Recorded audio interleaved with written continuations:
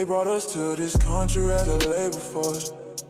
We built a foundation and they hate us for it. They hate us for it. We built a foundation and they ain't pay us for it. They ain't pay us for it, but they gon' pay for it.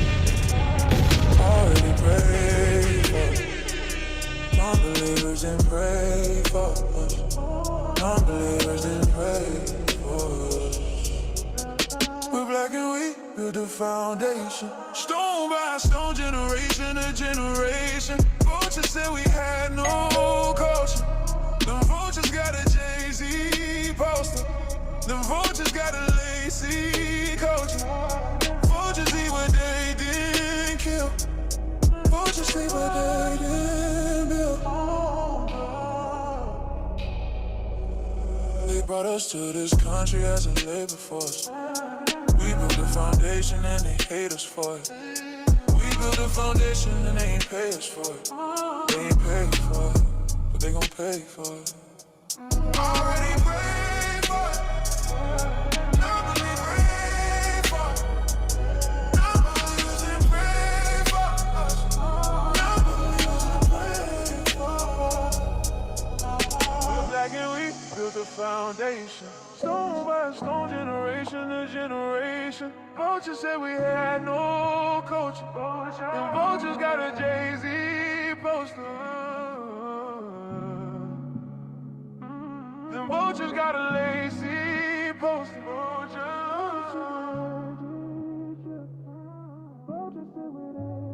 But you could call me the can man, cause anybody can get it.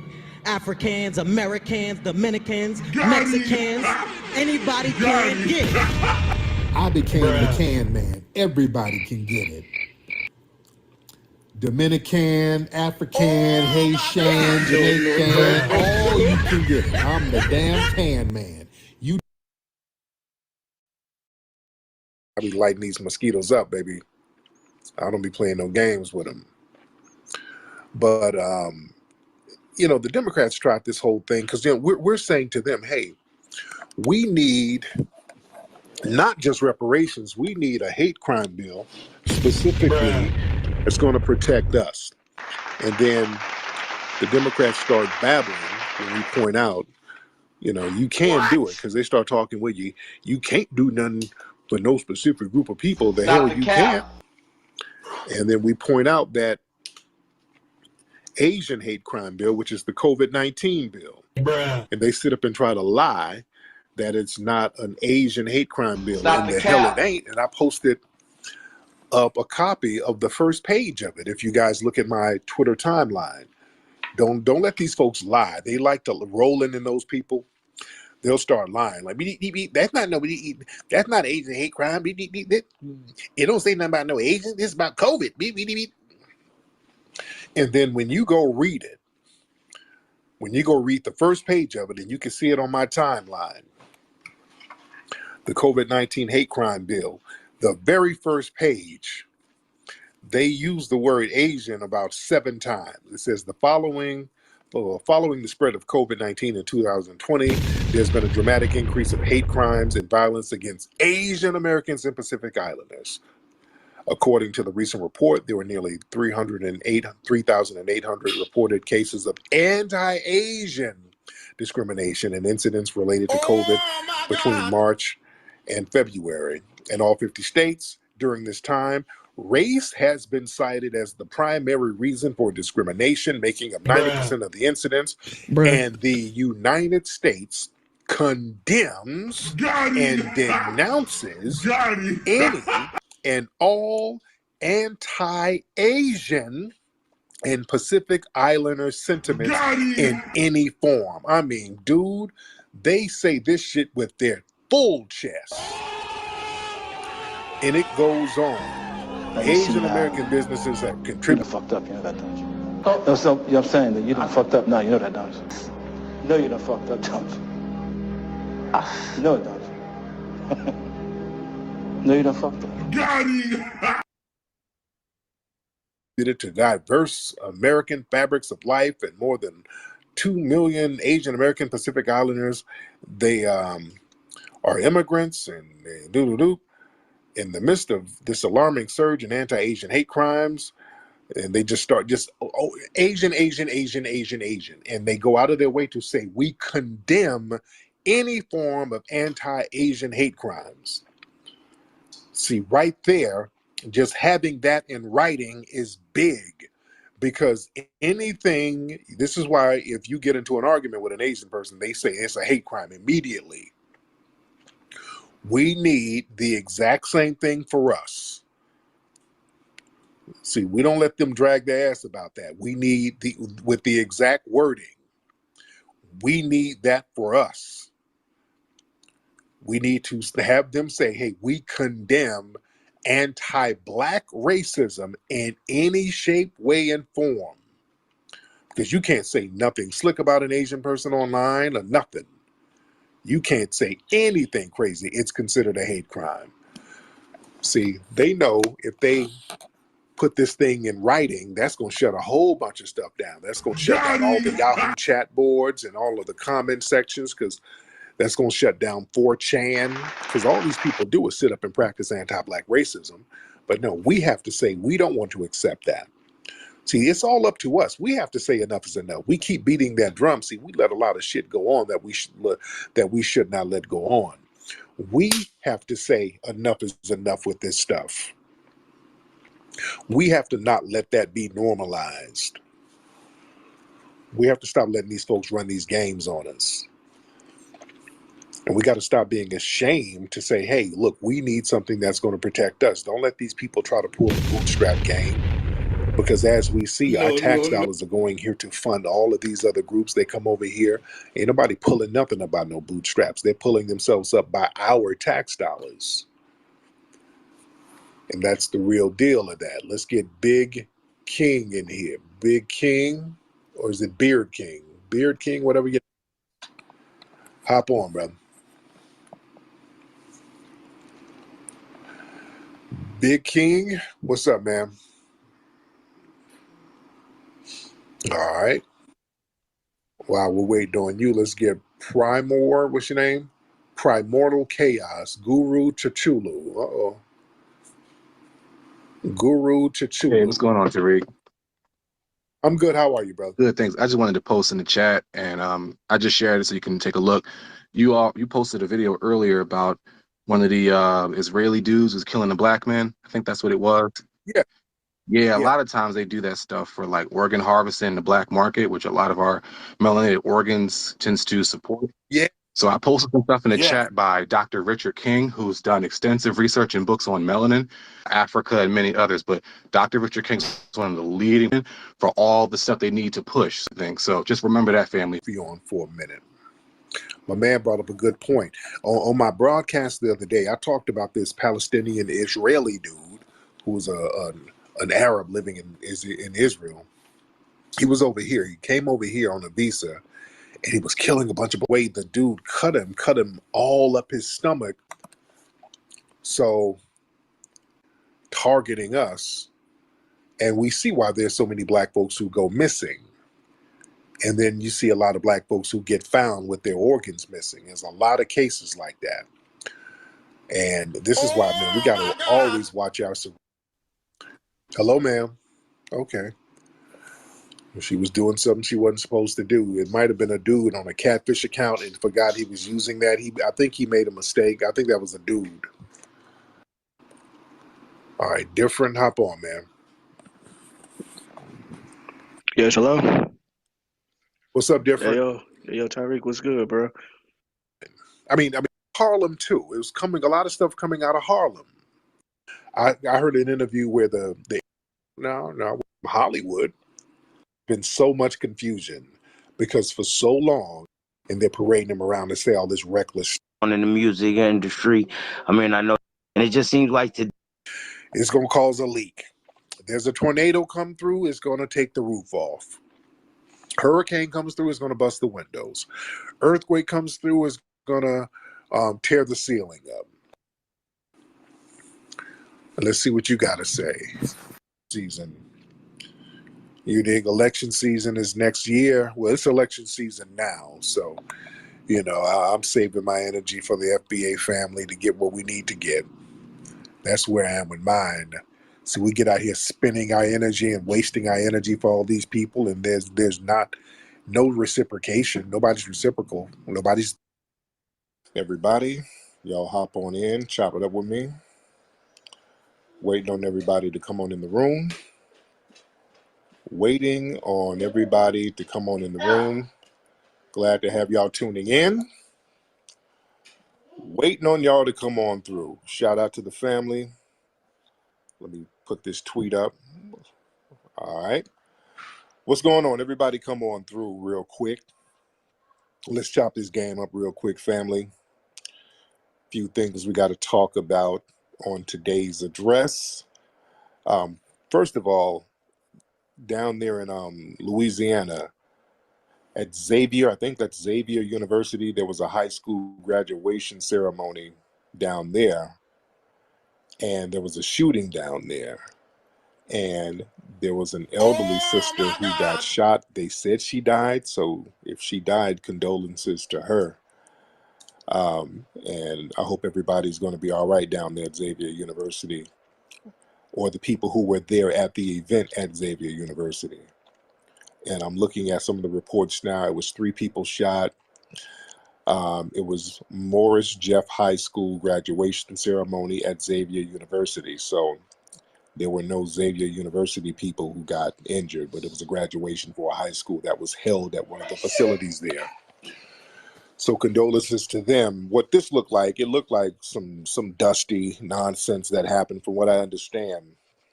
Some girls got into an argument outside the ceremony, and then some dusties got to busting shots indiscriminately. So it was one of those situations. But the media is going to definitely blow that up, because there were black people involved in this, and they need to get the white faces of mass shooting out of the media. They don't want to have those white faces in the media. So this is perfect for them. They're going to really signal boost this one and blow it up to say, hey, look, it ain't just us. It's the Negroes too. They've been looking for an out with all of these mass shooter stories. They've been desperately trying to get an out to get the attention away from white male mass shooters, because the way these shootings are being done, you can't victim blame.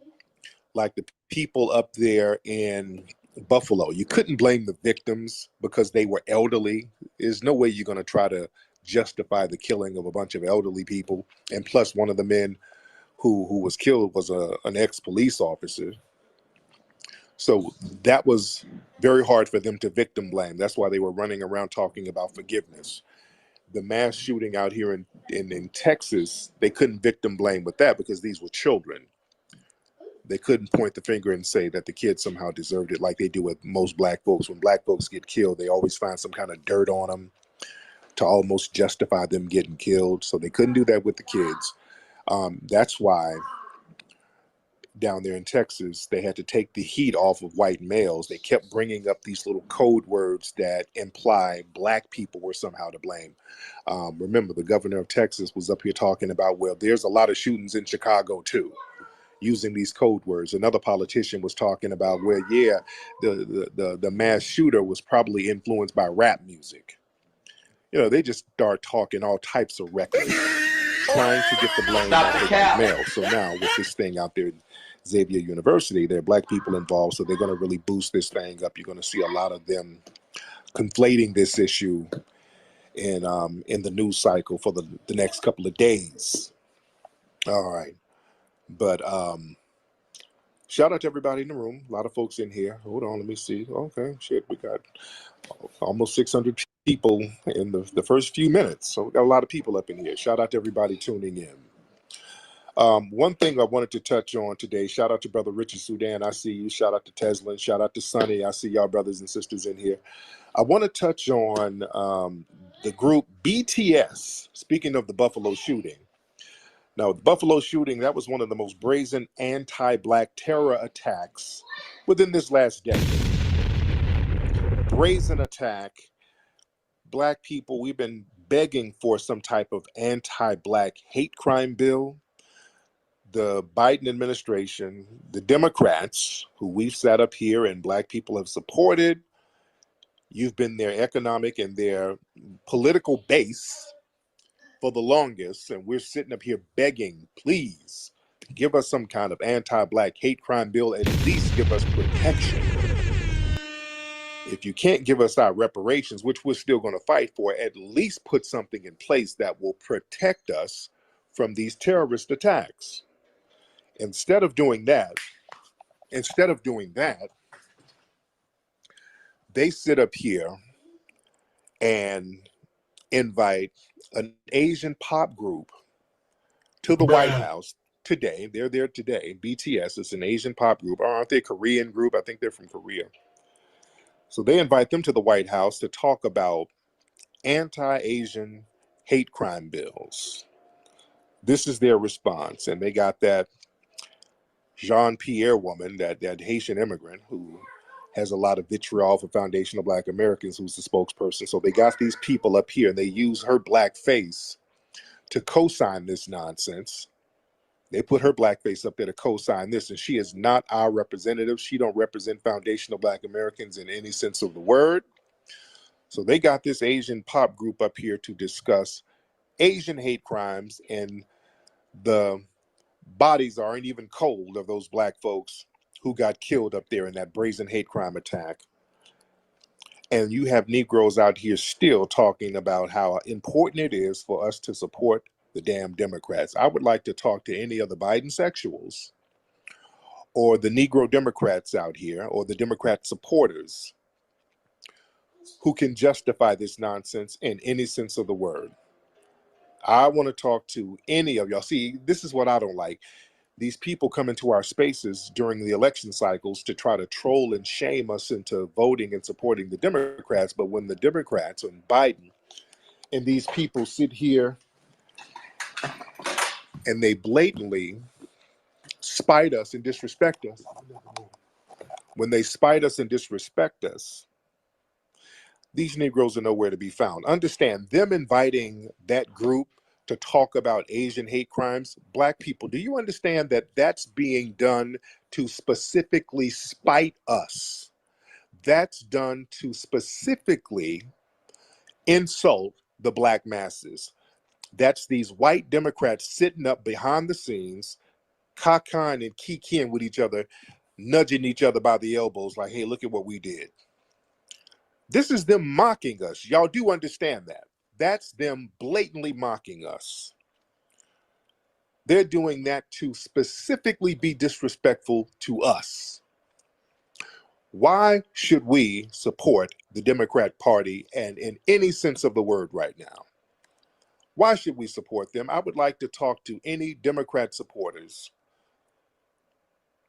who can co-sign this in any sense. Let me open up the phone lines. I want to talk to you. I want to see who's in here. I want to see who can co-sign this. Let me get some of these people in here. Let's get Deutsche Bank. Let me get Deutsche Bank in here. What's up, Deutsche Bank? Turn your microphone on, brother. What's going on, All right. Rick? All right, what's going on, bro? Yeah, I am a long-time supporter of the Democrat Party. Okay. And you're a white male, right? Yes, I'm a white male. Okay. Now, where's your family from? Where'd they immigrate here from, by the way? Europe. What part of Europe, sir? I know Europe. What part?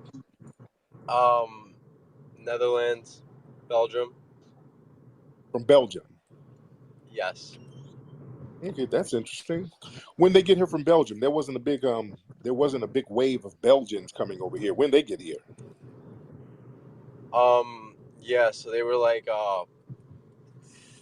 French, Belgium, Netherlands, part of that area. They came in the 1800s. Okay. Sound like you kind of making that up. That don't sound right. Sound like you just kind of thought of a place in Europe and made it up. Where's your family really from? I just told you, you foundational No, basketball American. there you go. You're trolling. Your family ain't from no damn Belgium. I don't know what you're asking me about my family, Tariq. Okay, but why you're are about you to speak your ashamed? family, Tariq. Why are you ashamed to say where your family is from? That wasn't even a trick question, and then you started trolling. Why are you ashamed of where you're from?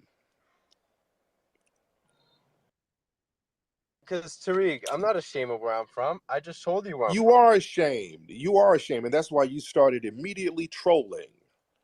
Don't be ashamed of where you're from. That wasn't even a trick question. You guys get so offended by your ethnic background. Don't be ashamed. Just say where you're from. Don't start trolling. You're the one that's saying that my ancestors didn't come here. There wasn't a big wave. Okay, you clearly made it up.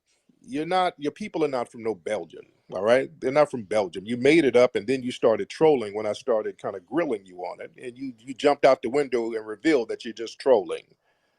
Now, why are you so ashamed of your background, sir? I'm ashamed of my background because You are. my people. We conquered the modern day Republic of Congo, and Mm-hmm. there are a lot of your kind over there, Tariq. Sir, you're not Belgian. You're probably some little degenerate Irish dude somewhere who's starving, and they came over here hungry, smelling like roasted Tariq, I'm just potatoes. here to ask for my reparations. Okay, stop it. Stop it, little mayonnaise man. You're probably some little Irish dude, funky and musty, trying to act like you came from some type of glorious past where you conquered somebody. You didn't. You couldn't even conquer potatoes. All right. You came over here starving and broke. Admit that. Now let's start from there. Now go ahead. Now what's on your mind besides trolling?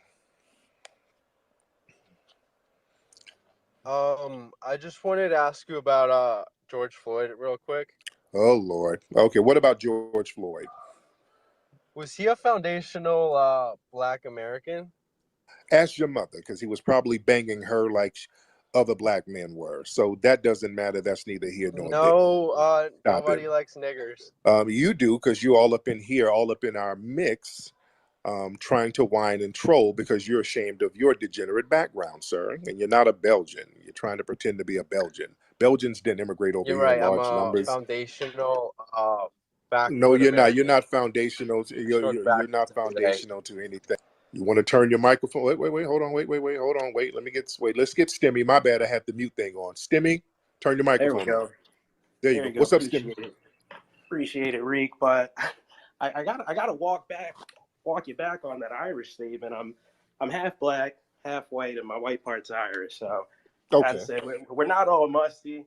But Well, you're I not, want because you got some melanin. So to, yeah. The must can overcome the melanin can overcome the must. But go ahead. So your mama's Irish. Dad's side. Your dad. Oh, so your mom was a bed wench. Okay. So Whoa. I hate to go there. But yeah. I hate to go there, brother. But where's your mom from, by the way? Where's your mom from? My mom, like, where is she from? I'm from New Caribbean, Orleans. African, what? Nigerian. There you go. All Nigeria, right. Ghana. Okay. So your Yeah, mom but is a mainly tethered bed wench. Nigeria. Okay, so you're not a foundational Black American nowhere. Okay. Where do you live here in the States, by the way? Yeah, I live in New Orleans. There you go. Okay. Yeah. All right. So what's on your mind, brother? I want to shift back to this BTS thing. I'm not sure what they were going for. Oh, you're breaking up, bro. I don't know what happened to you, Stem. Yeah. Okay. I don't know what's going on. There's a lot of stuff going on in the background, brother. So your Irish and Nigerian background is, I don't know, you were in there making some potatoes with jollof. I don't know what the sounds were in the back, but it was kind of disturbing. So I got to get this other call. Okay. Let's get Civil Wrong in here. Civil Wrong. Hello, Tariq. Thank you for putting on the space. Yes, indeed. Now, so I should probably announce my sorry about that. Go ahead. identification. I'm probably mostly English background. Well, my family's been in America for over 400 years. Mix of wealth, mix of poor tenant farming. I think I clocked 13 Union soldiering fighting and about 9 on the civil Confederate side. So if your I family, think my genetics are pretty bad. okay, wait, let's slow I down. think Let's slow down because you said your family's been here for 400 years. So that would mean they were part of the Virginia colony. I think some were part of the Virginian, but some came in South Carolina before South Carolina was even a state, and they were doing some land grant work with the British government. Okay, that wouldn't be 400 years though. That wouldn't really. I don't think that would be 400 years. Stop the cap. Because the first English people, if they're English, they came through Jamestown, the first permanent settlement. All the other people before that, they died off and they cannibalized each other. So if you're not a part of that English colony, and you're not even sure, so you sound like you're just kind of guessing. No, when my family came from Georgia and South Carolina side, they originally came because of James Oglethorpe. He Right. had a friend that died in the British prison system, and he set out to reform the prison system, and he wanted the colony of Georgia to be a sort of debtor's Got it. prison. Okay, got it. Okay, I got it. That was how my family got over maybe Got it. Oh, right. 360. So they were part of 307 that years. because they were part of that penal colony. Because understand, a lot of the British who came over here were actually prisoners. They started emptying the prisons of England and dumping a lot of degenerates over here in Georgia, South Carolina, those areas. Right. So I think that explains some of why crystal meth ransacks more of the southern part of the country rather than the northern part, because we got right. that blood in us. Yeah. But regardless, I think, Tariq, I share some commonality with you and your people, and How I so? might shed some insights on the Buffalo massacre and how Mr. Joseph Biden's not calling out anti-black hatred for what it is. Mhm. Well, for one, I think I somewhat subscribe to the theory of Darwinism. So the strong take advantage of the weak and the poor. And I think it's an easy way to see the lens of white and black racism, but whites have to lie about the blacks. They have to say that they're uneducated. They have to say that there's no history. And then they use that Darwinism to justify their hatred and keeping people in chains and shackles. But my ancestors have a history of being a little slower, a little shorter, a little dumber. I think we might have some Irish in us somewhere along the lines. And so we would get bullied at school and whatnot. And it might not have been as severe as what your ancestors went through, but there definitely was some generational pain going on. So that's one how I think I relate with your people suffering. But to get back to my main point I want to make for you, I think the Democrats and Joseph Biden are just the same as the slave-owning Democrats way back when. The only difference is they don't want black people picking cotton no more because we already have machines to do all that stuff. But they want black people to buy the liquor. They want black people to buy the scratch-off tickets. And the way they're doing that is they are lying about the black people being hunted in our country. They're And so lying they'll about it? How always, so? Whoa. They're lying about it? That's not a well, lie. I mean, we lying have, might be too strong of a word, but they are concealing the reality by saying that there's racial hatred or that there's domestic terrorism. That's concealing the truth. It's making it more vague than what it actually is. What it actually is white people waking up, hating on black people, and probably a lot of them would kill them in their hearts, would kill them if they knew they could get away with it. But because they fear prison system more than they fear blacks taking over society, they just keep their hatred close in their hearts. But we saw the shooter. He had his manifesto, and the Democrats and Mr. Joseph Biden, they're going to hide it, and they're going to make it vague and seem like it's just some act of racism. But the real plain to God truth is people wake up every day hating on black people because they're scared of how much better black people are. It's like they got to keep them down because they're envious of how they would run society more efficient than our European ancestors. Right. And that is racism. That's just plain old anti-black racism. That's absolutely real. Right? Correct. So But what I would say, Tariq, would be the more suitable solution is for our government to make up an anti-white, anti-slavery task force that hunts down white people for having racist thoughts. Not anything like anti-Asian, anti-Muslim. I'm talking about anti-black racism. We need a task force that calls out the sickness for what it is and is not afraid to use the means necessary to take out these evil anti-black racists. right, we do. This is what we're talking about. We need an anti-black hate crime bill, and it has to be very specific in the wording that it will protect black people. And Yes, here's but I and would go one step farther. We need a task force that's not just we're going to stop it and arrest people when they do something wrong. We need a preventative task force that stops people before they continue terrorizing black people in this country. Because Tariq, I don't know about you, but I live in the state of South Carolina, and in my community, there's about 35% black people. So that's a third of my community, and I want them to be kings. I want them to get roles in my city government, in my city schools, because the more they awaken to their true reality, the better my life's going to be, because they're going to run more efficient systems that I can take advantage of. And so it's in my interest that they don't feel terrorized in my country, because people hate them for what they're capable of. right. So I want to see a preventative task force where we can, I don't know what it would look like, but I'm sure that there's some equipment that Elon Musk could come up with where we're able to go into the thoughts of white folks.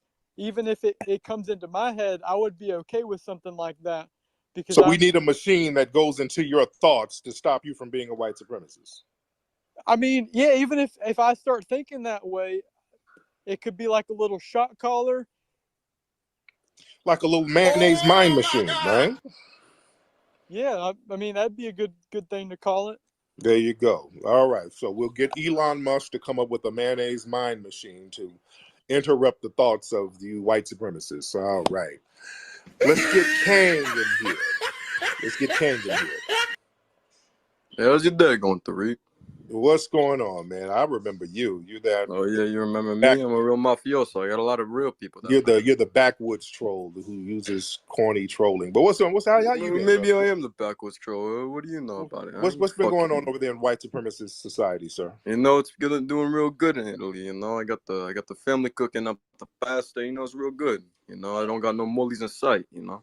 There you go. Yeah, there's some moolies in sight. It's knocking up your. Well, yeah, there's one with a big nose and a fucking flabby chain right in front of my face right now. You know. So that's your grandmother. That's your. I'm gonna have to take him out. You know? Abuela. I'm gonna have to reach into my coat pocket for my 44 cinnamon nose revolver and blow your mully brains out, you cocksucker. Oh Lord, boy, this is the worst acting ever. You white supremacists are the worst with your trolling. You're not creative. Yeah, I'm no white supremacist. You know, I got people to do that for me. You know, I can sit back and sip my wine. You know, sir, you're a Middle Eastern dude. You're not even a real white man. You're a Middle Eastern dude. So you're sitting over there smelling like camel fur. Oh yeah, you got them right. You know, I'm a camel. You know, there you go. I know how you work. You know. Now, there you go. Now calm down and make me a damn gyro and eat you some baklava and get your ass out of here. All right, let me get some other people here. All right. Let's get some more folks in here. Yeah, that's a wannabe white man. That's a troll who's actually Middle Eastern. That's your people of color coalition right there. You see how they talk? They want to be white supremacists so bad. Don't ever start talking about a people of color coalition. Ain't no people of color coalition. You got a bunch of anti-black racists out here. Let's get some folks in here. Let's get April. Let's get April Showers in here. Let's get April in here. All right. What's up, April? Hey, peace, power, and reparations to the people. I don't even know how I got up here, my brother. I was just, but I'll be quick. Uh, I do want to say something since I'm here. no doubt, no doubt. Okay, so I definitely want the family to pay attention that after Buffalo, which we're never going to forget, we are not coming up off of it. We're not. But they're having an Asian hate discussion today. They signed the House Resolution 1125 for the Jews, right? Because of what happened in Buffalo. And Yeah, still, we have, what are we doing? What are they doing? Hello? Okay, so I just yeah. want to reiterate that. Thank you for this space. As always, talking about B1. Thank, More. thank you so much. Let's get Javen in. Javen or Javon? Javon, hey, I have a question. Yes. We talked about this anti-black crime bill. How does that affect, if that does go into effect, how does that affect us with our confrontations with cops Well, exclusively? yeah, that will give us more of a legal headway to go after these cops so that they cannot use that qualified immunity nonsense. We'll have a hate crime bill and we can start digging into their background. And if we can see that these cops have some type of connection with these white supremacist groups, which many of them do, that gives us more of a legal precedent. So that's very important too, because law enforcement is completely infiltrated by white supremacist groups, and everybody knows it. Law enforcement knows it, the feds know it, and nobody's actually doing anything about it. This Buffalo killing, remember, the Buffalo white supremacist terrorist, he was corresponding with somebody in law enforcement. Somebody in law enforcement was helping this guy. So we got to clean this shit up from top to bottom. That's why that hate crime bill is very important. And this is why they're so reluctant, because now a lot of people in law enforcement are going to get hit up with that thing too. That's why they're pushing back on it so much. So we have to keep beating that drum. We absolutely need that hate crime bill, specifically using language that talks about anti-black hate crime. We have to be prioritized.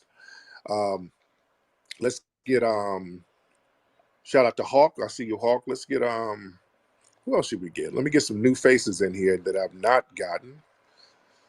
Let me get some faces in here that I've not chopped it up before. Let's get Robert. Let's get Robert in here looking like he sells alarm systems. What's up, Robert? Hop in, brother. Just wanted to just chime in real quick. I mean, I'm not a Democrat myself. I just wanted to come up here and say, when it comes to this subject and its anti-Asian hate crime bill, like, I'm not saying that Asians don't deserve it, but it's just such a slap in the face to every black person in America. Like, we just had this Buffalo shooting, and yet instead of talking to us and seeing what you can do for us, you're just gonna go straight to like, what the hell just happened to Asians? Did anything even happen to him?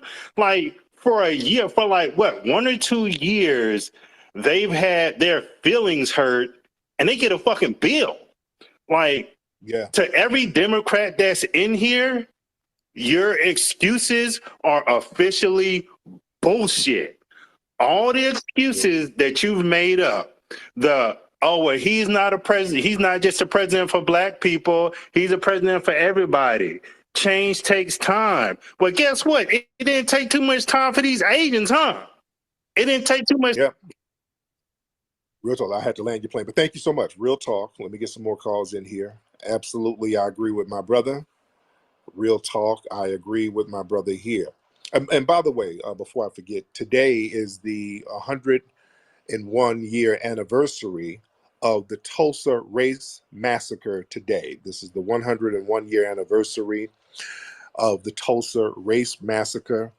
The people, they're still waiting on justice. You still have victims of that massacre, people who were directly there the day of that massacre, or the days, because it was a few days that this thing happened. They're still alive. Our brothers and sisters, they refuse to die until there's justice. These people are like 104, 106 years old. They're still hanging on until we get justice. They want to get justice. And this government has still not rectified that situation.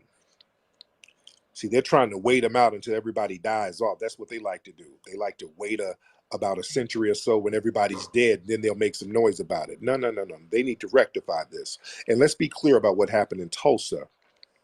The Tulsa thing was something that happened within a matter of a few days. In Tulsa, what made that riot or massacre, because it wasn't really a riot, it became a massacre, what made that one so significant, because remember, at the time, there were several racial cleansings like they tried to do in Tulsa, an ethnic cleansing and racial attacks. There were several of them all around the country. It wasn't just Tulsa. They were doing this ethnic cleansing all over the place. Also, what they were doing, and they still do, they were sabotaging Black areas that had economic strongholds. Black people, whenever we started to get economic footing, the white supremacists working within government would come up with ways to sabotage the Black people. That's all that was really about. The Black people in Tulsa, they had economic strength. They were about to do international business, and the white supremacists wanted to sabotage them in order to stunt that growth. This happens. We're the only group of people who are economically sabotaged. Every time we get economic footing, we are sabotaged. No other group in this country has been repeatedly sabotaged. That sabotage go on today. It goes on right now. Anytime Black people get Black businesses going on that's successful, the people in the dominant society come up with ways to try to sabotage them. From Turkey Leg Hut, which I talk about all the time, they were trying to sabotage them. They were trying to put some kind of ordinance on them because of pollution. The sister down there in Georgia who has the Slutty Vegan, they had some white supremacists outside of her new Augusta branch protesting, talking about Black Lives Matter, some nonsense. Several businesses in Chicago that I've talked to and done business with, they are sabotaged. They get hit with noise ordinances and all types of little petty violations to shut them down. That type of economic sabotage happens exclusively to us over here. And they were doing that majorly during the Jim Crow era. Tulsa was very significant because they had to bomb those people in Tulsa, because remember, the first night of Tulsa, when the uprising started, the Black people were actually beating the brakes off the white supremacists. When the whole thing kicked off, it kicked off over a bogus rape charge, which is the pretext of all of these racial targetings, which is what they've been doing for a long time. The Black people were putting in some work on the white supremacists. Remember who the Black people in Tulsa were. And we're talking about this in my new movie, American Maroon. This all ties in. We have a whole segment in the movie American Maroon that we've been advertising and promoting for the last few days, talking about who the people in Tulsa were. Remember, the people in Tulsa, they were descendants of the Black Seminoles in Florida. How many of y'all knew that? Many of the Black people in Tulsa were descendants of the Black Seminole Maroons out of Florida. In Florida, you had these Black Seminole Maroons freeing a lot of other Black people from slavery. Most of the plantations in Florida were destroyed by Black Maroon Seminoles. They were burning these plantations down and freeing Black people, and Black people were mixing in Black people who were enslaved were mixing in with the Black Maroons. So they all became one unit. They were putting in so much work down there in Florida, killing so many white supremacists, the US government had to do a deal with them. It was a general called General Jessup. He had something called Jessup's Proclamation, where he said, look, if you get the hell out of Florida, you got your freedom. We're not going to put none of them back in slavery. That was actually a very successful slave revolt, but it's never framed as a successful slave revolt. They always make it seem like it was an Indian war, which it was not. If you look at all of the military documents and records, they are very emphatic by saying this is a Negro war. These are Negroes whooping our asses. They were very adamant about saying that. When they had the proclamation, they said, hey, y'all got to get the hell out of Florida, black folks. Look, we'll give you your freedom. Part of the deal, you get up out of Florida. So they sent black people west on the Trail of Tears to Oklahoma. Oklahoma had all those black Seminoles there. So that fighting spirit, was, that rebellion spirit was there. That spirit of self-sufficiency was there. And that was the spirit that created a Black Wall Street. They understood that they had to rely on themselves.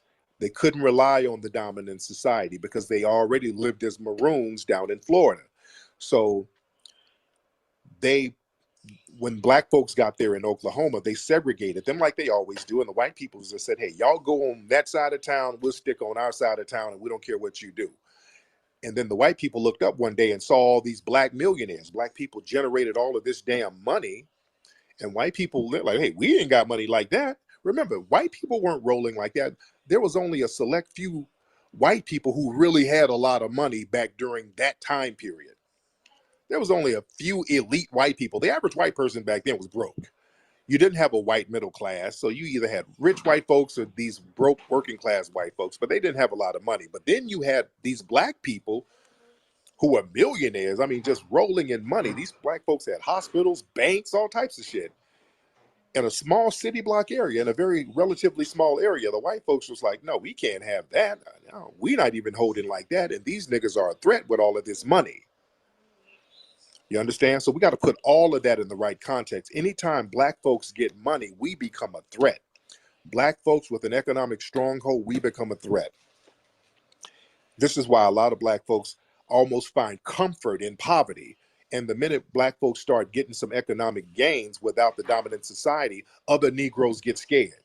We got to stop that nonsense because that's something that we picked up from the white supremacists. If there's black people who are self-sufficient and they're creating an economic base, it's like, oh Lord, you're going to get us all in good trouble.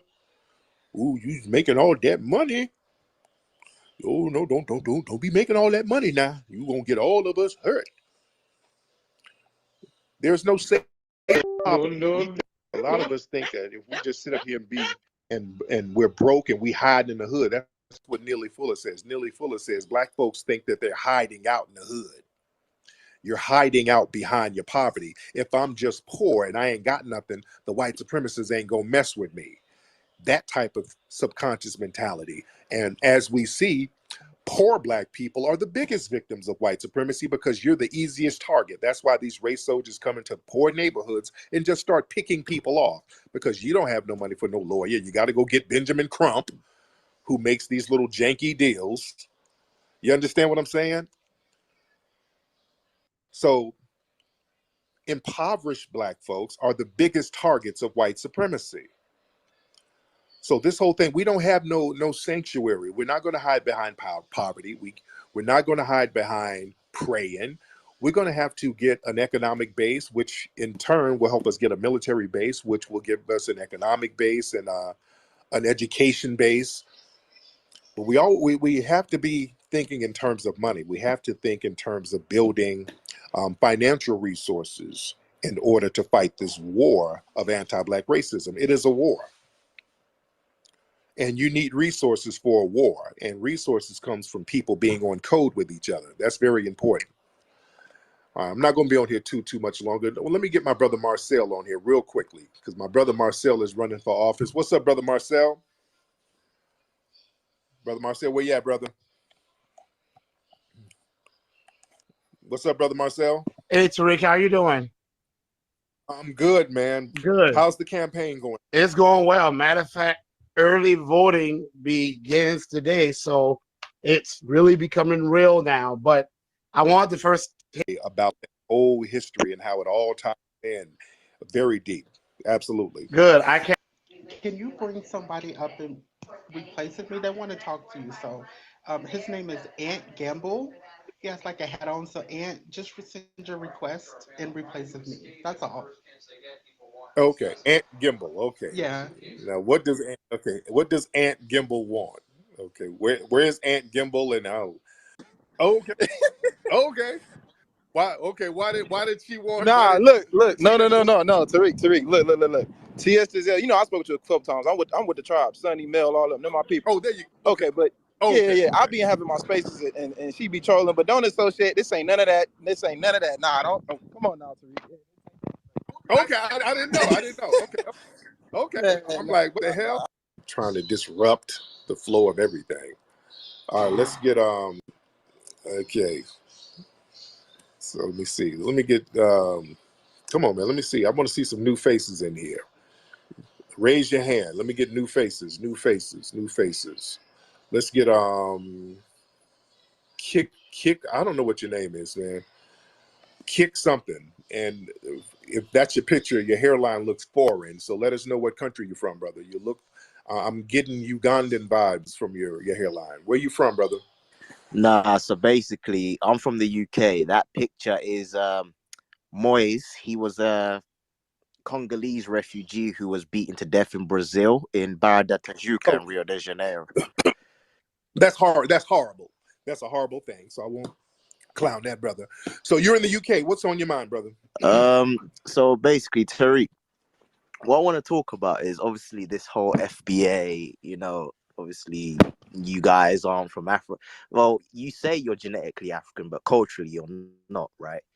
What I want to, I agree with that, all right? I agree with that because even like, let's say we're talking about Brazil, culturally, they speak a different language. You know what I mean? They have, even though that obviously majority of their culture, they've gotten it from Africa, like their food, capoeira, their music literally sounds like Southern African music from Angola and whatnot. You know what I mean? The instruments they use. So there's that connection. So what I want to say is, like, it is I know you feel some type of way when people tell you like, oh, this is divisive, but it kind of is. Like, we need unity across the whole board globally, because this white, they literally talking about Brazil again, literally like search this, like last week, not even last week, a couple of days ago, the police over there gassed the black guy who had mental illness.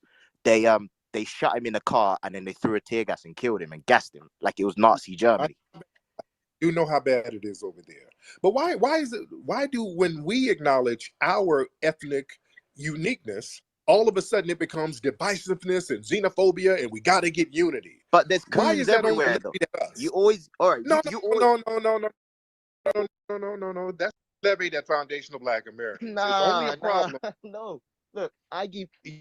Yeah, it is. Look, Tariq. Nobody's telling nobody's saying Brazilians need to have African unity. Nobody's even saying the Caribbeans need to have African unity or the Britons should have African unity. When we look at our FBA lineage, all of a sudden, hey, let's not be divisive. We got to have this unity. No, Brazilians are very much in, because I was in Rio. I was out there for a while, and they're very much in tune with their, do you know what I mean? Their roots. Like they practice the old African spirituality from the Ifa spirituality from Nigeria or Yoruba or whatever. But they don't call themselves Afro-Brazilians. Yes, they do. Yes, they actually do. In fact, I was out there, right? And they'd be addressing me, hello, Mike. They'll be telling me in Portuguese, my fellow African. Like, I'm African as well. They'll tell me things like that. Do you know what I mean? Bruh, stop. Generally, they don't call themselves Afro-Brazilians. They just call themselves Brazilians. No. Now, all of the people in Brazil have African genetics, but to say that they all call themselves Afro-Brazilians, that's just being disingenuous right there, brother. They do not do that. They just call themselves Brazilians. Let's be real. And let's not get into Tariq, I've been out there. They really don't. They don't. Dude, they call themselves Brazilians, man. Okay, all right, okay. They call themselves Brazilians. They just say, I'm Brazilian. I'm Brazilian. Okay. They do not. Don't say. Okay. All right, brother. Thank you. All right. Thank you. Getting into bad faith arguments. Now, when niggas start getting into bad faith arguments, I'm not going to even go. I'm not going to waste time because now you've blown up your spot. So if you're not going to even be in good faith on that point, everything else you say, it has to be nullified. Brazilians don't run around talking about I'm Afro-Brazilian. No, I'm just Brazilian, because that's what it is. They're a different ethnic group. They're their own unique ethnic group. And that's what it is. Just because you might find one or two who say, well, I'm African Brazilian, well, that's so rare. Most Brazilians say, I'm just Brazilian. That's all it is. Even though all of them have African genetics. I'm not going to do bad faith arguments with niggas. And let's not waste time. I'm just shutting the conversation. The minute it gets into bad faith arguments, I'm shutting it down. I've been to Brazil before, and I ain't seen one person say they were some damn Afro-Brazilian. Not one. I've been to Brazil. I've been all over the world. I've seen this stuff, dude. I've seen it. And don't try to tell me some shit that's going on that ain't going on. Caribbeans don't say, oh, I'm Afro-Jamaican, I'm Afro-Trinidadian, I'm Afro-Haitian. No, I'm Haitian, I'm Jamaican, I'm Trinidadian. They have their own cultural, ethnic uniqueness, even though they have African genetics. We are the only ones who they try to shame us into, hey, we can't be divisive. If you guys acknowledge your FBA lineage, you're being divisive. And no, we're not. It ain't divisive for other people to acknowledge our ethnic uniqueness. People say that because people like to eat off of us carrying everybody else. See, we as foundational Black Americans, what we've been doing, we've been giving all of our achievements and passing them over to African culture. Everything we do, we put that under the pot and banner of African. We've been giving away our culture and our achievements.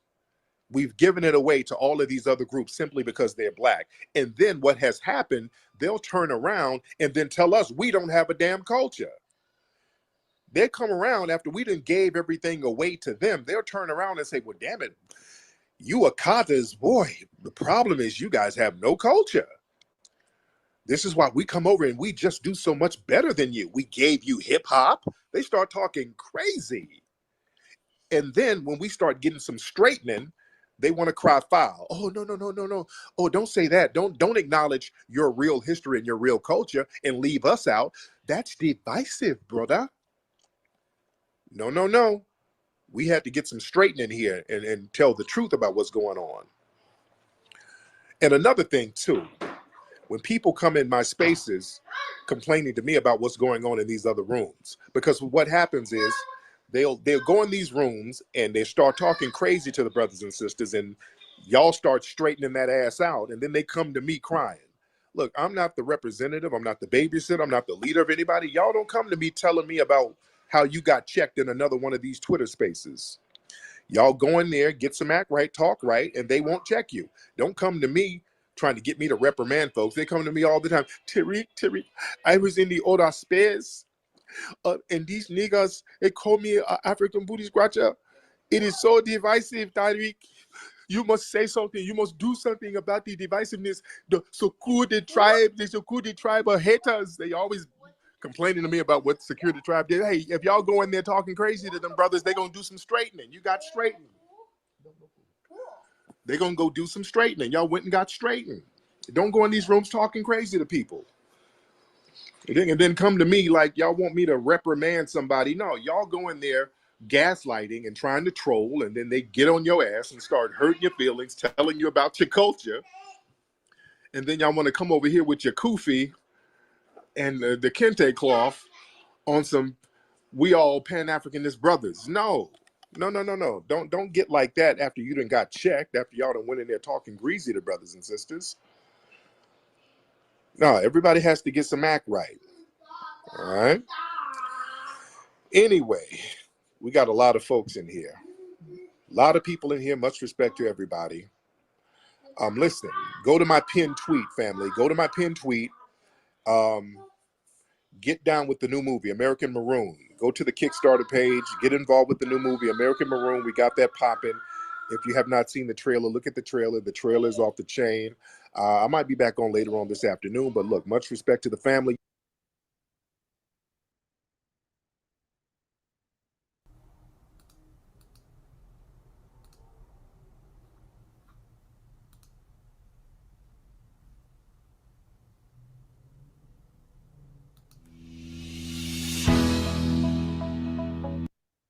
Ladies and gentlemen, let me see who's all in the room right now, family. All right, we got a lot of folks coming on in. Come on in the room. Need you guys to hit that like button. Need you to hit that subscribe button and hit that bell notification so that you will be notified when I go on live, my people. What's up out there in Columbia, South Carolina? I see some Columbia, South Carolina people. Look, all the people in South Carolina, if you're in our brother Marcel Dixon's district, family, because we got a lot of stuff we got to talk about today. Now, family, let me talk about some of the stuff that's in the news before we get into the anti-black hate crime bill that we need. The question is, why is there no anti-black hate crime bill? Why is there no talk about it from the political sector? Because the streets are needing and talking about the need for an anti-black crime hate crime bill. I'll get on that in a second. The family, remember when Dave Chappelle got rushed on stage a couple of weeks ago at the Hollywood Bowl? And I told people, I said, man, the LGBT community sent that dude up there. I said it from day one. I did a whole broadcast about it.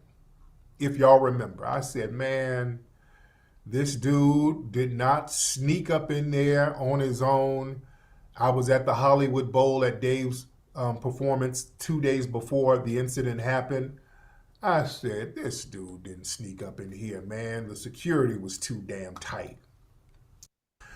There's a lot of stuff going on right now. There are a lot of calls for us to get an anti-black hate crime bill going on. A lot of the Democratic shills are running around here talking about all lives matter. Oh, we can't do a bill for ourselves. Oh, that's just being selfish. They got their Democratic flunkies running around here towing the line. And then you have some people who are watching us and using our language, but we have to watch them, family. We have to watch them. Now, the other day, now a lot of people, they retweeted Benjamin Crump because Benjamin Crump has been out here talking about we need to have an anti-black hate crime bill. And I even retweeted Benjamin Crump. This is Benjamin Crump's tweet. All right, so Benjamin Crump and his folks, they're watching what we do. And Benjamin Crump put out a tweet. Federal lawmakers started talking about passing an anti-black hate crime bill after the Charleston church shooting in 2015. But nothing happened and black people still lack protections against violence. Email your congressperson today. Urge them to pass the bill now. So this was a very good thing. We had no problem with that. I even retweeted that. People were shocked. Like, well, you're retweeting Benjamin Crump? Yes, I am. That narrative right there. But Ben, if you speak our language, Ben, if you speak the language of the grassroots, when we click on your links, you can't have little sneaky words in there, Ben. Because when you click this link, ladies and gentlemen, hold on. When you go to it, when you go to Ben's link here, all right, when you go here, this is Benjamin Crump's site, talking about the anti-black hate crime bill. He has something over here talking about personalize your message. Hold on. See, we got to watch every little word here. Watch this over here where you can sign it and then personalize the message. And they already have a pre-typed out personalized message. And it says here, Congress first approved an anti-black hate crime bill in the wake of Dylan Roof. No, proposed. Congress first proposed an anti-black hate crime bill in the wake of Dylan Roof's horrific shooting spree at Charleston, 2015. 7 years later, and our communities of color still lack this critical protection. Ben, don't do that. Don't do that, Ben. Oh, Ben. Don't bait and switch, Ben. We're trying to give you some props here, brother. All right, Ben. See, Ben. Don't do that. Not cool. Don't you all lives matter us. Come on, Ben. Yeah, don't switch it up right when you get down to the nitty gritty and all of a sudden you slip in the people. Oh, no, we ain't doing people of color. We're not doing people of color. We need a crime bill, an anti-black hate crime bill that specifically mentions us, ladies and gentlemen. Because family, here's the thing. When it comes to the so-called hate crime bills that they already have, and they've already got a whole bunch of Democratic shills to go out here and toe the line and try to shout us down and spew troll talking points talking about, well, there's already hate crime bill, and there ain't no Asian hate crime bill. The hate crime bill don't say it's going to do nothing for Asians. The hate crime bill that's for Asians, it specifically names Asian people. It specifically names Asian people in that hate crime bill. So they let people know that that hate crime bill is for the Asian community. That's who they're going to enforce it for. We need a crime bill that specifically emphasizes and prioritizes Black people, particularly foundational Black Americans. All right? We need a crime bill that specifically emphasizes the need to protect us, and the standard of protection shouldn't have to be so extreme. It shouldn't have to be something extreme for it to be a hate crime. See, the thing is, the hate crime bill for Asians, if you say something wrong to an Asian person, that's a federal hate crime. If you argue with an Asian person and they feel aggrieved, you'll get hit with a federal hate crime charge. Remember in New York? Let me see if I can find that link. This sister got into an argument. Hold on. Hold on.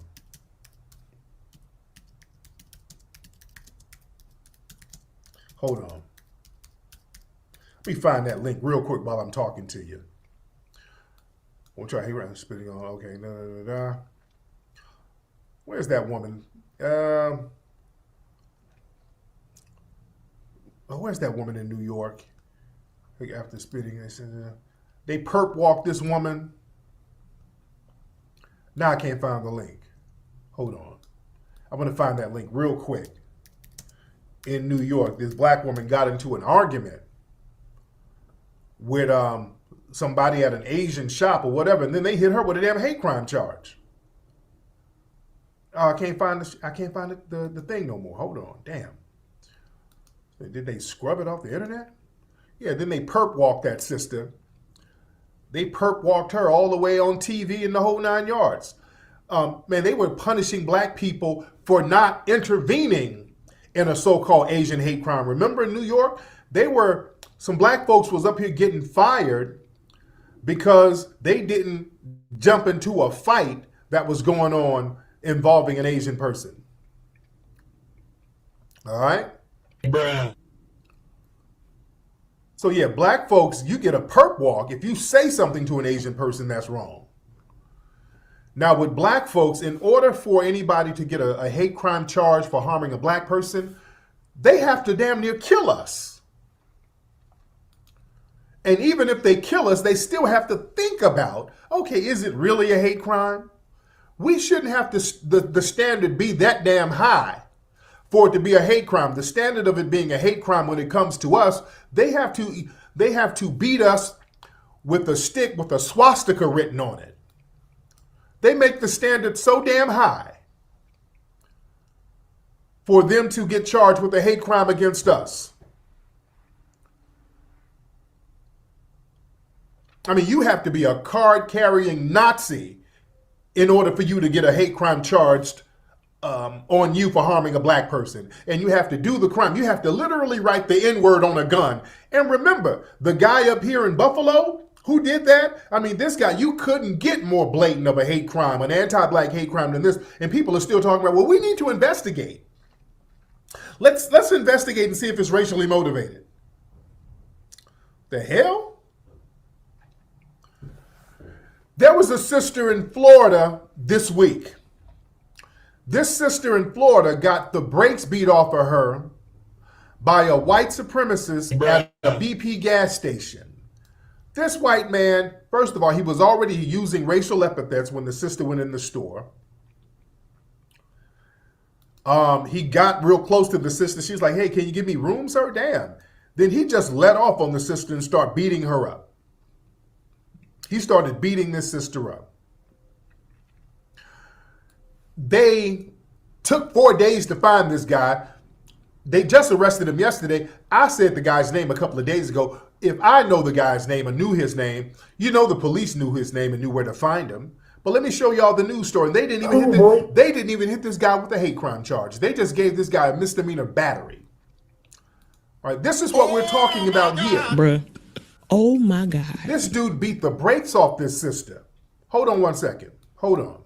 Who Williamson is. Court records show he's a registered sex offender. He had a repeat domestic violence injunction filed against him that was later dismissed. There were 2 aggravated assault charges. Both were dropped. One of them was with a deadly weapon. So this guy has a long history of getting leniency for his violence.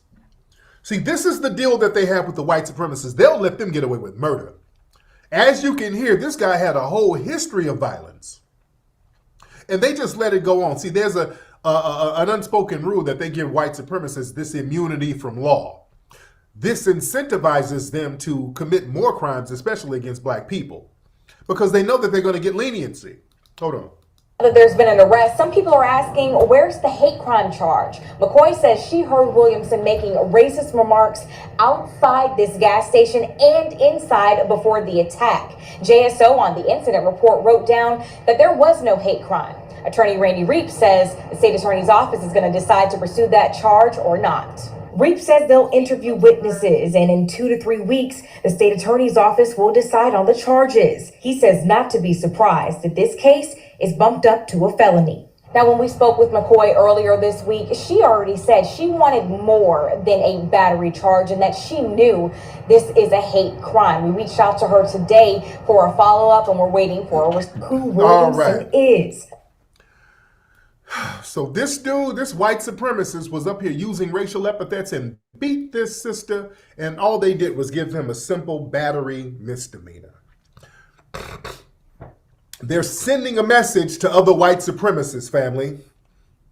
They're sending a message to other white supremacists to say, hey, if you go out here and get some of these soft targets, we'll be lenient on you. You understand? See, black folks, we have to insist on them prioritizing us. We can't sit out here copping pleas, forgiving, because that's why they go up to these Sambos and start looking for folks who talk about forgiveness. And I'm going to show y'all what CNN has been doing. They only do this with black people. Yeah, they gave him a $2,000 or $20,000 bond, which he's probably already out. They're incentivizing other people and sisters, especially these divestors, telling y'all, the sisters need to stay away from these black men, get you a zaddy. These black men ain't nothing but bullet bags and all of that nonsense. And look who they're targeting. These white supremacist vigilantes are targeting women first. They're targeting soft targets. Black men and women, we're in this together. Y'all better understand that. Black men and women, we are in here together. We are in this thing together. Don't let nobody bring no gender divide among us, especially the Democrats. The Democrats run out here talking about black girl magic and all the sisters. That's a con game they try to use to get us away from each other so that we can't protect each other. We need each other, black men and black women. We need each other, black men and black women. I see we have some suspected white supremacists in here. Why does it have to be about race, Tariq? Because you white supremacists made it about race. All right, you made it about race. Hit that like button, hit that subscribe button. But family, the problem is when we're trying to pressure the politicians to put hate crime charges out here and also to have a hate crime bill where the burden of proof for a hate crime or the standard for hate crimes is not so astronomically high where we have to damn near die or get gunned down before somebody is considering hate crime charges, we need to make hate crime charges against us very simple. Bruh. All right? Just like with Asians, if you do anything to them, that's a hate crime charge. We need the same thing for us so that will stop people from carrying out these terroristic attacks. All right? But listen, out here in Buffalo, CNN, they go out here and they get the camera, and what they start doing, they do something very dirty. They start coercing people into talking about forgiveness. They start kind of scooting people over to forgiveness talk. They start framing the conversation and manipulating people into talking about forgiveness. Now, here's the thing. They probably tried this with several people. Many people didn't take the bait, but all they need is a couple of these Sambos to take the damn bait, and boom, they got them. That's going to be the headline. And they run with these, victim's family member said we should forgive. See, this is the liberal white supremacist media doing their part to maintain systematic white supremacy because they have a vested interest in maintaining white supremacy too. Let's look at some of these interviews, family, where these folks are sitting up here caping and talking about some damn forgiveness. Hold on. Where is this? Where is this? All right, hold on. Right here. And watch the sneaky ass white CNN reporter. They're coaxing people into talking about forgiveness. They don't do this with no other groups but black people. Hold on. Hold on. Church community would have responded to his killer. The gunman was clearly full of hatred. Do you think that Deacon Patterson might forgive this man if he were able to? Now you see how slick that is? You see how slick this white reporter is? They're very good at doing that slick stuff. They don't do that to any other group. They don't go to Asians talking about, well, the black person just robbed your cousin. Do you forgive him? They don't ask anybody forgiveness if they shoot up a synagogue or if they do anything to any other people but black folks. They never do that. They never go to people coaxing them into talking about forgiveness. They never do that. That's a very passive-aggressive white supremacist tactic, family. We better understand good cop, bad cop white supremacy. This is good cop white supremacy, family. White liberals are just like the white conservatives. They just play good cop, bad cop. This is the good cop game that we got to stop falling for. That's a very slick thing for them to do, to get around black folks to talk about forgiveness so they can kind of gauge what our responses are going to be, gauge the threat level, and also so they can use that to justify not having a hate crime bill because, hey, y'all niggas forgave, so we don't need a hate crime bill. Jesus already forgave them, right? You just said the Lord is going to take care of it, so Jesus forgave them, so no need for hate crime bills. That's a very dirty tactic, family. Y'all got to stop falling for that. Hold on. We play the rest of this. All right? Hold on. And this big Negro fell right for it. Might forgive this man if he were able to? The Bible tells us to forgive. Oh, Lord. You know, it tells us to forgive. I can't speak. He's gone. He's gone. But if surviving, yes. I would say yes. I would have to say yes. And we're going to have to forgive the gunman because we're here. The son of another victim. Oh, Lord, Lord, Lord, Lord, Lord, Lord. Older black folks, y'all got to do better. Older black folks, my older black folks, y'all got to stop with this weak ass talk because what you do, you're putting a target on our babies. You're putting a target on the young black folks. This old Samboing is going to have to stop. It's really going to have to stop. Y'all putting a target on the kids, man. They know just who to go to. Older, middle-aged niggas, and not all of y'all, because, hell, I'm old, but I ain't old. I don't have an old Sambo mentality. I don't have that old Sambo mentality. I'm different. That ain't going to work. Here's another one. They interviewed another woman. Hold on. Here's another one. Crooked church wig and all. Lord. They did the same thing with this woman here. So that means they were just going to different family members, testing out the forgiveness talk. Here's another one. They got somebody's mammy up here with her wig crooked. Hold on. Somebody else. Another friend says the community is angry, but can you forgive this gunman? I have to. Bruh. Some people will. Oh my God. Oh, Lord. My Man. God. Bruh. Let me play it again. These reporters are so damn slick. Hold on. Another friend says the community is angry, but can you forgive this gunman? I have to. Some people will argue you don't have to. Yeah, bro.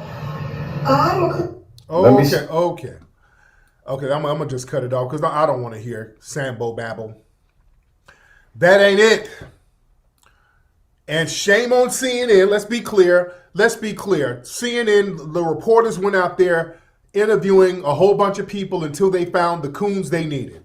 Okay, let's be clear. They probably interviewed some people who were like, hell no, I don't forgive. Hell no, I don't forgive. And they found the two that said they would forgive. They knew what to look for. Okay, Raggedy Church Wig. Okay, I know. Let's interview her. They kind of know. They have a profile of who they're going to get to say what they need to say. She up here sitting up there with the Diana Ross and the Supremes wig on. It's 50 years later. She still got a wig like the damn Supremes, talking about she gotta forgive. No, you don't. No, you don't. Come on, black folks. Stand up. Like that girl on TikTok be saying, stand up. Stand up. Stand your ass up. Come on. Older black folks, y'all got to stop it. I'm talking to the olders, not the elders, because you got to have wisdom to be an elder. I'm talking to the olders. Don't get on TV talking about forgiveness. That is a trick. We keep telling you it is a trick. Don't fall for it. These people are playing good cop, bad cop. When they're running up on you talking about forgiveness, these people are not coming from a genuine place. They're trying to manipulate you so they can justify not doing anything about these anti-black hate crimes. They're using your old dumb ass. Please cut that out. But listen, let's get deep for a quick second. Let's get deep for a little second, quick second. Now, there was another victim there, and let's be clear. This attack that happened, as we now learn, they were planning this attack for months. They were plotting this attack for months. And we have to watch these people when they start plotting and casing out black business, well, not black businesses, but places where black people frequent, and black businesses too. We got to look out for that too, because black businesses get sabotaged all the time, and a lot of stuff that go on, we just can't let it happen. This is why it's so important to get a crime bill now, so that any little that happens, the minute it starts, we can nip it in the bud. For example, out there in Athens, Georgia, the sister Pinky, she's the owner. Yeah, so this is a throwback video. This is actually 4 years ago, almost exactly. A little couple 4 years and maybe 2 months afterwards. This is 2000. He did this in May 22nd, 2022, and we are revisiting this. So it looks like he was 4 years ahead. You feel me? Some of us, like myself, just catching up, but we have the data now to back this up. So it ain't like, oh, Tariq is just, because all they did that time was, Tariq, you're a race baiter, you're xenophobic, you're divisive. So like that was easy to just ignore him. So as you can see, he was 4 years ahead of the curve. But this is why they know, when I say they, we're talking about government, systemic, racist, like they know that you must make somebody the leader, because if you make the most influential one the leader, or somebody that has like some great arguments, if you make them the leader, then you can easily dismiss them, and every argument with them goes away. You feel me? But if nobody's the leader, that means anybody can raise those arguments, concerns, points, and they got to be looked at, so that's the issue. That's why they're so desperate to make Tariq Nasheed the leader, so they could just can him. They could just Oscar the Grouch him and say, "Yeah, you go," and all the talking points, all the sense you made, we put in the trash can right along with you. Therefore, FBAs go away. Okay, so it's very important to not accept the leader, and don't respond to like anybody's leader. Like don't hold somebody argument over another argument, because that's like make somebody de facto leader that way, or the proximity leader. 1 second.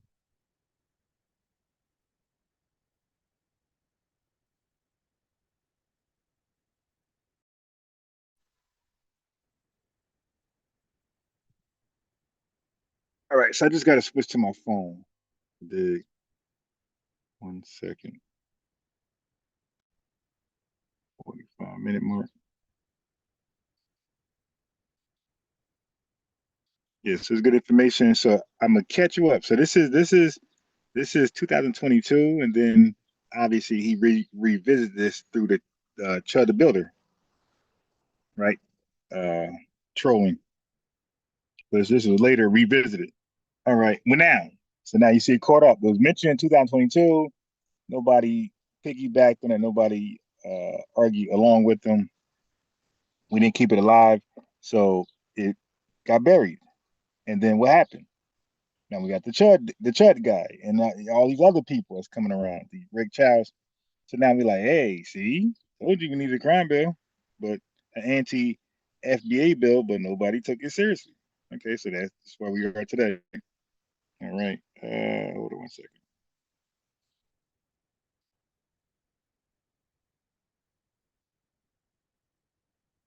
Hold on 1 second till I catch up where we at now. But this is what I do. I'm good at research. I'm good at remembering arguments. Oh, I remember he brought this up some years ago. Let me find that video. Let me bring it to the lineage. You feel me?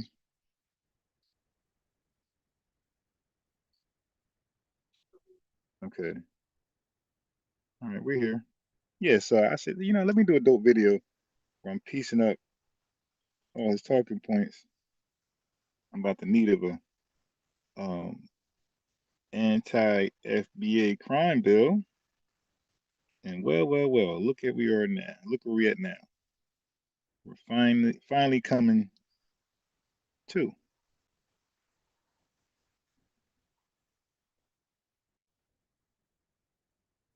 There we are.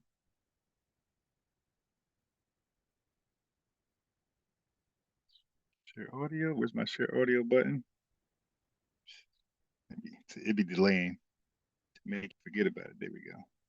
Thing that happens the minute it starts, we can nip it in the bud. For example, out there in Athens, Georgia, the sister Pinky, she's the owner. I think that's her name, Pinky. This sister owns Slutty Vegan, very successful restaurant chain in Atlanta. The sister, she's a Jamaican sister, by the way. The owner of Slutty Vegan, she's the Jamaican sister. So we shout her out. We support her, even though she's non-FBA. She's doing good business, so we support her. So she opened up a Slutty Vegan in Athens, Georgia. And a bunch of white supremacist suspects showed up outside of her business protesting. For what? They couldn't even articulate. So what they did, in order to hide the fact that they are protesting because of race, they up there with signs talking about Black Lives Matter and talking about all the money Black Lives Matter stole. Like, what the hell does that got to do with anything?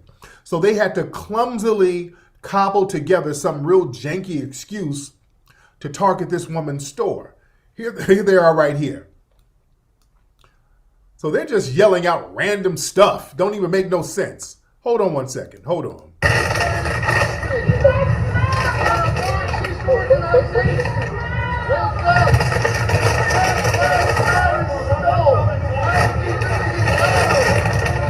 I don't know what all that clicking is. Somebody's phone is janky. I don't know what that clicking is.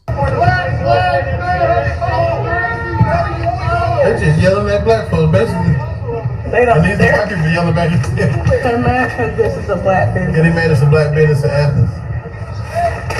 That's ridiculous. They're saying that Pinky's the leader of Black Lives Matter.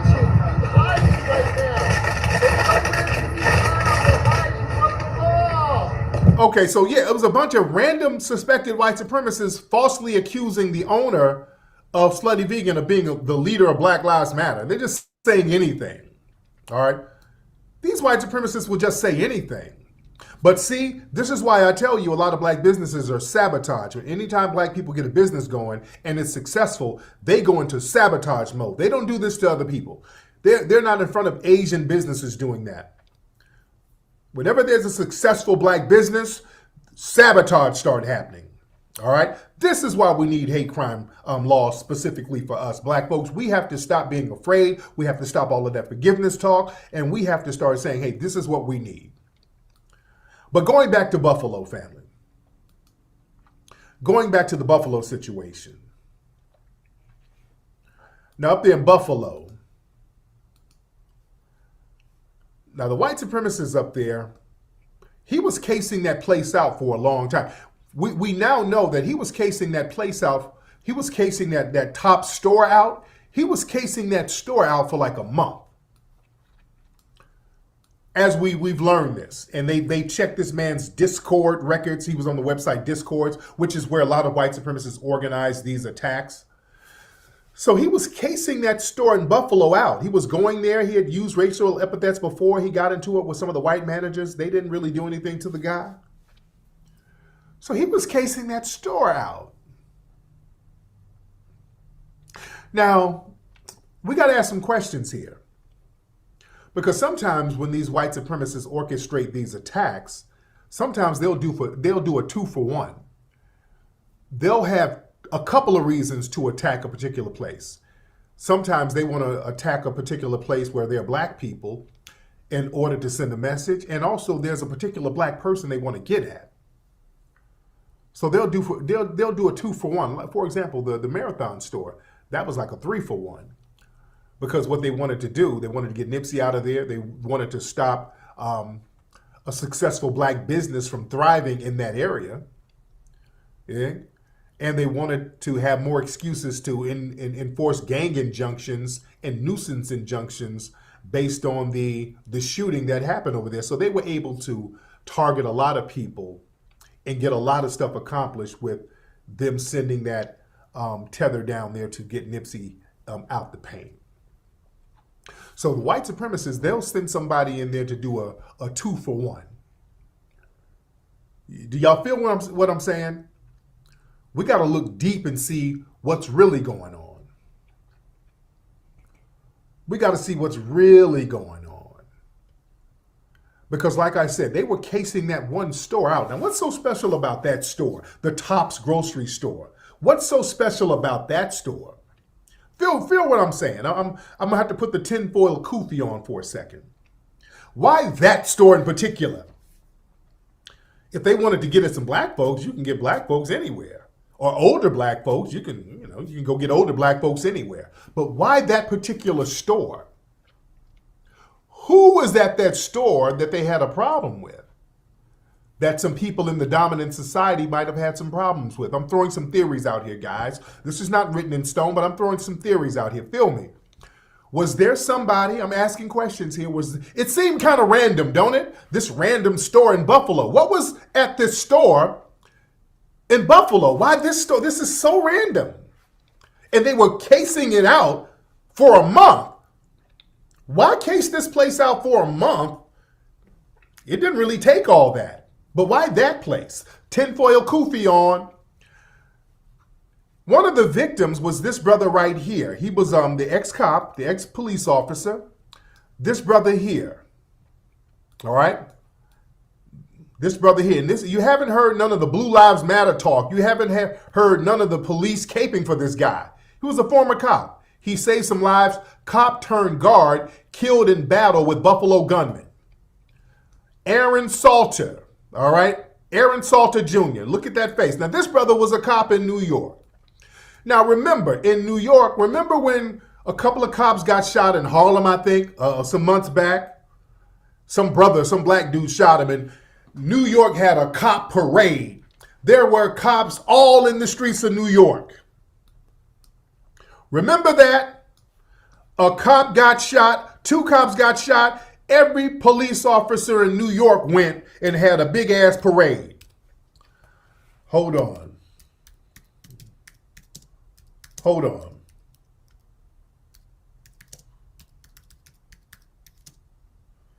Hold on. me see if I can show a picture of that. All right, right here. Right here. Let me see if there's a picture of it. I want to show a picture of it. Hold on. Okay, yeah, here we go. Now, yeah, 2 cops got shot by a black dude up there in Harlem. I think it was Harlem, right? Couple of months ago. Hold on, where we at? All right, these a couple of cops got shot by a black dude. This was New York. Look at all those cops out there showing up supporting. They had a cop parade. Look at that. Boy, look at that. A couple of cops got shot. Boy, everybody came out. It was like a military tribunal. It was, look at this. All of that Blue Lives Matter talk. Now, this black cop gets shot in a brazen hate crime. Nothing. They didn't have no parade.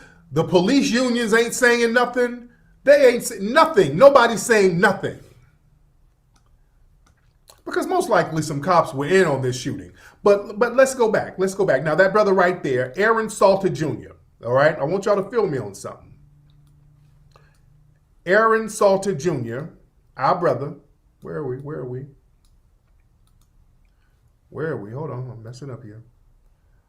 Our brother Aaron Salter Jr., slain officer. Brother was killed out there in New York, in Buffalo. Now, was Aaron Salter Jr., this brother here, was he targeted? Because this brother right here, coincidentally, this brother right here, this is his YouTube channel. Do y'all know Aaron Salter Jr. created this hydrogen technology to use hydrogen fuel? He created this fuel cell system using the power of electrolysis. So he was using, this brother was creating alternative fuel systems. Hold on. He's been working on alternative fuel systems for years. This is his YouTube channel. Hold on. That's our brother Aaron right there. Okay.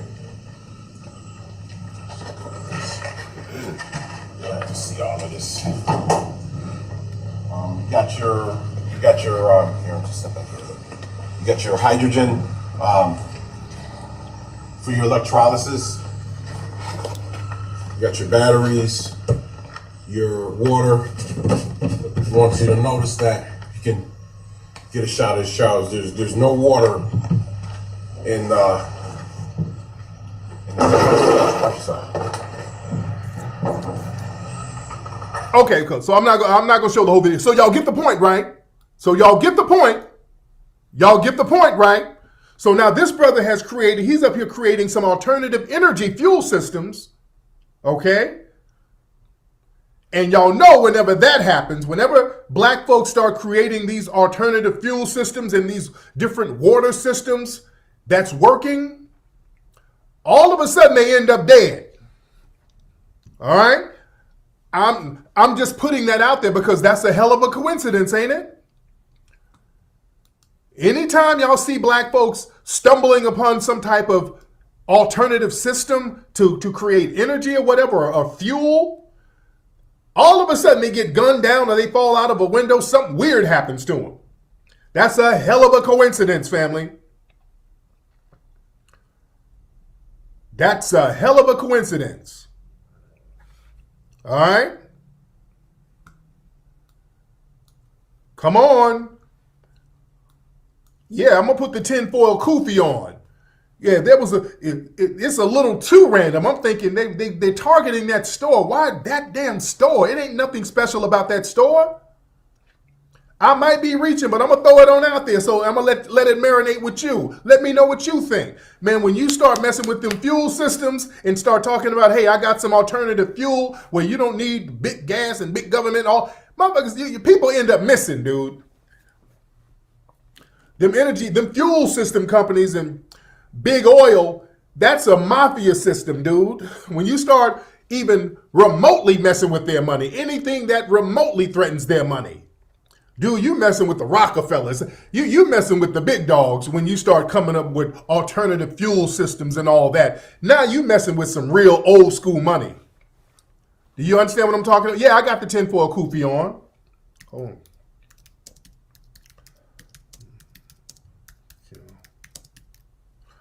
There was a brother in South Africa. Hold on.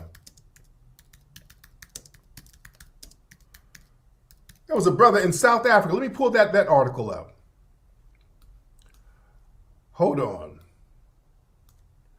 Where's that? I'm trying to look the story up while I'm talking. Hold on. Okay, here we go. This is from 2018. Let me show y'all this so y'all don't think I'm just whistling Dixie here. All right. Brother Nkomo, right here. Let me show y'all this real quickly. There was a brother in South Africa. What happened to Nsinathi Nkomo, white engineer, allegedly steals South African students' inventions months after his mysterious death? Questions and concerns were plentiful this past weekend, stemming from the recent death of an African inventor whose water-saving device gained national attention months before his mysterious demise. University of Cape Town student Nkomo died late last year after authorities say he fell from the balcony of a multi-story apartment building. At just 24 years old, he created his own water purification system called Aqua Renew, a device aimed at relieving South Africa's drought crisis that they reported. So this brother created this water system that was going to change the game. He mysteriously fell out of a damn balcony, and then some white company went and got his damn invention. You dig? This is what I'm talking about. When we start, anytime black folks start creating these alternative water or energy systems, it never fails. Something happens.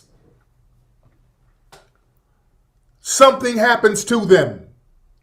This is not just a conspiracy. I'm just telling you history. Something happened. So when I see something happening over and over, I'm going to have to scratch my head for a second like, damn, what's going on here? Because the minute we start doing that, let me tell you something. The minute black folks start coming up with ways to sustain energy, that's the first step of creating a damn nation. The first time you start coming up with ways to protect yourself, to feed yourself, to sustain energy on your own, whenever black folks start doing that, bam, you become a threat. This is why whenever black folks during slavery, this is why we're doing the movie about the Maroons. Whenever they started setting up Maroon colonies and forts, like down in Florida, when they set up a fort, that's the first step to establishing a nation, because now you've established a place to protect yourself. So you gotta attack the fort. That's why they started getting into guerrilla warfare. Guerrilla warfare tactics started with our foundational black brothers and sisters here. Modern guerrilla warfare, as we know it, started with foundational black Americans right here and all through the Americas, by the way. Over in Haiti, in Jamaica, over here. That's where guerrilla warfare tactics started, because we had to move and shake, because when we tried to establish a fort or a colony, it would just get targeted by the white supremacist military. So we had to learn how to make moving armies. But whenever we start talking about feeding ourselves, protecting ourselves, healing ourselves, and providing energy for ourselves as black folks, people end up missing or dying mysteriously.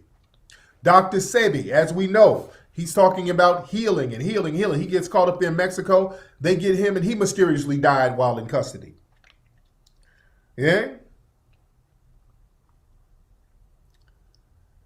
Whenever we talk about protecting and feeding ourselves, that's why they were attacking the Black Panthers. Remember? It wasn't just about them walking around with the guns. The thing that really pissed them off about the Black Panthers is that the Black Panthers were feeding the black community. When they had that free breakfast program, that was a threat. That was the biggest threat. That was a bigger threat than the guns. Because now you can sustain your community by feeding them. School lunch programs where they give free breakfast and free lunch, that came from the Black Panthers. Schools, public schools, were not doing free lunch. They did it after the Black Panthers were doing it, because they saw how effective it was and they wanted black folks to not look to certain black groups within the community to do stuff like that again. So they're like, hey, we'll feed you. Don't depend on those militants and those radicals. Don't depend on them. We'll give you the free lunch. Yeah? Self-sufficiency. When black folks start coming up with these great inventions, where you're about to get a big financial windfall, because now this brother, he comes up with this invention. If he goes sells this invention, and the brother evidently started his own company, so this brother sells this invention for $200 or $300 million, that man is a power player. They're like, oh no, we got to get him out of here. Allegedly. You dig? We better understand how white supremacy really works. You see, we got to look at it from all angles. See, they can just put it on some random white boy and be like, oh, it's the crazy white boy. Just look at him. Oh, look at him, look at him. I want to look at all of it. Who sent him? Because let's be clear. The white boy was working with somebody. That white boy was working with some damn body. He didn't do that on his own. They're trying to lone wolf this guy. They found out, they looked at his records. He logged on with a whole bunch of people on one of those websites 30 minutes before he launched the attack. So he was corresponding and organizing with other people. Oh yeah, so now the brother created this water system, or this clean energy system. Brother Aaron creates this clean energy system, then all of a sudden he gets taken out. So now what's going to happen to his system? You see? We got to understand the game out here, man. Yeah, the 18-year-old, he's a patsy. They got a whole bunch of those Manchurian candidates or whatever. They can pick these guys, and they got these guys to do their dirty work. And again, that's not to minimize the threat of white supremacy now. Let's be very clear. That doesn't minimize the threat of these white supremacists. But again, we still need to go get our crime bill. We need to get that anti-black hate crime bill. We need to get that popping. Because, see, they have a system of this benign neglect. And benign neglect, that was something that was designed. The benign neglect policy that we see now, that was designed in the 1960s and 70s. There was a document by Daniel Moynihan he sent to Nixon, and it got leaked to the press. And at the time, a lot of people felt a certain way about it. But there's this document that they sent to Nixon talking about what they're doing right now, which is benign neglect. They talked about the need of basically ignoring black people, ignoring black issues, and focusing on everybody else. But the benign neglect policy. Hold on, let me show y'all this. Hold on. Y'all bear with me 1 second here. Come on, thing. Come on, thing. Come on, thing. Damn. All right, hold on. Where we at? Oh, come on, thing. Where the hell are you? All right. All right, this is the White House, January 16th, 1970. This is a letter from Daniel Moynihan. He was a politician back then, and he was talking about,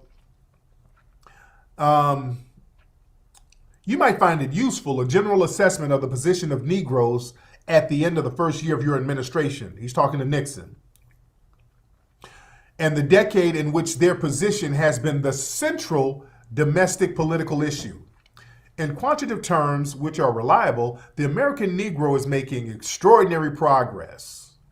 In political terms, somewhat less reliable, this would also appear to be true. In each case, there would seem to be countercurrents that pose a serious threat to the welfare of blacks and the stability of the society, white and black. So what they were talking about basically is that black people were turning up so heavy in the 60s, it's become a threat. Around 1970, black people were out here. You had black organizations targeting police stations, bombing them, ambushing cops. So black folks were turning up back then. So they said, we got to stop talking about black folks because we're making promises to them that we're not going to keep. And this is making them even angrier. We can't keep lying to them. So we're going to have to start just ignoring them. We got to ignore them altogether. Let me read some of this stuff. All right. Employment and income. Some of this stuff I'm going to skip. All right, because I want to read some of the more insidious stuff that they put. Yeah. Hold on one second. Education. Let me skip past all the BS. The problem does not get better. And they're talking about how black kids test low and all this stuff. In 1969, the proportion of husband-wife families of the Negro and other races declined once again. The illegitimacy ratio rose once again to 24%. The white ratio rose more sharply, but it was still only 4.9%. The Negro poverty problem is the problem of the female-headed family. Now they're blaming, this is when they started blaming, well, it's single black mothers, that's the problem. And here, this is what I want to get to. They're talking about the problem with black people is social pathology. The incident of antisocial behavior among young black males continues to be extraordinarily high. Apart from white racial attitudes, meaning white supremacy. And they reduce white supremacy to just white racial attitudes. Now, this is 1970, remember.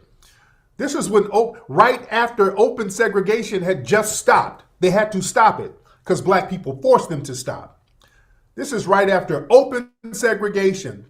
The Fair Housing Act was just passed 2 years before that to stop them from discriminating openly against black people buying houses. Apart from white racial attitudes, this is the biggest problem that black Americans face. And in part, it helps shape white racial attitudes. So they're blaming black people for white supremacy. They were saying that it's black people and their social pathology. That's the reason why we have to practice white supremacy. They make us not like them. So this was a lot of this passive aggressive racism against us. Black Americans injure one another because blacks live in de facto segregated neighborhoods and go to de facto segregated neighborhoods. The socially stable element of the black population cannot escape the socially pathological ones. Routinely, their children get caught up in the antisocial patterns of others. If you're familiar with the problem of crime, let me draw your attention to another phenomenon, fire. Fire is a serious problem because black folks was burning up cities back then big time. Let me go on because this is a bunch of I'm white and I say so babble. So they're whining about the fire. Black people were lighting fires and turning it up out there.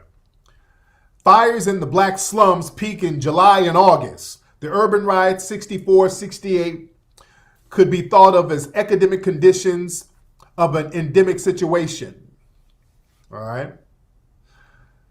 Social alienation. With no real evidence, I would nonetheless suggest that a great deal of the crime, the fire setting, the rampant school violence, and other such phenomena in the black community has become quasi-politicized. Hatred, revenge against whites is now an acceptable excuse for doing what might have been done anyway.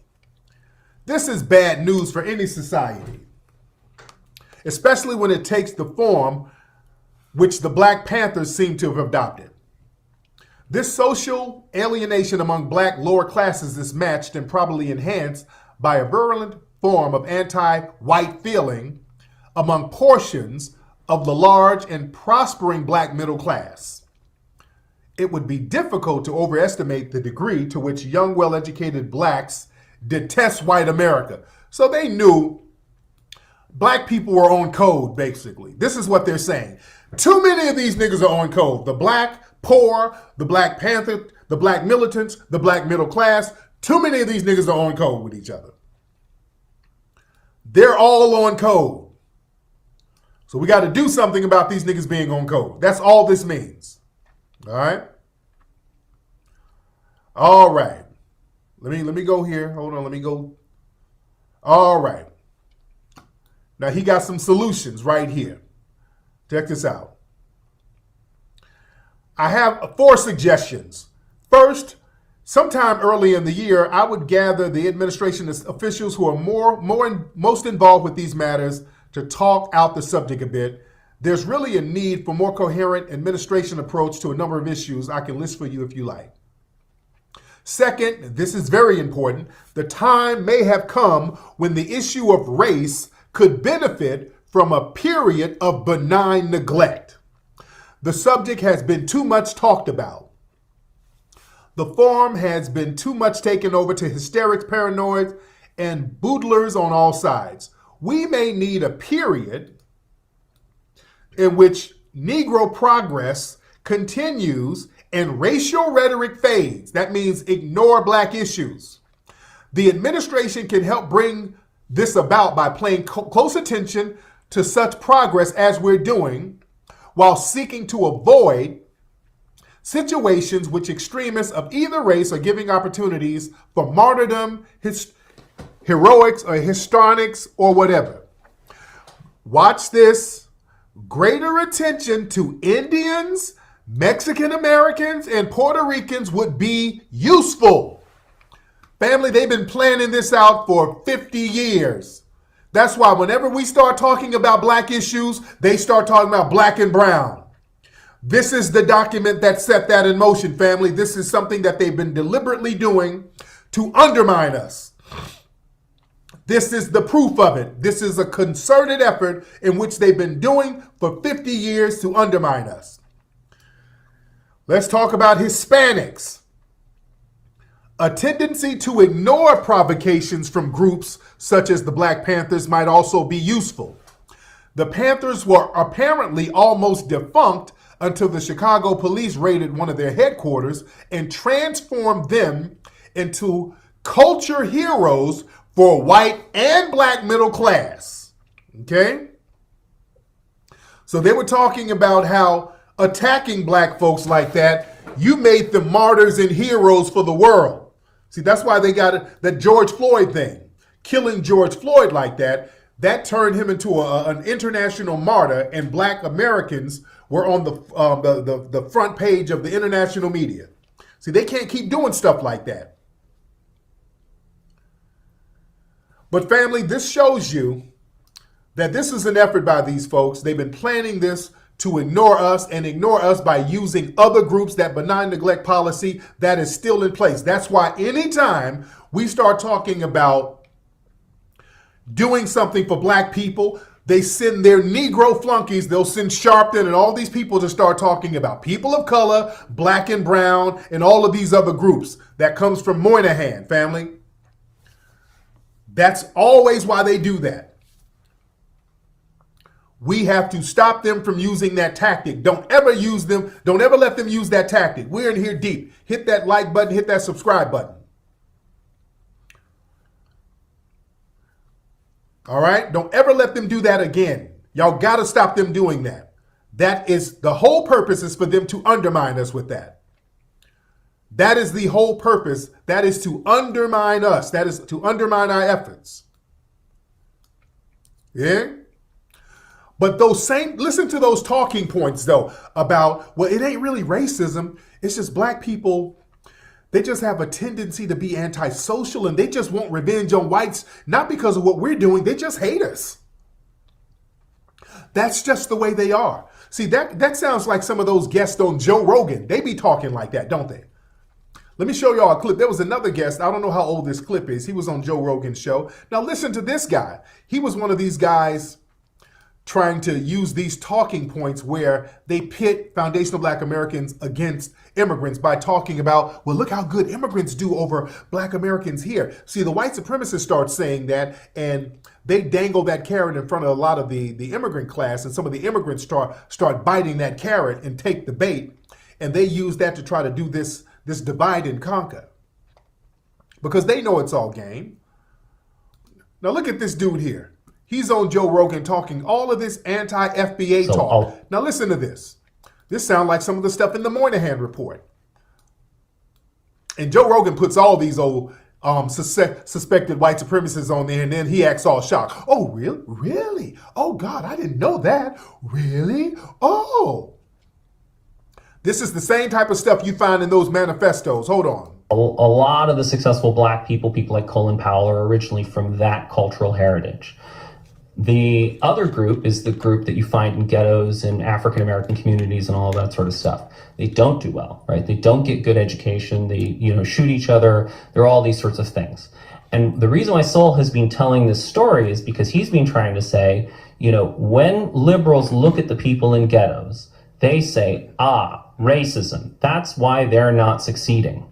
And Soul is saying, no, it's not. Because if you look at this group from the West Indies, they also came from the experience of slavery. There was slavery in the West Indies. They are also black, so they also face racism, and yet they do well. Okay. Now let's unpack that lie. Okay. Some who do well, they do well at the same rate that other black people do well. All right. If they do so well, how come there's so many African and Caribbean immigrants in jail and getting charged with crimes over here? All right. And that's not to disparage any African and Caribbean immigrant. But a lot of African and Caribbean immigrants, they come over here and they go to jail and they get caught up in crime, just like other people. And some do well, just like other foundational black Americans. All right? So that's a lie right there. And also, if they do so well, they're not doing well in their homelands. If they have something about them that they do so well, they're not doing well in their homelands. A lot of these homelands are failing. That's why they have to come over here. So that just negates that whole conversation. All right? And again, that's not to denigrate. I'm not trying to denigrate none of the non-FBA people, but y'all stop falling for these white supremacist tactics here. All right? So Sowell, he must be talking about Thomas Sowell, and that's their do boy. Thomas Sowell is a flunky for the white supremacists. He's their crash dummy. He says all of they hide behind him with his racist talking points. They pay him to regurgitate racist talking points so that the white supremacists can quote Thomas Sowell and say, I'm not racist, it's the black guy saying it. That's an old trick. All right? Let me play the rest of this guy. Hold on. Let me play the rest of them. Else. And that other thing is the fact that these black people who are in the South, there's always been a big question, were black people robbed of their culture or did they preserve their authentic African culture? And what Soul is saying is that they were robbed of their culture, and so they picked up the culture of the people around them, and the people around them were rednecks. And if you look at the white redneck culture and the black redneck culture, they have a lot of the same values. They don't particularly respect education. They love Jesus. They use... Okay, well, this is a dirty white supremacist. Okay. What the hell is black redneck culture? This is a dirty white supremacist that Joe Rogan has on his show. See, this is why Joe Rogan has to be called out for having these dirty ass suspected white supremacists. Okay, black people respect education. Black people were denied education for so many years. Don't sit up and talk about we don't respect education and we love Jesus. Get out of here. We've always respected education. In fact, when black people were allowed to read, and after slavery, we cut our literacy rate 50%, higher than any other group. Black people, when we got out of slavery, we started taking off educationally. We started popping up with teachers all over the place, independent black schools. The public school system came out of the freedmen schools. Black people were outperforming folks left and right. Black people was out here speaking Latin, teaching Latin. Black people were very thorough. That's when they said, hey, we got to bring some immigrants to suppress these folks. All right, so we've always respected education as foundational black Americans. These HBCUs that black people were getting popping. Give me a break. On the grassroots in independent black schools, and black people were looking out for each other. Black people were learning languages like Tut language so we can educate each other privately. You dirty white supremacist. All right? Well, let me play some more of this dude. Conflicts. And they, there's just, a lot of the same values and a lot of the same outcomes. And even Ebonics, which is, black English, is actually all from the west of England. So it's actually it's from the west of England. So for example, if you go to places like Cornwall, there used to be this amazing these amazing ads on British TV, right, for this Devon custard or whatever, and they would always say, Devon knows how they make it so creamy, and they all talk like this, right? And so it doesn't sound like Black English, but they do say things like, I be doing that, and we be doing this, and you be doing that, and they be doing that. And so there's that use of that copula be, right, where instead of saying I am, you are, he is, she is, they are, they just say I be, you be, we be, they be, which is the classic feature of Black English, African American vernacular English. Right. Now, the point is that... Oh yeah, this is a lie too, by the way. Mind blower. Mind blower. Okay. So yeah, these white supremacists be saying anything. Most Black folks don't walk around, I be on the door, Most Black folks don't run around talking like that. I be doing that there. Okay, stop. And Joe Rogan has this filth on his show. These people will say anything. And this is their way of justifying practicing systematic white supremacy. Let's be clear. With Black people, all forms of English was forced on Black people. Wasn't just the English from Cornwall or whatever. That's BS. All forms of English. Even the English that was spoken by the Irish, English that was spoken by the Scottish. That's not Ebonics. That's not Ebonics at all.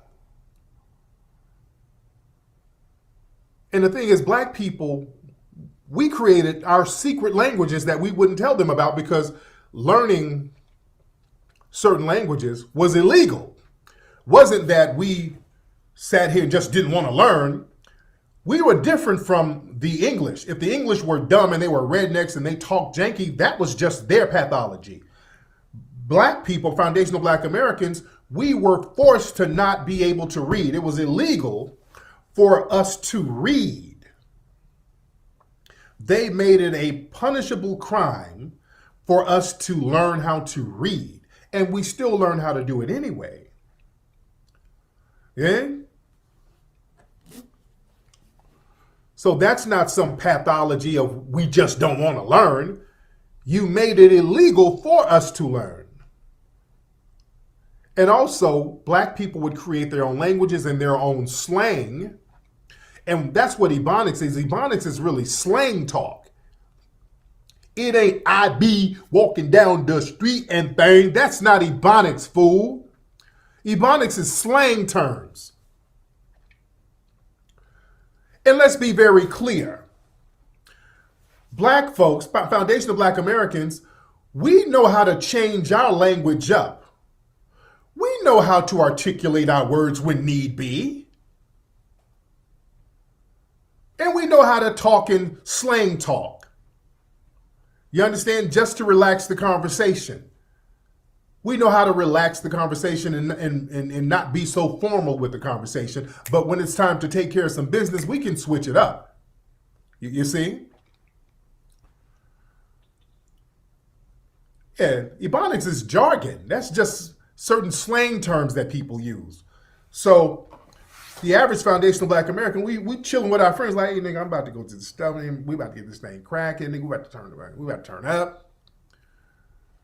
Yeah. This thing's about to get cracking. You know, that's us deliberately. We're deliberately talking in a relaxed term. Now, if somebody got some money for me, if somebody got some money and I'm supposed to go pick my money up, hello, how are you? My name is Tariq. I'm here to inquire about the funds that were supposed to be divested into my account. Yeah, I'll get real articulate. You want to see an articulate Black person? Show them where some money is. All right? Show a Black person where they're supposed to get a check. I'll show you some articulation. We just relax our conversation just to relax our conversation. And a lot of times we talk in slang because we don't want you dirty white supremacists to understand what we're talking about. So we'll talk in slang among each other. But if it's some money, we got to get our paper. We get real articulate. When it comes to some money, you don't see Black folks talking about, I be supposed to get a check. Do you be having my check? I be getting the job. Stop it, dirty white supremacist. Stop it. Yeah, we code switch. Dirty white supremacists. We will code switch. You've been around black folks who just kind of code switched around you. They're talking in slang so that basically you can't understand nothing.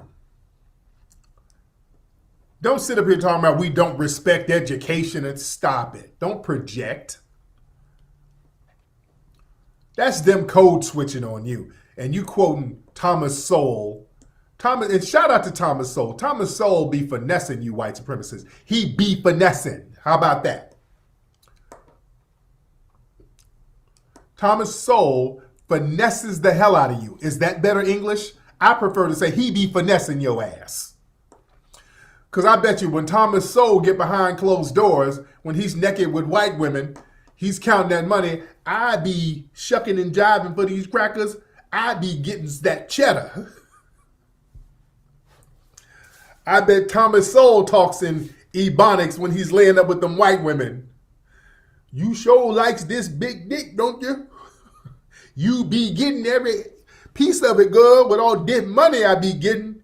Well, these white supremacists love give me that money. I get you that money, girl.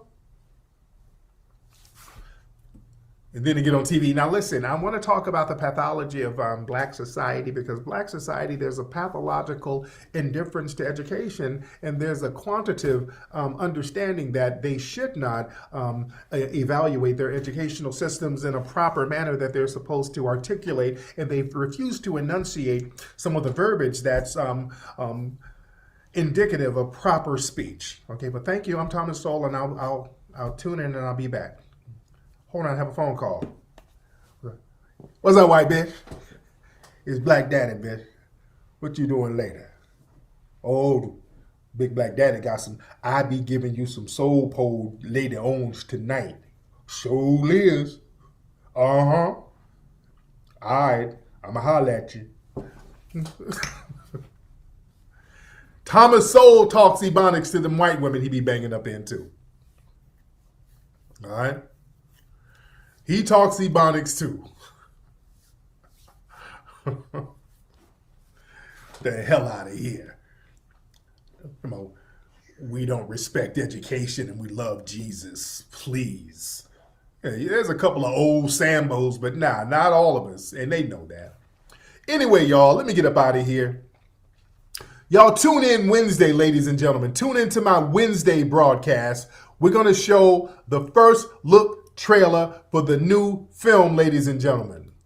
The new film you're going to see, you're going to be the first to see it. Exclusive, you're going to be the first to see it this Wednesday, ladies and gentlemen.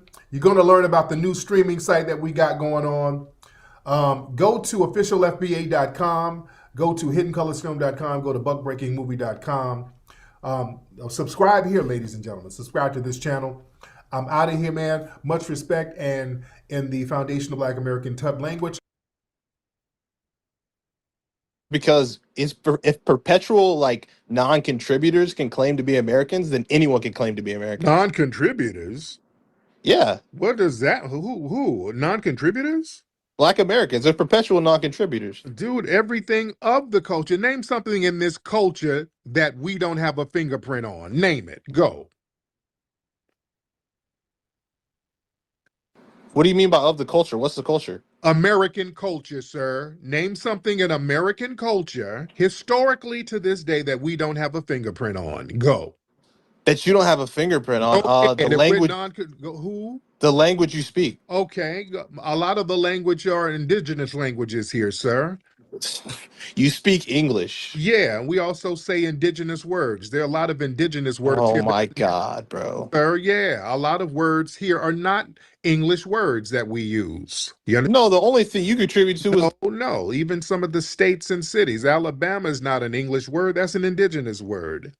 Mississippi is not an English word. It's an indigenous word. You understand? Arkansas, Ohio, these are indigenous words, sir. You see how that works? These are not English words. We speak indigenous languages over here. Sir, you're naming random states. By the names of certain cities, sir. all right, in towns and states and areas. So we still speak the indigenous language, sir. Oh, goodness. What else? What else did What, you sir? contribute to? What did you contribute to in your failed homeland? You too ashamed to even name your failed homeland where your family's. It's because I'm American. Right, you're American now because of us. Yeah, it's because if you're American, then I'm definitely American. No, you ain't us. You a failed tether, sir. Your family fled over here. You too ashamed of your homeland. You can't speak on us. You can't even name your failed homeland. You're too ashamed of. There you go, family. They say Tariq Nasheed never called the white tea immigrants tethers. He just did. So you gotta stop gaslighting your lying tethers. But sir, you had to flee over here to us and become an anchor baby, sir. So you. But sir, you couldn't even read 200 years ago. Yes, we could. We could always read, sir. We taught each other in private. We showed the white tea supremacists. We had to say, yes, a bulge. I don't know what that means.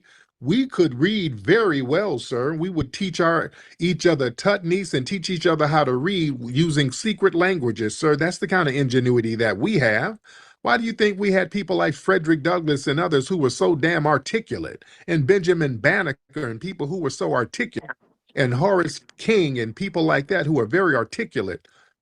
Yeah, we knew how to read. We just didn't let the white supremacists know this, sir. And for every one of those people you just named, I could name 30,000 slaves that couldn't read. 30,000. For everyone, I can name. Yeah. Some of us, if they force you to not read, if they say if you read, we're going to unalive you. Yeah, I'll put the book down. Yeah, the dude talking points. These anti-FBA talking points are ridiculous. Dude, reading is fundamental. If you're not allowed to read, then you're not gonna be able to read. Real simple. You got to read a lot to be a good reader. But sir, we as foundational Black Americans, we created the public school system in the South, sir, because when we got out of slavery, when we fought, wait, no, nothing, nothing. When we got ourselves out of slavery, we started the public schools with the freedmen schools, and we cut our illiterate. Family, look, white people really don't know this, which shows that they're the illiterate ones. This is look, they claim this is our country. How you don't know your country's history? So when they go fact check this, they look crazy. Rate in half in a few damn years. Nobody has been able to do that, and we were so good with our public schools, the trailer trash white people had to start doing it too, because they didn't like public schools. They didn't have a need to go to public schools, but they saw us being so thorough with the public schools. They said, okay, we need to put our white kids in public schools too, sir. So you're right. And then they demanded integration with white students too, right after that, right?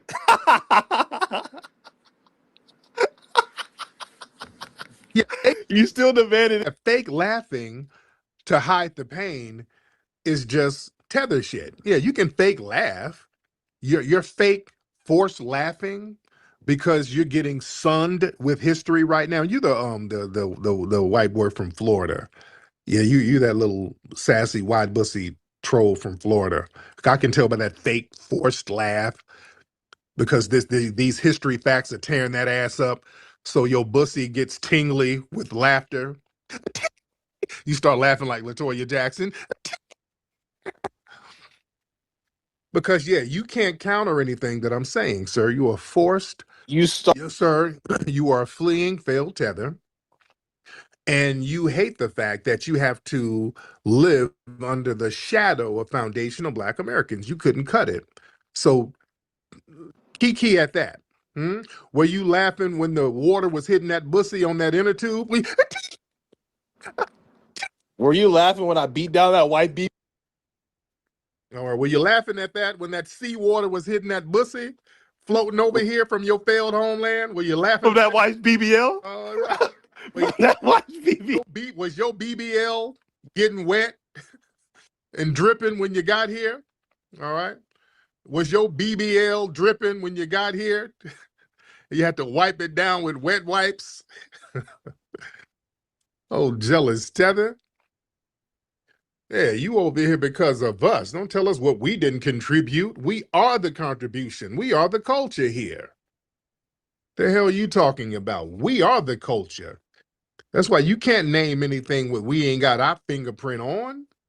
You are the useless eater. You're the refugee, not us. You're the one having to look for ice vans, not us.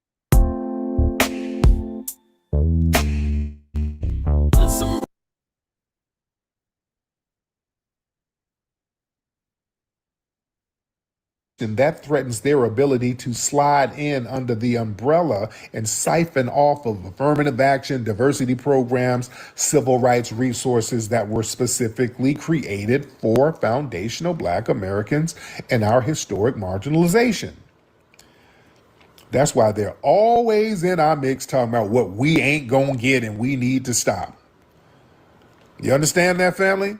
That's why we have to delineate. See, there's also a fear of foundational Black American economic dominance, too. Right now, these people understand the social hierarchy that the dominant society encourages, which places the immigrants in a favored minority model position over us.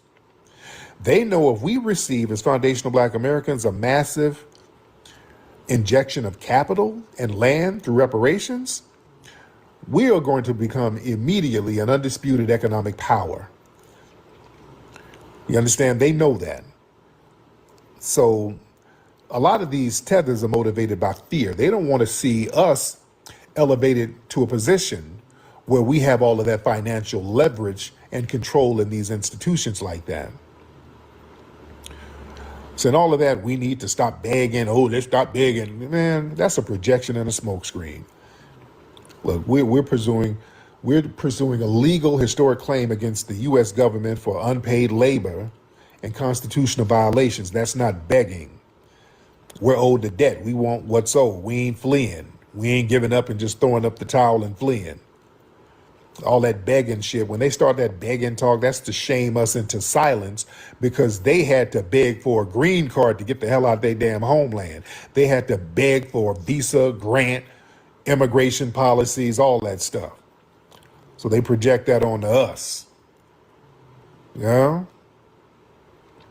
And also, these people want to maintain academic and political gatekeeping. See, a lot of these people from these backgrounds, they've been positioned by the dominant society to act as safe leaders, intellectuals, and gatekeepers of Black America in academia and politics. That's why they keep elevating these people into political positions, and then they get in these positions and get to scamming.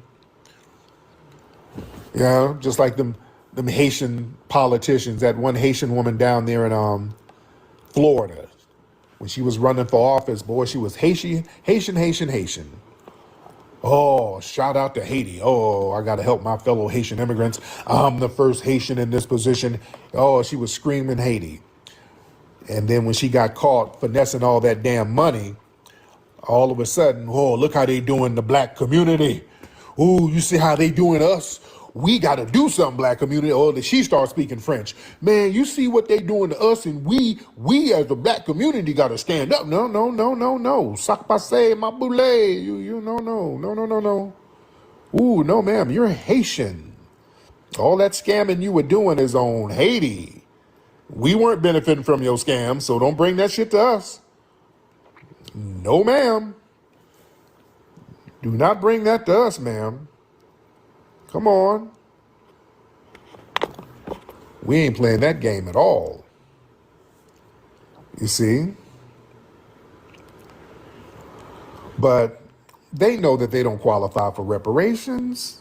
So they have this zero-sum mentality. They believe if the U.S. government allocates trillions of dollars in tangibles to foundational Black Americans, there's going to be fewer resources, fewer grants, fewer opportunities for them. And they understand their buffer position. They understand that the white supremacist elevates them in certain positions to stop us from going for the gusto and getting what we're supposed to get. These people understand what their position is. That's why they keep throwing us a Kamala and an Obama and a Westmore. They know that these people are going to try to suppress any type of real movement for tangible resources for our lineage. This is why they start getting all of them FBA politicians out the paint. The Marion Barrys and the Harold Washingtons and the Coleman Youngs and the Maynard Jacksons and people like that. You understand? The people who were standing on lineage business looking out for the community. They're like, oh, no, we gotta get some foreigners who's not going to have a camaraderie with the black community like that. They're going to do our bidding. Because they know, FBA politicians, you're going to, for the most part, many of them, and you do, we got the sellout class, but many of them will stump for the community. If you come from the lineage, because you have relatives, you have grandkids or uncles or nieces and nephews. What was our guy up in Flint, Michigan? Why am I having a brain fart? Y'all know my brother who was giving them hell up in Flint. What was our brother's name up in Flint? Boy, he was from there. He was an FBA from that community. Eric Mays. Yep, the legendary Eric Mays. Eric Mays would give them people the blues up there. Eric Mays was hell on them because he didn't like what they were doing with the water. He didn't like what they were doing with the resources. He would give them hell. All right, so family, this is the last video on Tariq going in on. So we're caught up. So I brought you 2022 and a little bit before there when he was talking about an anti-black crime bill for Black Americans and how the hypocrisy was being exposed. Because they tell us, no, we can't do it based on race, and then they go ahead and issue one for Asians. So this is like a 4-year-old plus thing he was doing. And you see, he's still talking about today, and now we're picking up on it. We're finally catching up, adding more steam, more pressure. We're signal boosting this. As you see me, I'm prioritizing this over other things I will talk about, but I'm still talking about reparations and delineation, as you know I've been doing. But I've been like being more serious, more professional in my work, because maybe somebody can use my video somewhere to, cause more awareness. But that can't happen if I'm over here cussing people out and this and that for no reason. You gotta be more accountable for your actions. This is the way I'm also that's called representing Black excellence, right?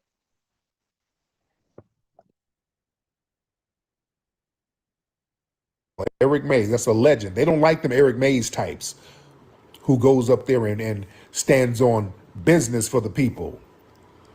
Yeah? They don't like that. So, they hated him. I love TikTok Shop. Yeah? So yeah, they like to put a bunch of tethers in these positions now. But he was funny. He would go off on them people. Eric Mays was hilarious.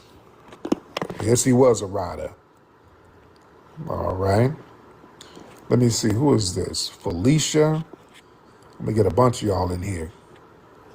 There's a lot of ladies in here. What's up, ladies? What y'all about? A lot of ladies in here watching. I see y'all ladies. I see y'all. All y'all ladies up in here.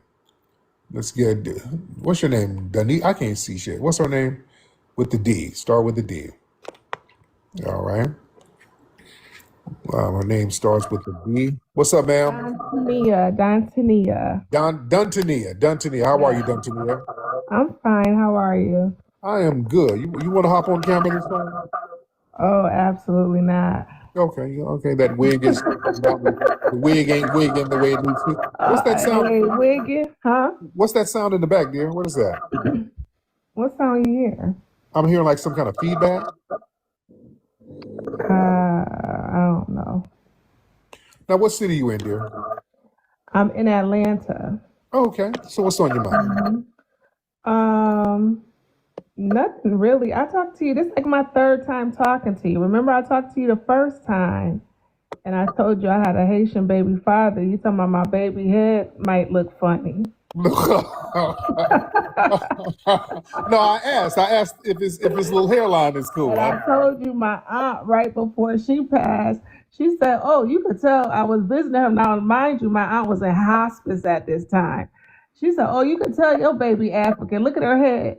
I said, Aunt Merlin, my baby ain't African. She Haitian. She said, same thing. Lord have mercy. You on your deathbed talk about my baby, Lord. But I was born in LA. I was born in LA, but I haven't been there since I was a kid. But I was raised in upstate New York. Okay. And I was telling my cousin, God bless her, she was out there. I said, yeah. I said, but I wouldn't have been in no gang like you. I would have been like a valley girl, like the girl you just had up here. She said, girl, your mama and daddy lived in the jungle. You wouldn't have been no valley girl. Yeah, your ass would have been a damn black I peace don't know no jungle, yeah. But yeah, I was born in LA, raised in upstate New York, Rochester, New York, and Atlanta's always been a second home. But yeah, y'all leave them foreign men alone. I know sometimes you get sick of these Negroes in the States, but leave them alone, y'all. Leave them alone. Oh Lord! All right, yeah. Thank you so much for that feedback. That feedback is a beast, boy. Yeah, every time I speak, there's that weird feedback. I don't know what that is. Oh man! All right, can we get one more? I ain't gonna be on here too long. What time is it? I ain't gonna be on here too long. All right, let me see. Y'all raise the hands. Let's get hot scalding coffee. Right? That's your name, bro. Hot scalding coffee. What's up, brother? Hey, what's happening, Tariq? Hey, brother, how are you? Good. I've been rocking with you since 2013. Love that. Yeah. I'm originally from Chicago. Shout out to 71st Street, Emmett Till Road. Oh yeah. 83rd Crandon, 60617. But yeah. I live in Nashville right now. I've actually been here since 1992. Oh wow. Since I was a little 7 years old boy. But yeah, man. Yeah, I just want to tell you, man. Don't write Nashville off. Don't write the black folks in Nashville off. We got a rich history here, man. And that Chump the Builder, Chump the Bussy Lover, whatever you want to call him. He didn't go in the trenches. He didn't go to J.C. Napier, where I live, North Nashville, Jefferson Street, where was it Meharry, TSU, Tennessee State University, Fisk is. No, he didn't dare go there. And that gas station he got sort of hemmed up at was in the hood. I work just like a mile or two up the street from there. Yeah. Exit 87. So what jail is he in? What jail do they have Chud in right now? From what I understand, that's way up in Clarksville, Tennessee. I don't spend a whole lot of time up there. That's like 50 miles away from there, just before you get to Kentucky. So let me ask you this: since you know the area, I don't know I've done a lecture in Nashville before, and they were very lovely people. Yeah. Did you go to it when I was up there? No, I wasn't able to go to it, unfortunately. But yeah, I remember when you did it. I remember when you did it up there at the Gentry Center.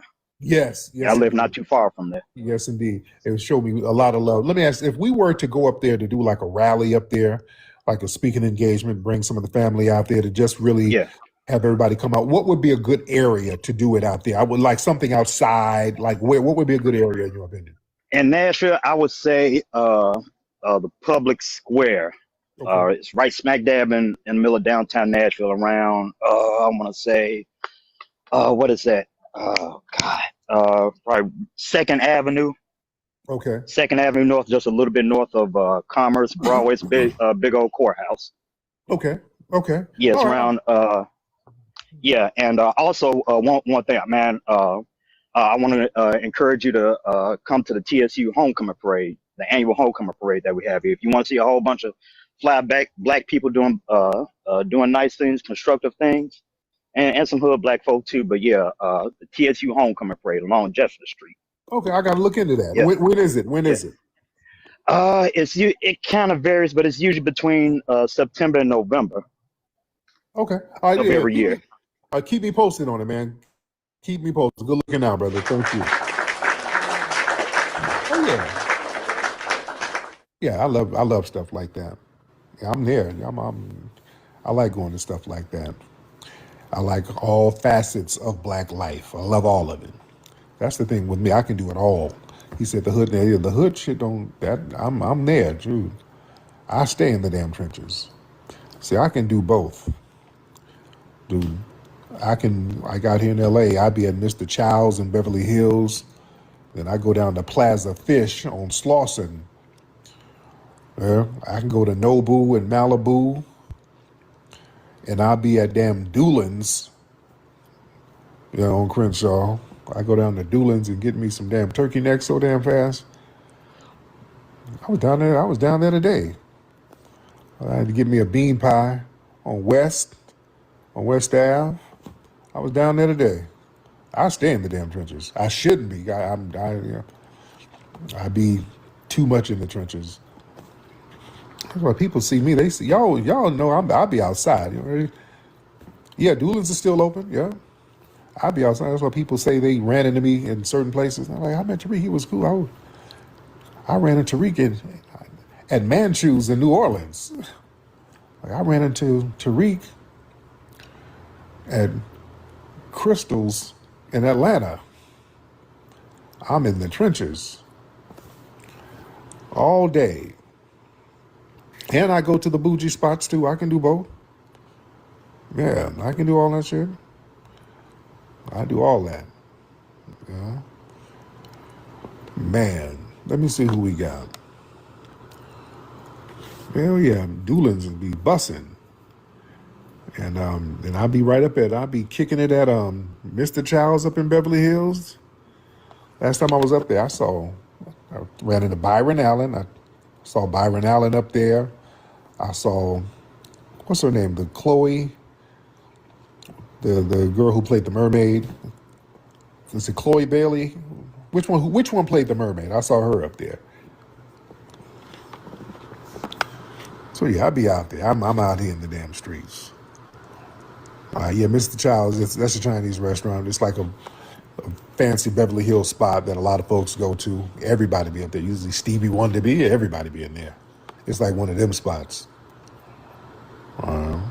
Let me see. Y'all raise your hand. Was it Hallie? Okay. Let me see who we got. All right. Can we get one more? Ladies and gentlemen, can we get one more? Let me see. Y'all raise those hands. I know. What does This might be the caller right here. What's Tether do in here? Well, Hey, not what's going on, Tariq? What's going on, Tether? Not Tether new. I forgot about him. But there's a caller, FBA caller, who's going to say something which I was doing, right? And we're going to cover that. So which this fool get off? You still lurking around in these streets? What's going on? Yeah, I wanted to say first, rest in peace, Cyrus. The good little brother that lost his life. Right. Yeah, I wanted to know, since the Democrats not in office, are you tapped in with the Republicans? No, I don't do nothing with the Republicans. Yeah, wouldn't you think that's a great idea? Because I remember you said, Trump is not doing nothing to hurt FBA. Always a tether to give us our strategy, our tactics. So I got a premiere sometime today. It says tomorrow, but that's only because I don't know when I'm gonna end this live. So I don't want the premiere to go on while I'm live. I'm competing against myself. So I got it for tomorrow, but I'm gonna readjust it once I end this live. And it's a Somalian from TikTok who was telling us that if we don't vote blue, like we're like silly. So, but Tethers love to tell us how to strategize and organize, but they over here though, like they have none of that, none of those solutions in their homeland. Yeah, right. So I was wondering, wouldn't it make sense for them to write a anti-FBA bill or, push for reparations if Trump is really not harming FBA like you said? Right. Wouldn't it make sense since they got the House, the Senate, and Trump is in office, he's a Republican, wouldn't that make more sense for you? Instead of, bashing Democrats all day, you could just, go to the Republicans and say, hey, since y'all really... And people like this dude is dangerous. Like I know we clown revenue on the internet, but he's really a dangerous individual. Look at the language you use. Look at the language. We're bashing. We're bashing Democrats. Critiquing people is bashing. And don't forget, like these people are supposed to be our representatives. So, taxation without representation, all that type of stuff. Like you always hold the people who's supposed to represent you to the highest scrutiny. So people like Revenue are really dangerous. Like he's no different than Chud the Builder. Both of them be chimping out, Revenue and Chud. We rock with FBA. We're not democratic shills, as you say. Write us a bill. Write Why us would they an do that? We didn't, anti-FBA bill. we're not their constituency. We didn't get them in. We didn't vote for them. They have a whole bunch of white supremacists and Hispanics who put them in office. We didn't vote for them. So their thing is, why would we do something for you? You didn't even vote for us, which we didn't. But we voted majority for the damn Democrats, and they're sitting up here telling us what they can't do for us. You see? Yeah, but this is a gateway to build a bridge with the Republicans. Say, hey, you know what? We've been. This is typical Revenue. He get an answer. He don't speak to the answer. He don't respond to what you said. He just speaks over you and just keep going. This is lack of comprehension, like Chud the Builder. Going Democrat for 60 years. We haven't gotten nothing out the deal. Let's extend the olive branch. You could write us an anti-FBA bill. Get us reparations. We're both anti-immigrant, so we could have we could benefit off each other. Wouldn't that make more sense than bashing the Democrats? You hear this, Tether? We're both anti-immigrant. I'm telling you, this is a dangerous man. This Revenue guy. But they, going to the Republicans and say, hey, give us an anti-FBA. No. It's not that we bash y'all all day. Y'all, I'm not a Democrat.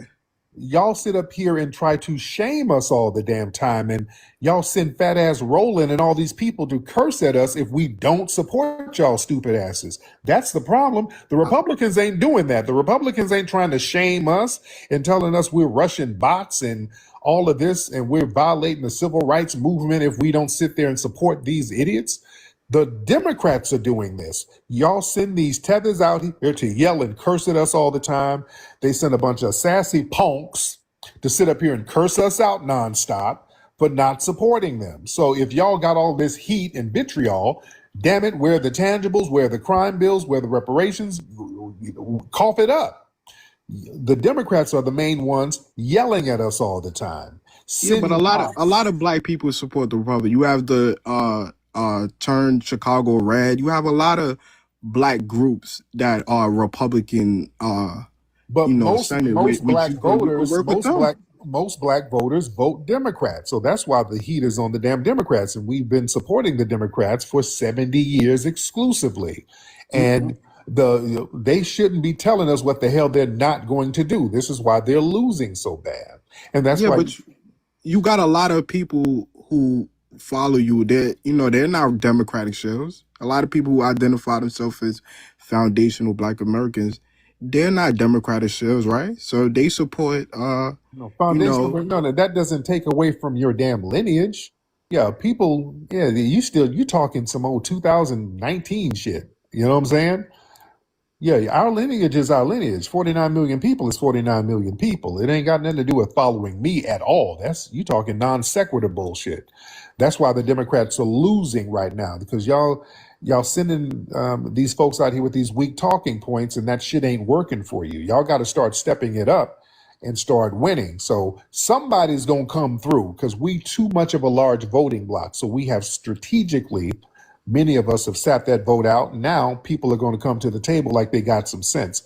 This shit that you doing, all of that follow me shit, that's played out, and it's not working for the Democrats or nobody. That means y'all got to step that thing up.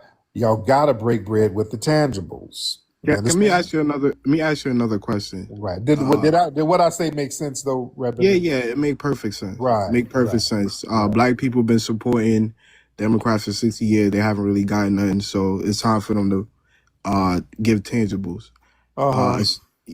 I wanted to ask you, since you got, you know, Ogun trademarked. I was wondering, could I do FBA Jamaica shirt, or would you come for me legally? Since you got an African deity trademarked, things like that. You can't even get to your bad faith. Come on, you ask me another question. Stop asking me these corny bad faith ass troll No, questions. Ask me being for something real, because legit. I really want to make FBA. That's goofy. That's lame. It's goofy sounding. It don't even make no sense. Ask me something for real. Come on now. Stop that type of shit. Ask me a real question. Ask me something real. Stop that goofy shit. Ask me something real. I won't even entertain that bullshit. Ask me something real. Like, you want some hair care tips for that damn peppercorn? You need to use some leave-in conditioner. I do need Beijing. Yeah, you need some leave-in conditioner.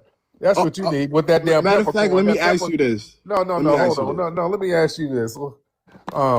What bird's nest did you get that peppercorn? Your hair looked like a damn, like you lay ostrich eggs in your head. It looked like an ostrich nest, nigga. Peppercorn just all willy-nilly. Get the hell out of here asking me dumbass questions. That nigga head looked like a fool. When his ass got on camera, somebody find that picture of his ass. He cockeyed, peppercorn. So no wonder you don't want to get on camera. That head was all over the place, man. Damn. He looked like a musty Don King by the head. The hell out of here. That shit looked like a ferret. The hell out of here, dude. This dude hairline was so damn janky. That's why he don't like getting on camera. He slipped up one day. Yeah, he had them old crazy eyes. Yeah, Revenue is a Jamaican tether. He tries to hide himself, and he made a mistake and got on camera by mistake. He had them big bug eyes looking like, what's that? Y'all know the movie Ice Age? You know, before the movie, they always have that little weasel scrat. He looked just like that. He looked like that little weasel in Ice Age, running around trying to get an acorn. But just imagine the weasel with peppercorn. It went from acorn to peppercorn. Lord. Yo, if Tariq does a cartoon or a doll of Revenue as a weasel with the crazy peppercorn eye thing, oh my God, Revenue, man, you better stop, bro. Yeah, Sid, right? It was Sid. No, it's not Sid. No, it's not Sid. It's the other one. It's the squirrel. Is it a squirrel? I thought, yeah, Scrat. It's called Scrat. Let me get Evil DJ. Let me get Tracy D. All right. Evil Tracy, what's up, brother? Hop on. What up, Flex? Can you hear me? I can hear you, man. How are you? Good, man. I was trying to get on there last night. Go ahead. Yeah, so basically, I had a conversation with Chat G. All right, so this is the guy right here. So he's gonna help me piggyback from where he's at, right? So, but this is also going to show you guys how research and researchers are different. Some of us do okay, and some of us are different. So he's going to have a conversation with his Chat GPT, like I do with mine. But again, I don't just rely on one. I do four. Like, so my research is that extensive. I don't just do one. I do four. Okay, because they don't always agree all the time on every little thing. So I want a real diverse, unbiased outlook or pushback. So I do four different AIs. Okay, so what he did was he did one, and it was an interesting dialogue, but I found out where he's gonna be stumped at. All right, so listen. P. Go ahead. Yeah, so basically, I had a conversation with Chat GTP. Oh, yeah. Whatever, how you say, I'm stuttering right now, but yeah. So you know, the situation with Chud the Builder. The current crime bill that they passed for Asians, it's actually unconstitutional for them to do that. Just like how Sister Brooke in New York is doing a thing with, letting them, not letting them make it unconstitutional. The same thing applies to this crime bill because it's All right, so if y'all know my latest like 10 lives been about this, so people catching up. unconstitutional to have to do things specifically for one group. They have to do it for everybody. The reason why it has the Asian writing in it is because the person who drew it up was an Asian woman, so she put all her stuff in there. But you can actually bring a lawsuit. We got overwhelming evidence that would say that having crimes committed against us or under they're underwhelmed and they don't do anything for us, but they overcharge us and hit us with crime bills. But we can bring lawsuits against them. And when I had this conversation with ChatGPT, I was going back and forth with him, and I can send the conversation to you for you to look over for yourself. Okay. But now in that crime bill, that COVID thing, and I got to watch my words here for the Asians, it said the United States government explicitly condemns any form of hate or discrimination against Asians. So they specifically denounced it. They've never done that for us. They've never said the U.S. government denounces any type of discrimination or racism against Black Americans. So that's what we need. We need that same type of specificity that they put in that crime bill for Asians. All right. But the only thing about it is if they were to ever do that officially, we could sue them for every time they do that. We can sue them when they charge us for stuff, but they don't charge them or anybody else for crimes against us. Yeah, that I don't really get that. I don't. Well, I can send it to you. It's called. Okay, so you see that right there. Good effort, because I picked up where he was trying to do. Right. Yeah. So once I heard that, I'm like, okay, good thought. He did come with a thought that I didn't come up with. I said, you know what? That's interesting to think like that. I said, but you see, he couldn't articulate it, and Tariq Nasheed was kind of confused, like, okay, where are you going with this? But I kind of sensed where he was going, but he didn't even know where he was going. But he knew he had something valuable. So I'm going to pick up and extend his research, right? Because again, like it don't matter if you send Tariq Nasheed the thread of you in ChatGPT just responds to you. Like, so if you're confusing, ChatGPT just gonna cook you and say, hey, that don't make any sense, blah blah blah. So now you're gonna just confuse Tariq Nasheed. So it only makes sense when you can pull answers and solutions out of ChatGPT for a dilemma, a problem, and then you send that to somebody. So now they can see the problem, they can see where chat or AI acknowledge the problem, and then you and AI work together to solve it. And it's like, oh, okay, I see where he's going. But if you're just sending a thread of confusion, that doesn't do anybody any good. Because now it just put Tariq Nasheed to work. He'll say, okay, I see where you're going, but you didn't get there. You did. So now I gotta work and finish the job for you. But overall, good thought though, because it had me. It aligned what I was doing, and it just expanded like my research in journalism, and you'll see. Hold on, I'm looking at it right now. Hold on. Okay, just send it to me, Trace. Just send it to me. Just okay. Email it. Okay. Oh yeah. I don't really get where he's coming from with that. Yeah, I don't get where he's coming from with that. Should I write? I can write this shit. Hell, I'll write it. I can write a bill exactly what we need and word it a certain way. Yeah. Man. And that's what it's coming down to, basically. Like, this is something that we would have to write a bill for, draft a bill for. So write it, but I'm going to grit it? Hold on. What did you say? Wait a minute. Hold on. Hop on in, because we sound like we got a tether in here. Hold Hold on. Hold on 1 second. Somebody said something. I want you to address that. Hold on. Hold on 1 second. Hold on. He misspelled something. Were you trying to spell grifter and you misspelled it? Okay, hold on. All right. The great eye. The great eye, hop on in.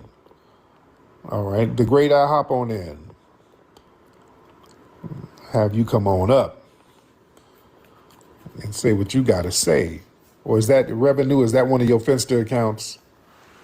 That might be one of Revenue's Finster accounts. The great eye, hop on in, man. Hop on in. It's mandatory for you to get in. You hop on in, I'm going to get you out of here because you can't just say shit in the chat room and not stand on it. All right? The great eye, hop on in. You got 30 seconds to get up in here or we're going to block you. If you say something, you better get in here and stand on it. You got one more chance to get in here and stand on it. I'm going to get your sassy punk ass up out of here. All right? I'm trying to find you so I can block you myself. All right, hold on. All right, I'm blocking you. You will not be able to chop it up. You got to go to your other Finster account. There you go. All right. Yeah, you're not going to say nothing and not come on in here and stand on it. All right. Let me see who we got. It's probably Rohan. Yeah. All right. Let me see. All right. So raise your hand, family. All right. Y'all raise your hand. Let's get one more person in here. All right. Let me see. Rohan. He will get blocked if he comes in here with the bullshit. All right, let's see. Let's get, who is this? Black American Princess. All right, Black American Princess, hop on in. Let's get Black American Princess in the Finally. building. Hey, Black American Princess. Hey, so I've been on here trying to get up for the longest time because I have a story about like another situation. You know, I'm white and I say so. What happened? So here in PA, like right outside of Philadelphia, there was a 16-year-old boy who got unalived, pew-pewed, I should say. I'm sorry, I'm new here. Last year. And the little boy is a little white boy who did it, who went to the same school. Yeah. And basically, the judge that's on the case knows the family, still on the case, and they got this little boy in juvenile detention center for the past year now. And they just not doing nothing for the case. Oh, wow. Wow. Yeah, so how long ago was this? This was last May. Oh, wow. This was last May, yeah. Okay, I'll look into that. I'm going to see what's going on with that. All right, thank you, dear. Okay. Man. Okay, all right. Should we get one more, ladies and gentlemen? One more? One more, ladies and gentlemen, one more. What's up, Ebony Lexi? What's up? Who is this? Gypsy Hustle? What's up, Gypsy Hustle? What's up, Miss Gypsy? Hi, Tariq. How you doing? Gypsy. I'm good, dear. How are you?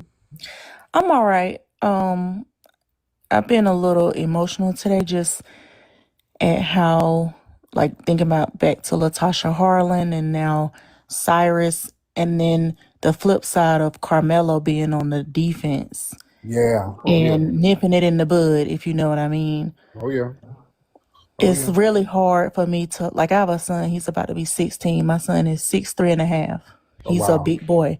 Yeah. And he's one of those gentle giants. But I'm like, I tell him, look, don't, like, you gotta kind of be on alert because there is nobody coming to save you. Yeah.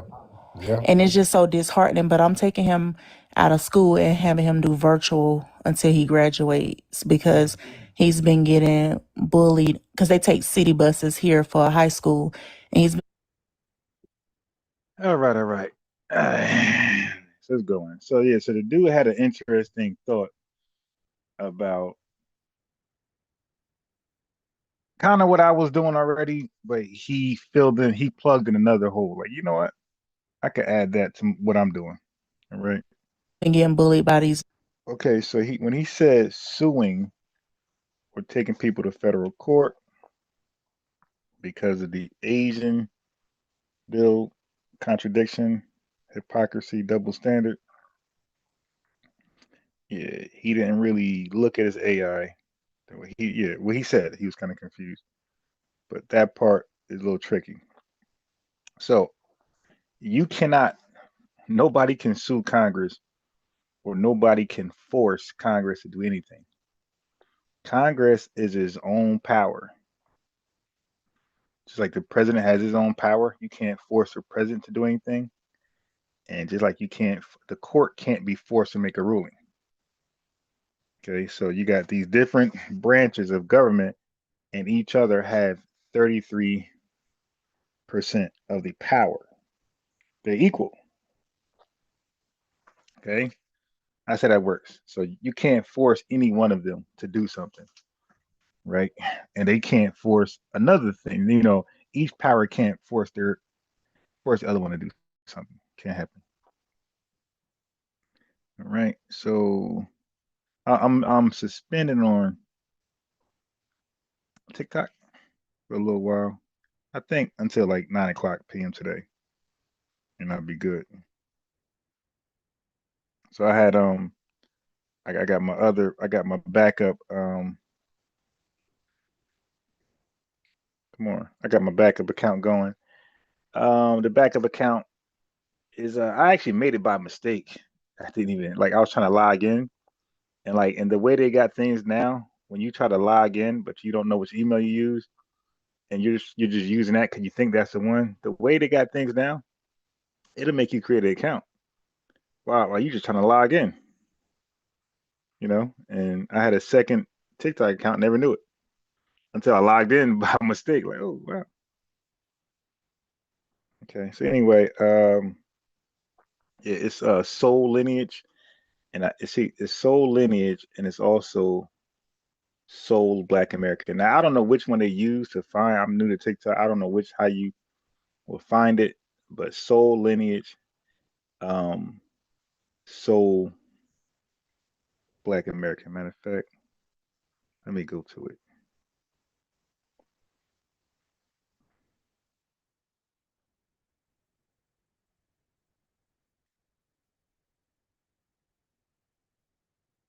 Come on, yeah, you cannot stop these videos, man.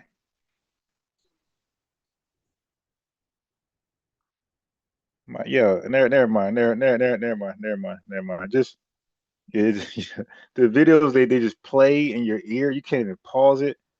Yeah, it's not so good. Soul Lineage, Soul Black American. TikTok ain't going nowhere. So if folks want to stay in tuned, you got to create a TikTok account the same way you were forced to create a YouTube account, the same way you were being lazy and didn't want to do that. You end up doing it, but it was way too late. And you was like, damn, I should have been done this. The same way you were forced to make a Facebook account after you were all, in tune with MySpace. The same way you had to create a MySpace account after Black Planet was played out. You did, yeah. After you create your Black Planet thing, after you create your Black Planet account because AOL was too expensive. Yeah. So a lot of times it's better just to get ahead and catch stuff while it's lit at the time, and don't wait until it's a wrap. So we got Chris Style, $10 super chat. Said yo in the message. How do I see the other ones? Hold on.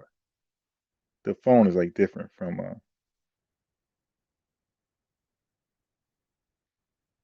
yeah, so you got controversial things going on now. You got the Rick Child acquittal. You got the Carmelo Anthony trial going. And the best thought I could give you guys is to always be able to take away from something that happened. Take away good things and bad things, right? take away how to prevent yourself from being in that situation the best you can. The Jordan Neely's, all that type stuff. Like you want to know, okay, what happened that was used against those people to either for you warrant a conviction or for them an acquittal. You deal with some type of leniency. Like when Chad called me and told me about the Latasha Harlan thing, like I heard about it, but it was like 30 years ago, and maybe it didn't stick out because of the OJ thing. Okay, but man, like when he told me about it, and I looked it up. Like, wow, you want to talk about a Black Lives Matter or I Can't Breathe? Like that should been the first one. That should have been the first Black Lives Matter I Can't Breathe type protest that we never forget about. Okay. So anyway, let me address some things, family. So what the brother was trying to articulate to Tariq Nasheed was way more difficult than he could have ever imagined in a limited time, right? Because Tariq ain't gonna let you preach for too much, but you got to find ways to like make it concise, even though it's almost nearly impossible. That's why sometimes I won't call in, like a Jason Black and Tariq and talk about Black X on them, into them. I think it's just too long. You dig? And it'll come off as plebiscite babbling, or the music would get cut on me. I'm like, yeah, let me try to find ways where I can say it in like less than 30 seconds, right? And maybe trigger him to be like, all right, yeah, tell me more. And I go more in depth. So that's the thing. That's the thing. That the skill is trying to compact so much important information into a powerful 30-second expression demonstration that may cause somebody to say, hey, tell me more.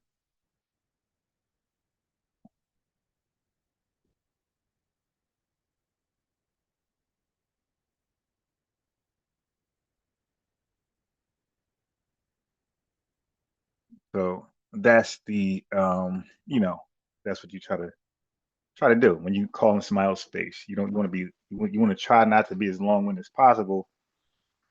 And I was trying to get people to do the same thing over here. Like, hey, you call in, we don't know where you're going. Kind of like tell us where you're going first, and then kind of go in. Don't just go in. We're like lost. Like, okay, why are you saying this? So I don't want to do that with somebody else channel like Tariq, whatever. Like, yo, what's this plebiscite babbling? Okay. All right. Anyway, so what I was doing in my lives, I was questioning, right, why constitutional rights are framed as universal, but specific legislation like the anti-Asian crime bill is narrowly targeted. One more time. When we demanded and asked for anti-black crime bill, they said, well, it can't be that narrow. It has to be universal. All Americans it has to be attached to all Americans or it's unconstitutional. We like, okay. And then 2021, we hear about an anti-Asian crime bill. And we like, wait a minute, that sounds narrow. That doesn't sound so universal. Right? So we like, wait a minute. All this time we were told by Congress that narrowing legislation for us can't be possible. But they made it possible for Asians. So we like, hey man, that's politically hypocritical. That's a double standard. That's clearly racial bias. You just preference one race over another one. You said, and you lied about the reasons why. So that's where we're at. So, Buddy, when he called in Tariq Nasheed thing, he was just trying to say, hey, the Edward Blums on the red side, right? He's tasked. He's tasked. He's tasked to knock down any liberal bad framing things for liberals, right? And for their constituents. So he like, all right. So what he's trying to say is, okay, well, when the conservatives do something, right, and it's badly framed, where it shows racial preference, a racial bias, he's basically saying, where is our liberal or our version, not just liberal, but where's our Edward Blum to knock down things that the conservatives may push that's racially biased and shows a racial preference? That's what he was just trying to say. 1 second. That's what he was trying to say. But he was kind of confused because he's going back and forth with his AI and he's not understanding his AI's counterpoints. Okay, damn. He don't understand his AI's counterpoints. AI is clapping back, and maybe he's doing the revenue. Maybe he just, instead of trying to understand the clapback, maybe he's just going to the next argument. That can happen. You got to make sure that doesn't happen. You got to make sure that you're honestly trying to listen to not just AI, but myself. When y'all calling over here, you see the same thing. Like people just want to win and be right, not want to be correct, accurate. So if I make an argument and maybe I didn't word it the best way, and you took it away where I didn't mean it to go, I have the right to clean it up, right? Hey, that's not what I meant. I know, okay, that's not what I meant, and you're responding to what I said. I got it, no problem. But that's so allow me to tighten it up. That ain't argument. I said that because I misexpressed my argument. But thank you for highlighting that and let me tighten it up. Oh no, but you said, oh, here we go. You want to hear? Okay, you're right. I didn't mean it like that. So let me say how it was supposed to go and respond to that. You responded to something that was the bad version of what I was trying to say. Because a lot of times, family, we freestyle when we're talking to each other. We're on the fly with it, right?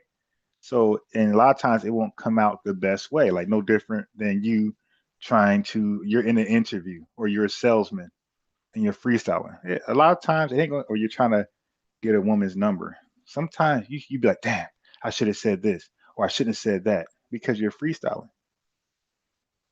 You feel me? So when you're having an honest conversation, like with me, when I engage with people and they say something and I cook it and they realize that's not how they meant it, I say, all right, well, repackage it, bring it back.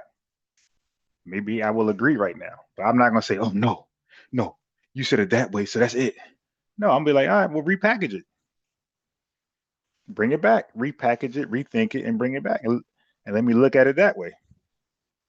I'm not going to hold you to what the mess up, the goof you just did. I want you to ungoof. You feel me? I want you to ungoof. Because I genuinely want to know what you're trying to communicate. And sometimes I will try to help you communicate it correctly. Are you trying to say this? Then I could just, say, okay, I still disagree, but at least I know what you're saying now. Like, but a lot of us get into these spaces where it's not about the person thought coming out exactly the way they want it to be, the way they, it's not about their thought. Like you want people to get their thought out the way that they see satisfactory, and then you respond to that. I don't want to respond to a thought that you don't really stand on. You're like, you know what? That ain't the way. That's not how I meant it. I'm telling you, a lot of times we say some things and we don't realize how bad it sounds until somebody pointed out. We be like, oh yeah, that's not. So think about the interrogations I play, right? With the suspect, be talking to a police officer, and he swear he's not self snitching until the detective's running back on him. Well, earlier you said they be like, I said that. Yeah, remember? I asked you this about Ray Ray, and you said this about Pookie. Yeah, you basically told me what happened. They be like, oh, and that's where that phrase come, family. That infamous phrase that we all use, from the movie Menace to Society, when the black detective is like, yo, you done messed up, right? He's like, nah, I said I was over here. He said, nah. He said, you done messed up, right? That's why, because a lot of times we say stuff and we think it comes across the way we have in our mind. But a lot of times it comes out.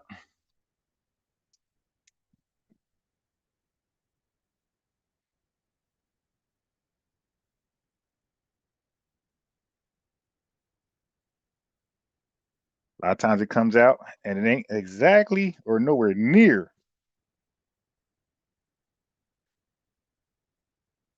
the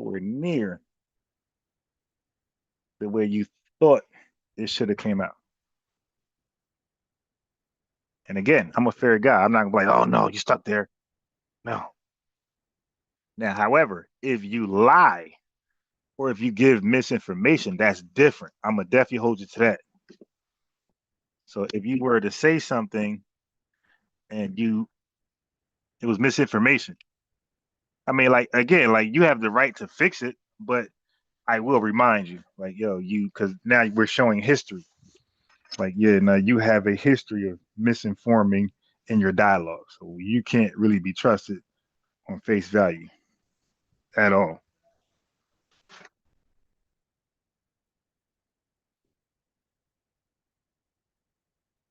Okay, hold on. 1 second. Dang. Okay. I'm trying to look for something. I can't find where I put it. Trying to buy some time. I give up.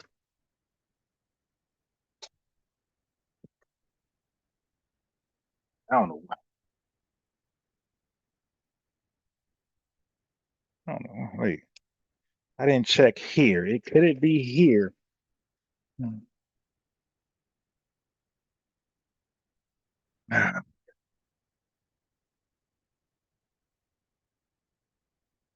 Mm, nice. I found it. I'm about to say, man. I know I did. I lied. All right, let me stop. Direct. Okay. So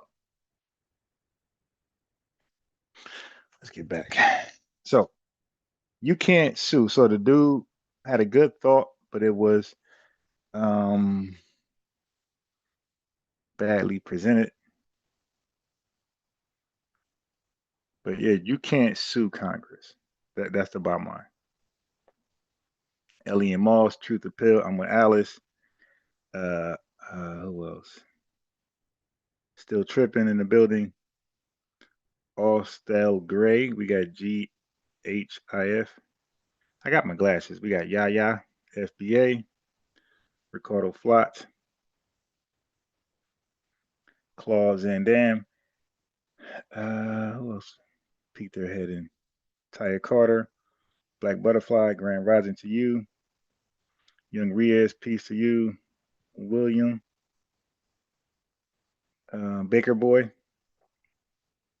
Ali Howard, Charles Holman, Peppermint Patty. Somebody got timed out. So we had a troll already, chosen 1619.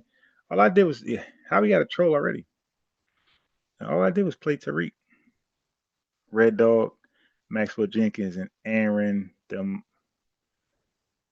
Aaron the Mize Traveler. I need my glasses. I can't see that. It's so tiny. I'm reading from my phone. We got be more Bigfoot. Piece of you. All right. So let me get into this. Okay.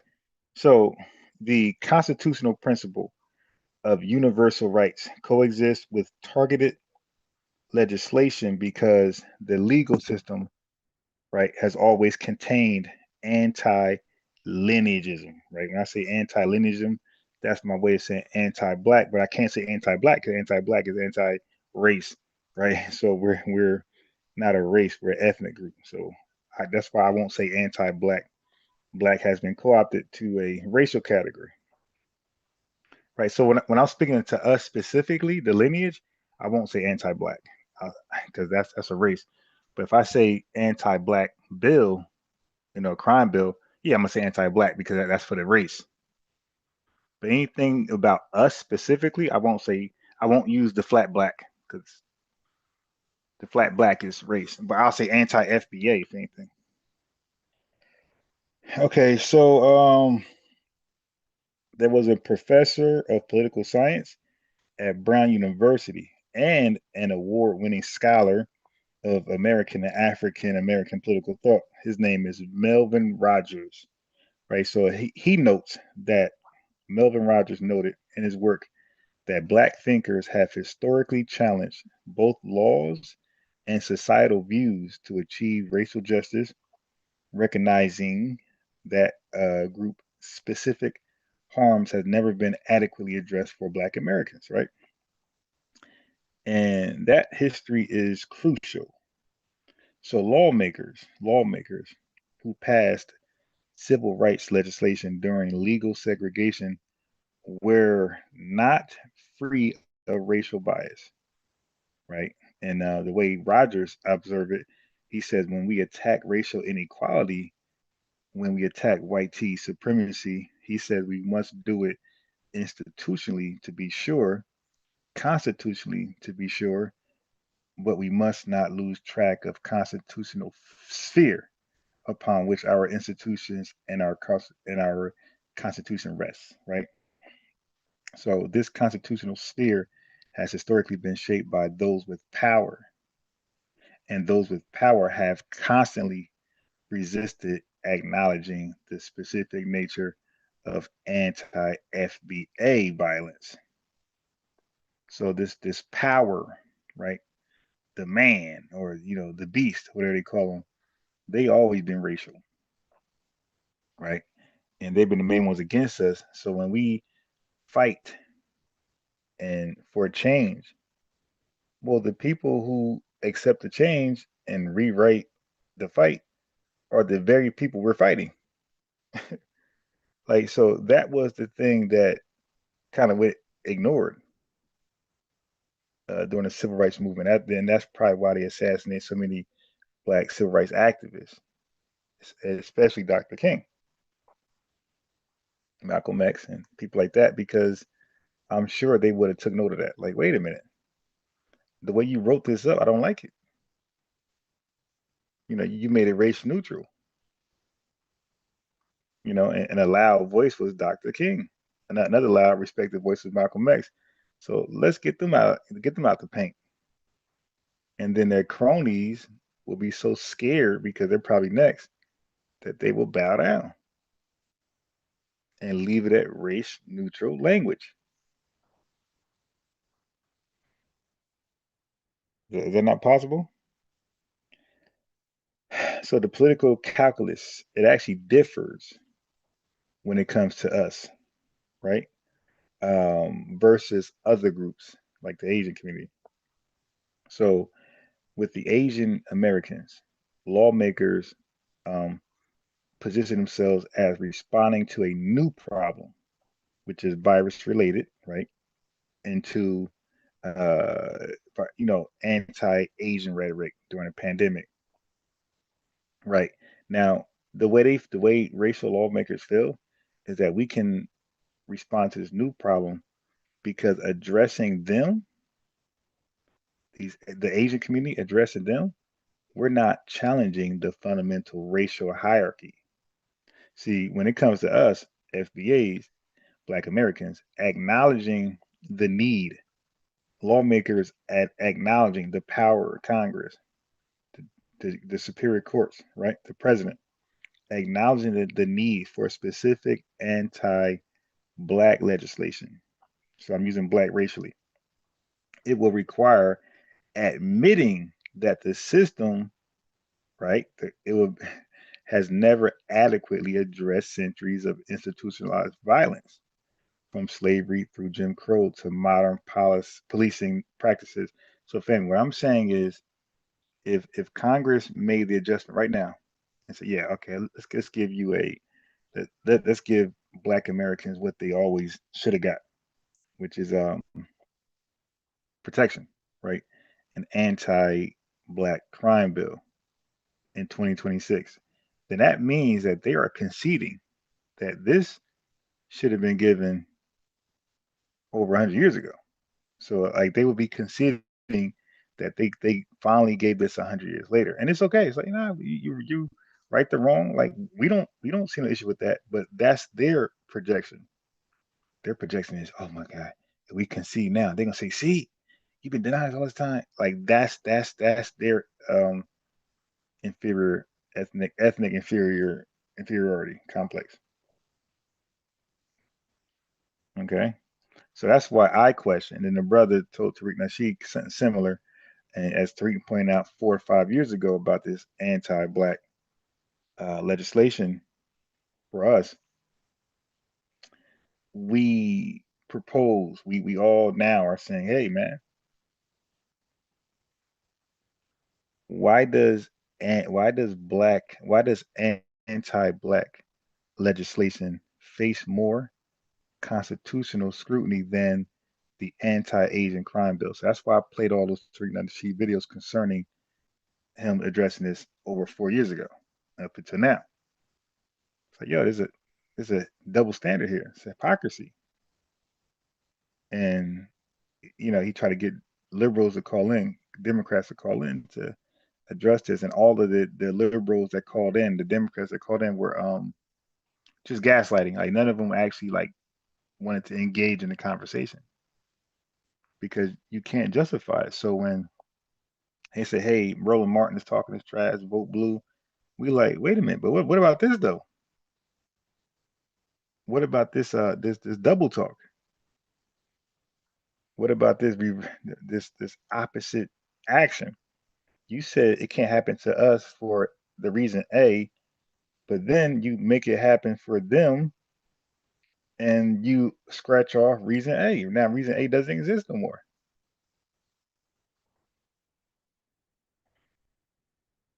So we like, wait a minute, what happened to reason A for them? Well.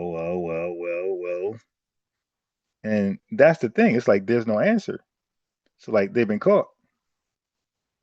What will Malcolm X say? We've been trapped, double trapped. They've been trapped, double trapped.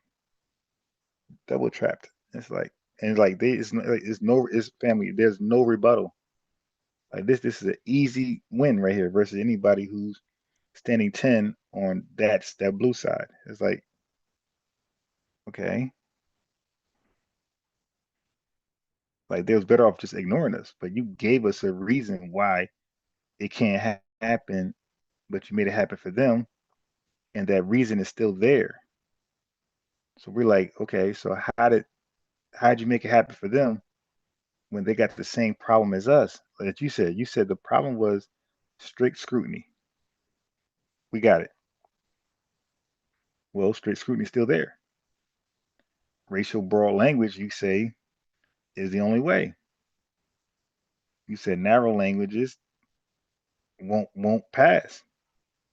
Well, the anti-Asian crime bill, you can't get more narrow than that. That's not including the other races. But it passed.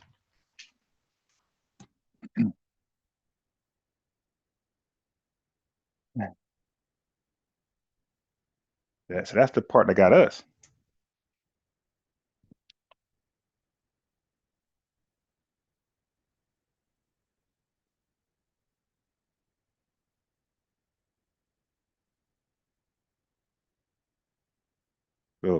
and we're not letting up off that. So Nas had a song, Mr. President, can I talk to the, yeah, can I talk to the, whatever. It was kind of funny. But he was saying, can I talk to the different forms of government? And we like, yo, man, can somebody answer this? Like, but everybody's pointing at each other. Like, we go to the courts. Like, hey, can you? Oh, well, man, we didn't decide that. That was Congress. All right, hey, Congress, oh, talk to your president. So like, it's everybody pointing at each other now. Because like this is indefensible. Like you cannot defend this. This is clear racial bias actions.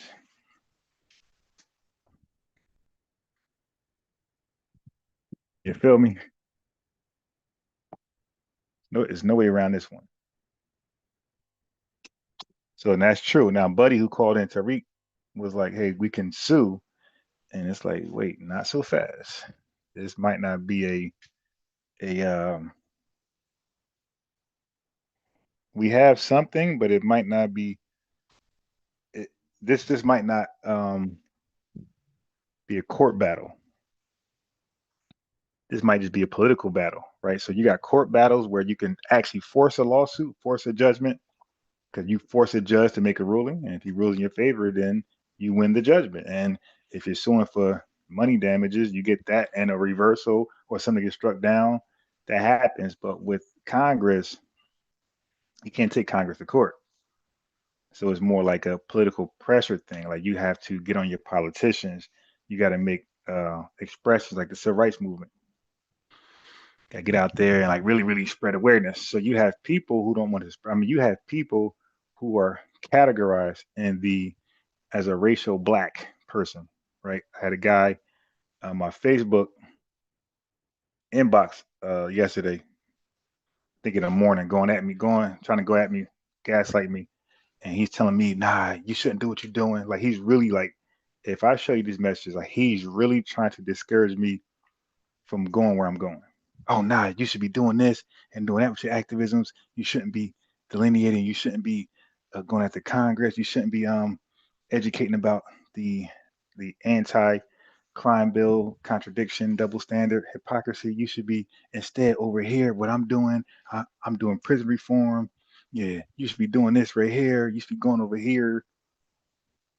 I'm like, yo, so you do that. Why can't I do that? Oh, nah, man, you waste your time over there. I did something and people got some money in their pockets. Man, great for you and your people. Like, what that got to do with me? And like he was really he was going on and on and on. Like he was like almost trying to get me to like downplay what he's doing for people. It's like I'm like, are you trying to get me to like say you're not doing nothing? I said, nah, just keep doing what you're doing. Like, damn, bro. Like, you need my approval?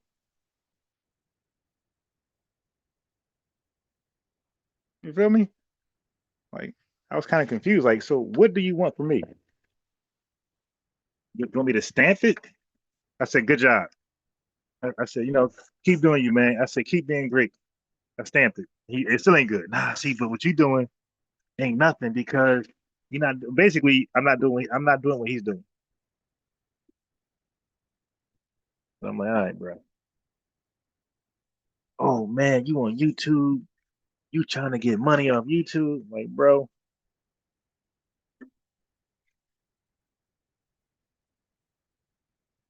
Like, bro.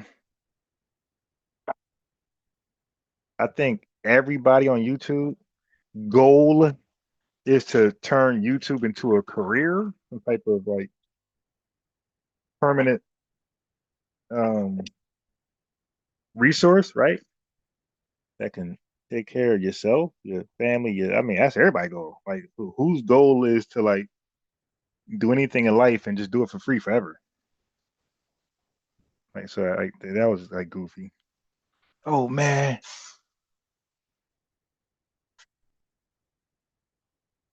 but he was really, really, really, really, and I think he's like Jamaican, but he was really, really, really like hardcore on me not doing what I'm doing.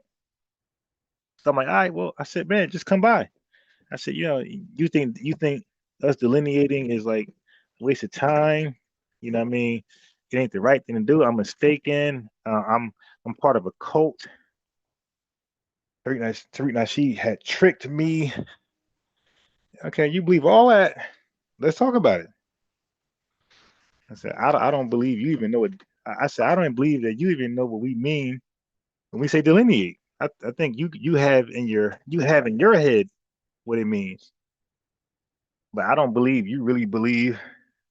I don't believe you really know what we mean when we say delineate. And I said, man, you can like tap in with me. Let's go over it in front of a live audience. So it's genuine. See, I don't like private phone calls or private like what he's trying to do on Facebook because you just can lie.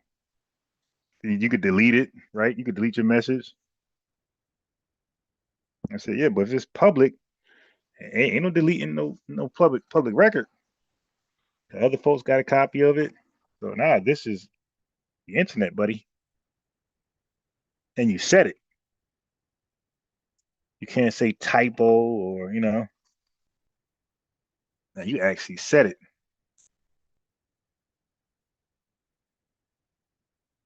And I gave you pushback and you still stood on 10.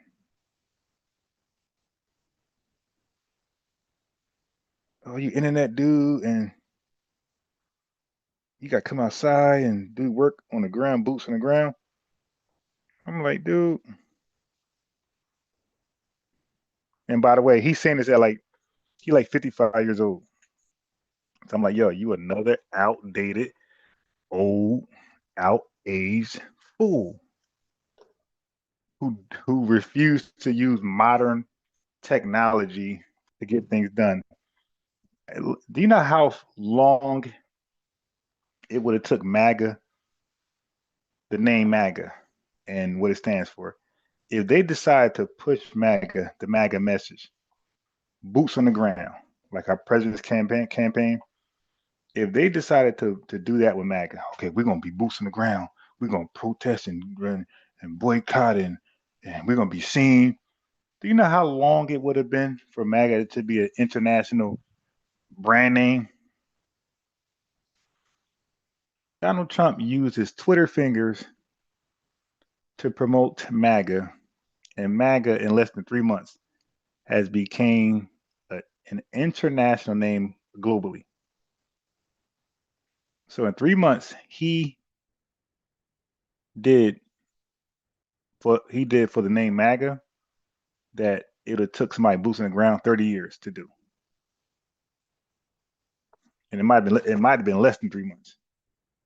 But Twitter fingers made MAGA an international brand name that associates crazy, chimping out white tea people with their crazy president. Okay.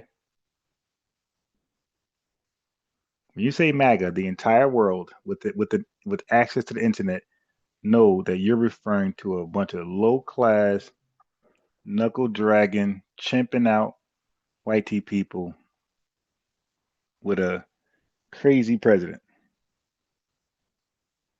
And you're trying to tell me to not use that same tool to magnify and signal boost what we got going on.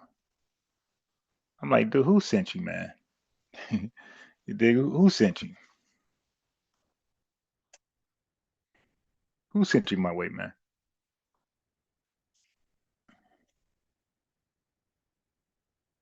So lawmakers, they have historically been way too comfortable addressing group rights when those groups aren't seen as fundamentally challenging existing power structures. The Asian community are they not known to challenge power structures in America? Immigrants, period, that are not citizens, like they don't have no history of challenging systemic racism, white tea supremacy. So that explains why legislation benefiting these hyper selected Asian immigrants, because they don't carry the historical baggage of challenging America's racial foundation. So, of course, they're going to face less resistance than legislation specifically addressing anti-Black violence. So really the political reality is that we have um, been the face of everything for everyone, but we benefit from those things the least. Even with the civil rights movement, right? It created universal language. Again, this wasn't our framing. We were not the framers when it came to the civil rights words, right? The framing. It was the same people we were attacking, fighting against, not with. It was the same people we were fighting against. They decide, hey, well, we're going to write it for you. Now, this is Congress. These are white supremacist people in Congress. These are the same people who was just promoting legal segregation, legal discrimination. They got outvoted. That's all. But they're still in Congress. So you're like, all right, well, okay, fine. We're going to end legal discrimination. We're going to end legal discrimination, but we're going to write the bills up ourselves in the language we choose. And we ain't going to put Black or African American anywhere in there, or even Negro. We're not even put, family, they didn't even put Negro in there.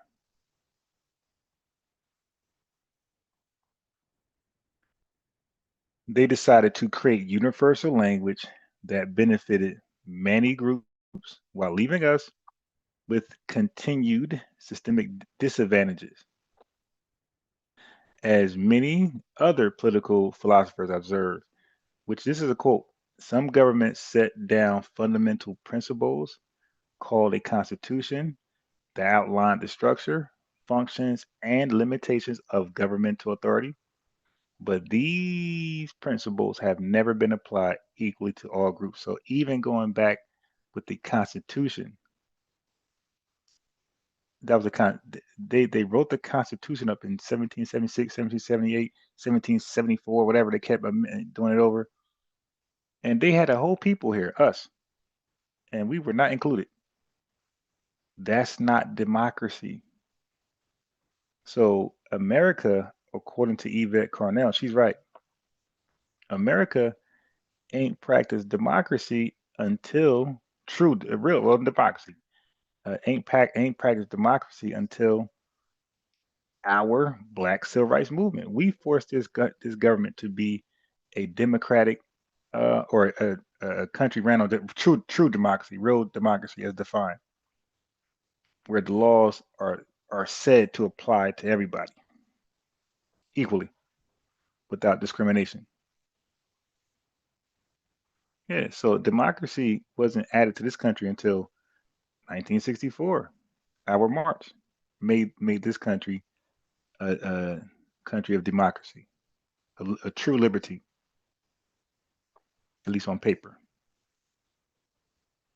We did that because this country was excluding and rejecting people like the Asians, the Latinos, all excluded, all limited, East Indians, all type of immigrants.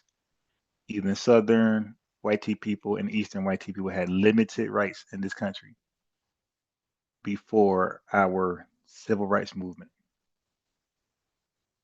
Yeah, so people can thank us for having a country of democracy, right? The fact that people can be treated equally and then run for mayor, counselor, governor, and not be a free white person. That's thanks to Black Americans.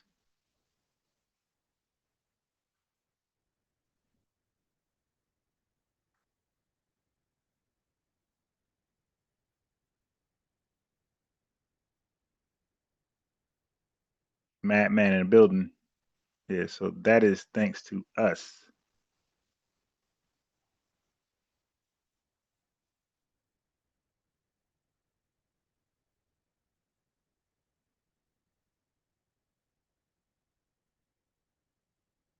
So sometime when Tariq Nasheed be talking to some of these white supremacists on his show, and he be talking like this, like they think he's like joking, right? And you could tell from the last guy, he was like, he thought about it like, huh? I think he went and researched it and realized, oh, he's right.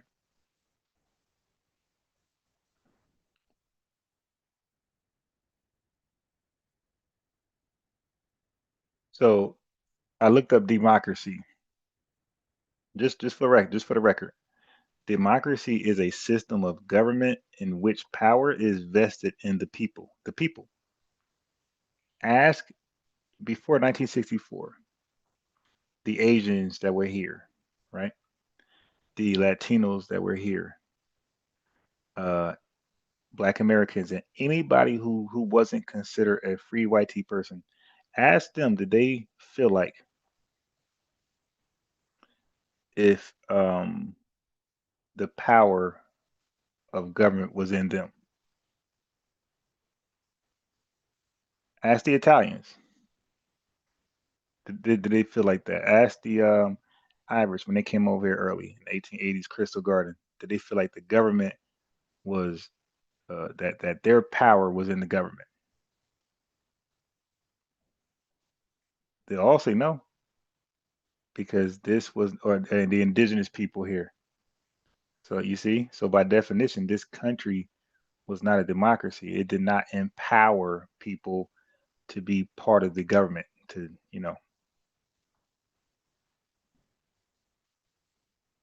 So no, democracy just means rule by the people. Those people, those groups, those ethnic groups I just named, the Asian community, the Asian race that was here, the indigenous people, Latinos, Black Americans, none of us, the Italians, Irish, none of us thought that we were um, the power structure in this country. So it was not a democracy.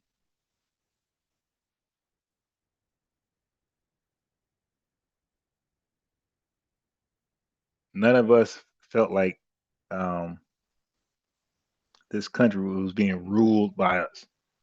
We felt like we were being ruled by the country, by the government that was already playing favorites.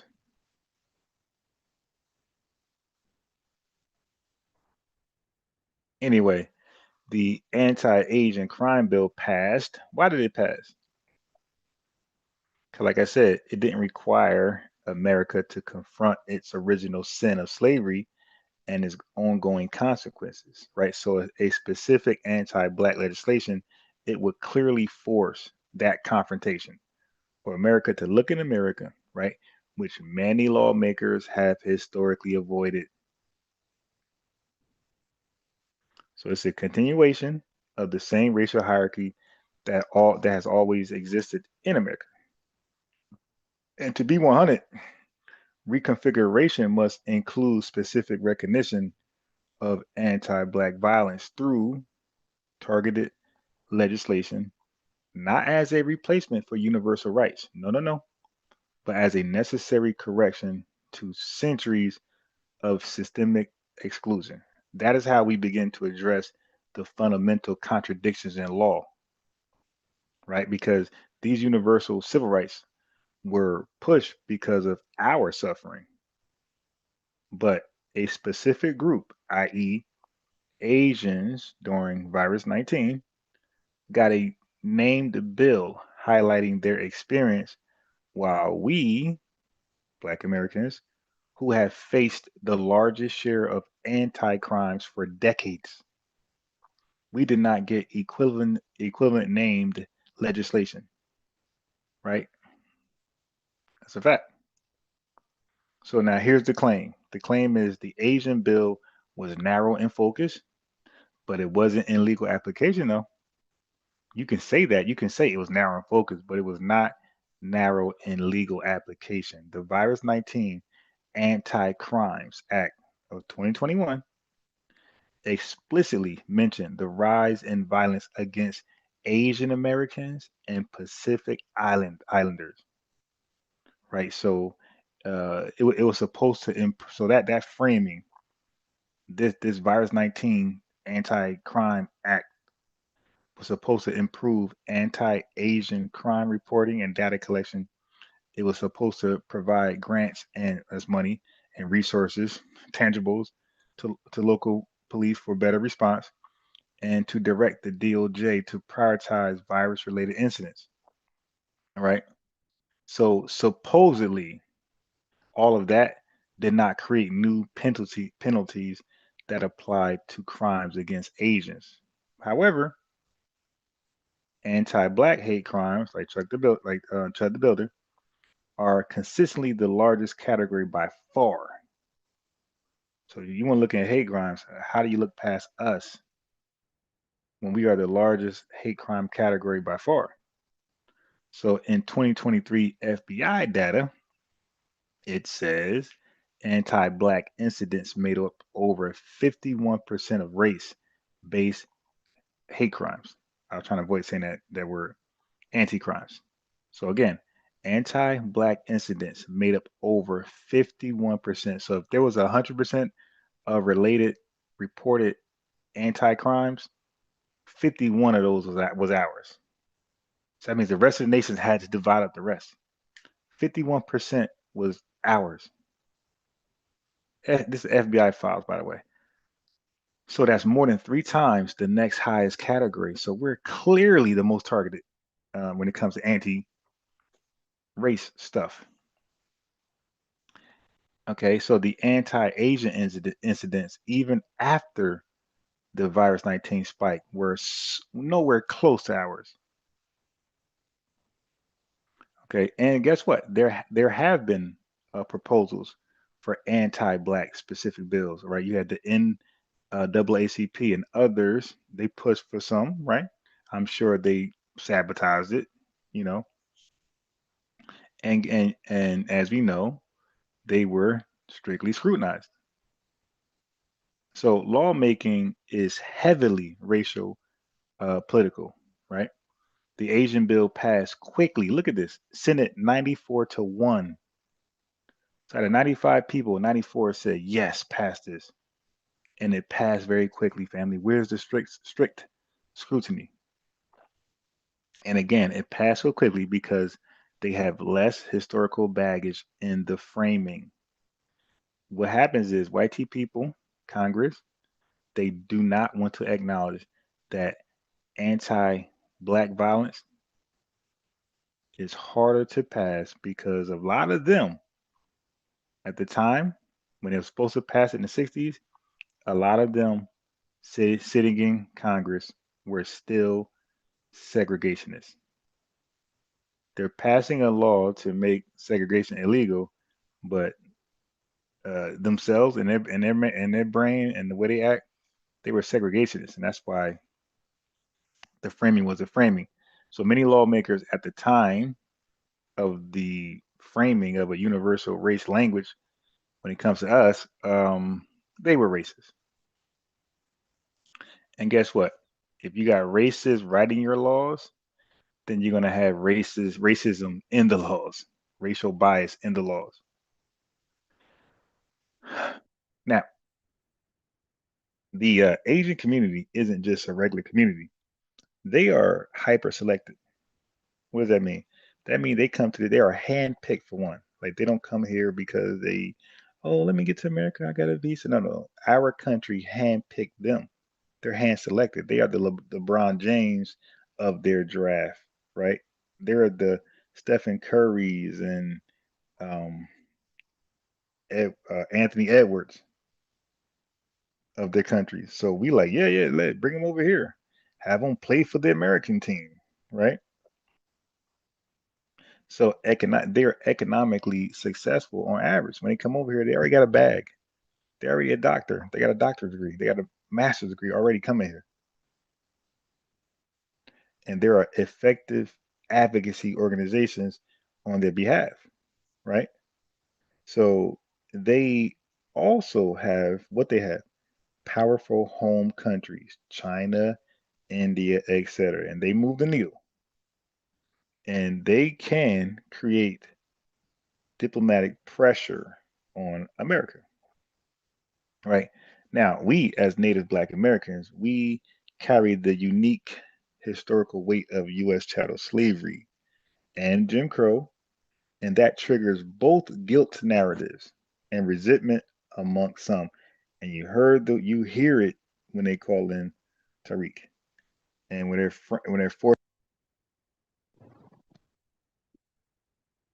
forced to confront their past,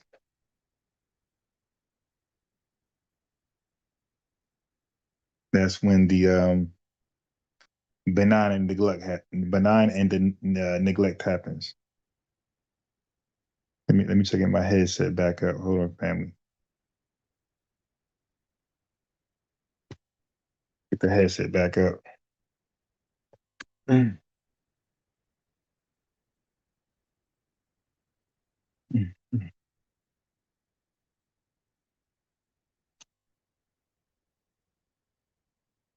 Let me get my headset.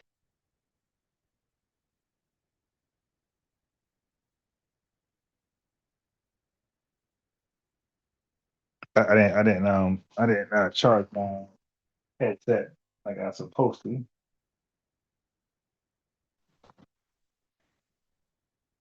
Oh, maybe I did. Why did it said it got battery? Anyway, um, so look what happens. Why it's important to have your name in the bill, because some of you guys like, hey, what's the difference? You know, what's the difference of a name? Well, specific naming provides symbolism, acknowledgement, and targeted resources, which many of us have been denied despite bearing the highest cost of this land, right? So the same remedial logic used for the Asian bill, compelling interest in addressing documented spike in harm, that rhetoric can apply to the anti-Black violence bill, right? Congress could pass an anti-Black violence reduction act framed as remedying specific ongoing harms, just as they did for the Asians. The bottom line is that the law is not colorblind in practice. We know that. Politics, media, narratives, lobbying power, and historical baggage heavily influence which groups get spotlighted legislation. Right? We have driven many universal protections, but benefit the least from the specific recognition and targeted urgency others receive. Right? So that sense of being the face of everyone, but last in line, like we always are, is over. Is over. And that's why we are delineating today. And that's why delineation is necessary. And that's why these agents are in my inbox trying to say, nah, man, that's so unnecessary, man. You in a cult. He's saying all that without disclosing who paid him. He's a Russian troll. He's a bot. So our demand for equivalent care, concern, and naming should be understandable to understanding people, right? Especially after centuries of documented, provable, disproportionate harm, right? So there's an ultimate double standard of constitutional law. The legal system claims that any bill explicitly naming a specific racial group triggers strict scrutiny and is almost impossible to pass, they say, when it comes to us. But a Virus 19 Anti Crimes Act proposed for Asians is easily passed through Congress with near unanimous bipartisanship. Bipartisanship means both parties agree to it, the red side and the blue side. What happened to, oh, we can't pass anything for you because the other side would strike it down? And wait a minute, y'all both was on code when it came to an anti-Asian crime bill. Okay,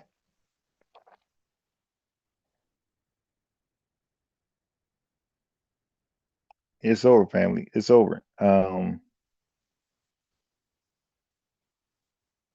So I'm saying this word over and over and over, and and I'm not sure if a lot of you know what it is.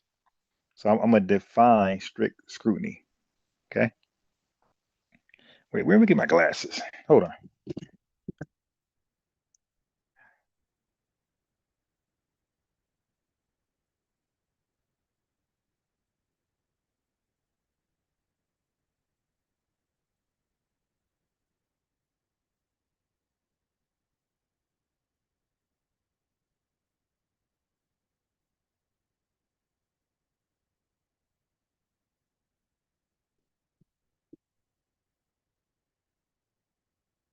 Make sure y'all can hear me. Hold on. Let me read the chat. 'Cause a lot of times I don't read the chat. Y'all be like, yo, we can't. There's no sound. There's no sound. An hour later, I read the chat. Like, oops. Hold on.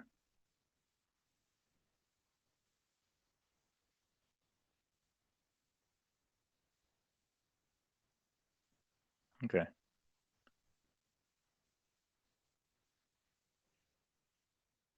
All right. So this is a live where it's really informational. Like this ain't your entertainment live. That'll be later. Like later you'll hear the Somalian guy call in. You'll get your entertainment toxic. Well, I can't. It wasn't toxic. It was a you know it's a good dialogue. But I had to cook him, and it wasn't just me. It's other FBAs in the space that pointed out his contradictory logic. So yeah. So this live right here is for people who are into information. You know who didn't was not in a short class. If your class, you was in a class with 3, 4 people, this ain't gonna be alive. Okay. Strict scrutiny. If you was on a small yellow bus or a small white bus, this live you ain't gonna like. Strict scrutiny is the highest. Listen what it is, family, because I keep saying it. Strict scrutiny is the highest and most stringent standard of judicial review used by the United States courts to elevate the constitutionality of government actions. It is typically triggered when the government restricts a fundamental constitutional right or discriminates against individuals based on suspect classifications like race, religion, or national origin. Under this standard of strict scrutiny, the challenged law or policy is presumed unconstitutional, shifting the burden of proof to the government to satisfy two strict requirements. One is compelling government interest, and the second one is narrowly tailored, least restrictive means. So when I say something got to pass strict scrutiny, I'm talking about the highest and most stringent standard of judicial review used by the United States courts. So they'll tell you that anti-black crime bills are not going to pass strict scrutiny because the racial word black is there. But we like, wait a minute. So how did a anti-Asian crime bill pass? The racial word Asian is there. And then you get the cricket sound. Right? So the logical question is, why wasn't the anti-Asian crime bill scrutinized with the same intensity, the same energy they gave us? And it's simple, because the systemic racists wanted to pass it. On white tea, and I say so. That's literally what it came down to. Yeah, it's a contradiction. Yeah, it's a contradiction in logic, morality, ethics, and all that type of stuff. But I'm white tea, and I say so. So all of a sudden, the legal roadblocks are miraculously cleared when the government needs to signal protection to an invited asset, Asians, or a geopolitical strategic population, Asians.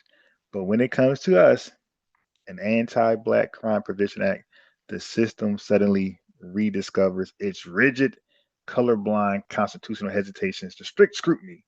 So the law is only colorblind when it's convenient to deny us targeted justice. So when it comes to us, family, they'll throw out strict scrutiny. Remember? Or racially neutral, right? Or they got a broad language. They'll tell us, but then they'll let other folks go with it pass. So it goes back to the original framers of the Civil Rights Acts. Those people in the 1960s were racist. Okay, they were operating in an era of overt terror and legal segregation. A lot of those lawmakers were from the South family. A lot of those lawmakers, a lot of those civil rights framers were from the South, and many from the North. And they carried a deep, multi-generational grudge against us, right? And to this day, the system remembers who had to break the country to get their freedom. They know what we did last summer. They know that we had to pew pew a lot of their own. A lot of them. Okay, we put a lot of them on a t-shirt.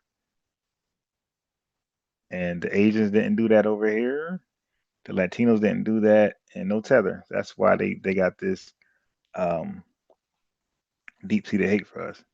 So, or HATE for us. Okay, so lawmakers deliberately avoided putting black or Negro. For those reasons, lawmakers deliberately avoided putting black or Negro in the civil rights bills because they wanted an out. Real simple. So making the language universal allowed them to appease the coon sellout black civil rights movement activists who were left alive, allowed to live without ever validating black people by name, and without leaving a clear, undilutable paper trail for financial accountability.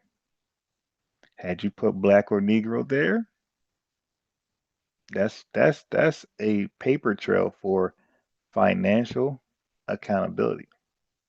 So putting the name of the victim in the bill shows care, concern, empathy, and sympathy. That is the point. The name matters.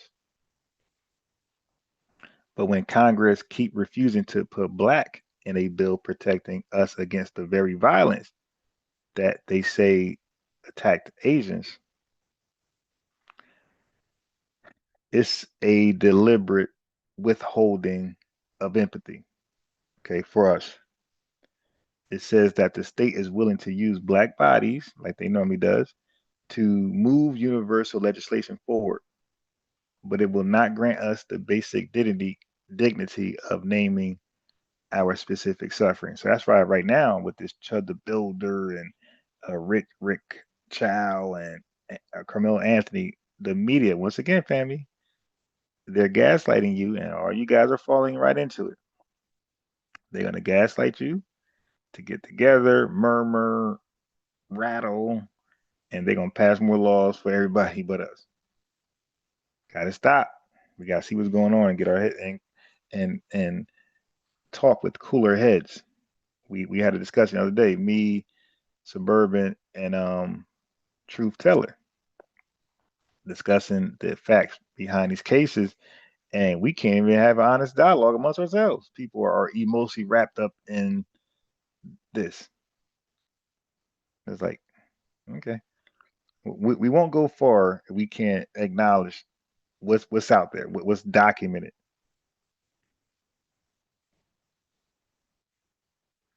So now we also highlighted an issue with the anti-Asian, outside of the obvious, right? The racial bias decision to allow an anti-Asian race crime bill and not allow an anti-black race crime bill. Well, specifically me, I noticed something else. That language isn't so narrow as they say it is. There is an Asian catch-all, and it completely dismantles the idea that the virus 19 bill was a precise, logical, legal response. How I know this?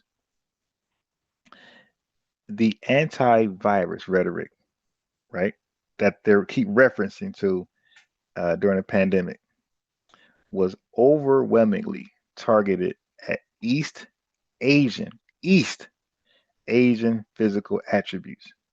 But the bill swept in East Indians, Pakistanis, and a vast of diaspora who faced zero Chinese slurs, creating that created a massive, broad political umbrella. So you got East Indians and Pakistanians swept up in under the and protected by this Asian race category. And that's like a wink, wink right there. Like let's invite because Asians is a race, but the people who were said to be targeted were people with unique and distinctive phenotypical characteristics.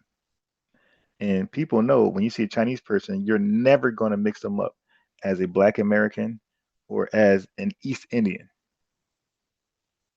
So if you're going to write a bill to protect those who were harmed, you know, uh, during the pandemic, and those people were Chinese people or those who people believe to be Chinese people, then why are East Indians in that? Why are Pakistanis in that?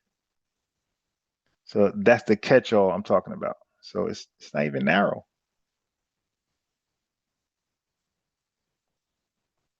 So the system rushed to create a protective barrier for the broader Asian community. It completely ignored the deep-seated anti-Black biases that exist within non-white communities. So the devastating historical so if you look at, like I said, from Latasha Harlins to Rick Child, all that proved that Black Americans are routinely subjected to lethal vigilante violence, Jordan Neely, over the mere suspicion of minor offenses without possessing any stolen items.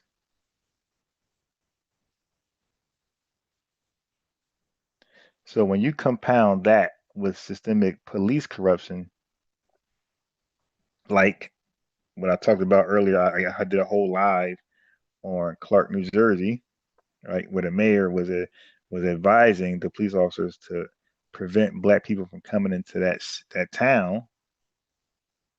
And there's an endless list of unarmed Black people killed, deleted by the state, right? So that those receipts are undeniable. So the reason an anti-Black crime bill has never been passed by name isn't a legal limitation, isn't a legal barrier, has nothing to do with strict scrutiny. It's a moral and structural refusal. The US government refuses to put Black on a corrective bill because in doing so creates an explicit, legally binding receipt for a debt it refuses to pay. It is easier for America to save face globally by naming and protecting newer, hyper-selected populations than it is to look its former enslaved population in the eye, apologize, be accountable, and put our name on a bill of protection and finally deliver realistic justice. They can't do it. But family, listen to the the issue when it comes with putting your name on a crime bill, right? So for us, they say you can't put Black there because constitutional rights should be universal. But for Asians, Congress can pass legislation that names a specific group. So we like, wait a minute. So why you ain't tell them constitutional rights should be universal? So now when you look at the Civil Rights Act, Voting Acts, and Fair Housing Act created broad legal protections that apply to everyone. The Virus 19 Anti-Crimes Act, by contrast, was primarily an enforcement and reporting statute that was politically framed around a specific problem Congress believed existed at that moment. So when we tell people, like, yo, we really are the reason why you got here. Like, hey, family, now we got to say it this way. It's like, yo, your protections in this country is from us. because we were trying to add protection for ourselves, and this country said no. We're gonna give it to everybody else. So not only are we the reason for you guys experiencing true democracy in this country and having liberty and rights in this country, um, it was like a sacrifice because we don't have it.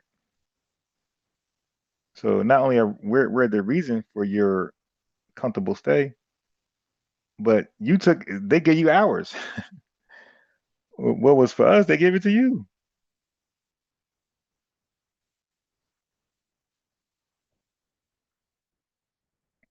So when you guys ask why haven't they passed an anti black um, crime bill,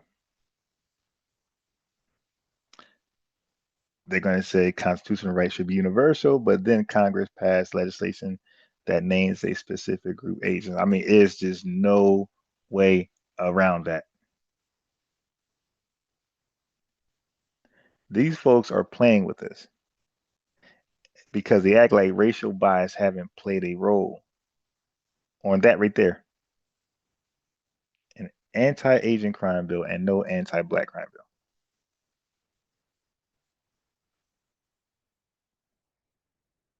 The Civil Rights Act passed despite enormous resistance from segregationists. So when people say, hey man, it can't happen, the Voting Rights Act passed despite enormous resistance from segregationists.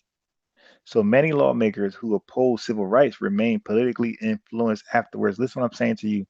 I'm saying the Civil Rights Act passed despite enormous resistance from segregationists. That means they were in office, they were elected, they were still there. The Voting Rights Act, it passed, and those segregationists, those racists were still there, creating laws, denying laws. They were still there. They never got kicked out. It wasn't like, okay, if they said this, if they said, okay, we're moving to a true democracy, we are ending legal discrimination, legal segregation. So everybody who's for that and no pushback, you're staying here. Everybody who was against that, you all got to go because you will always have a racial unconstitutional bias because you were pushing segregation, which is unconstitutional. So that means everything you rule on will be racially biased going forward. Yeah, so the reason why there's no anti black crime bill is because the people who won't let it happen are anti-black.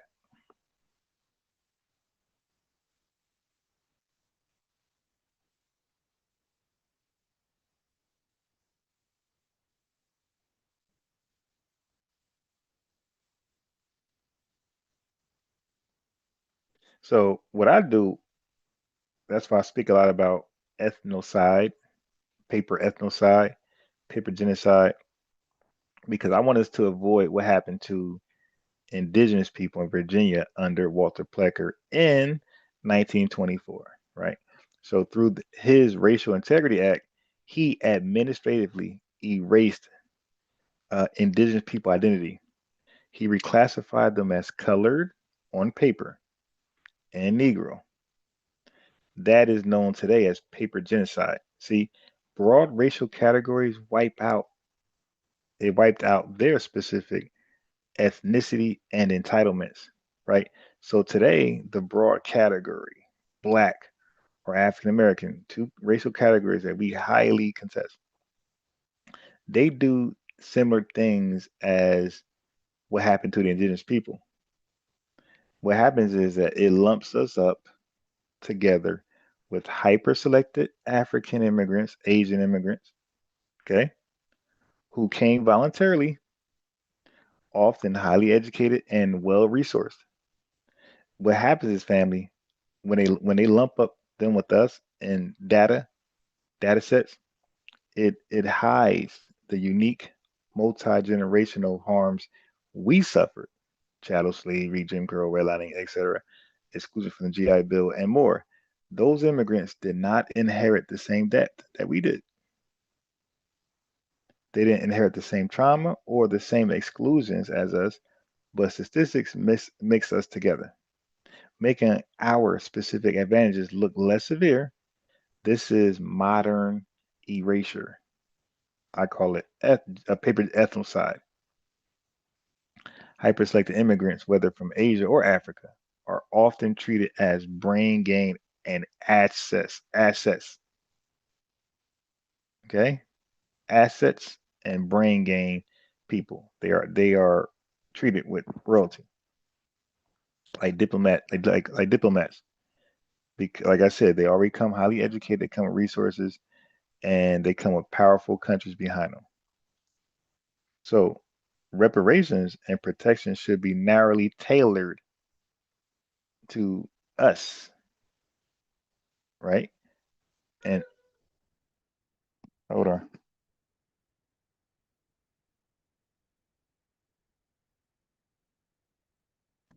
Hey, you went fishing?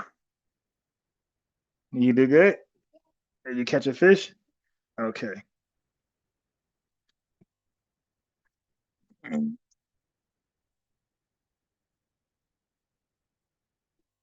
didn't catch any fish? Did you try? Did you throw the fishing pole in there? Hmm? What'd you do? You caught turtles. Yeah, can't find. Yeah, you can't eat the turtles.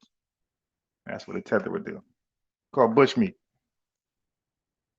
We don't eat bushmeat. Hmm? Okay, it's called a wet market in some countries. In some countries. Okay. Oh, where's my phone? Okay, where was I?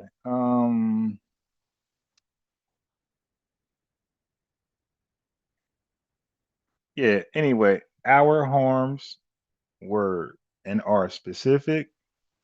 Our contributions in this country are foundational, and our sacrifices were immense, right? So as a result of all that, considering all that, we demand legislation, policies, and recognition in our name out of basic respect and justice. That's a right. That's a right.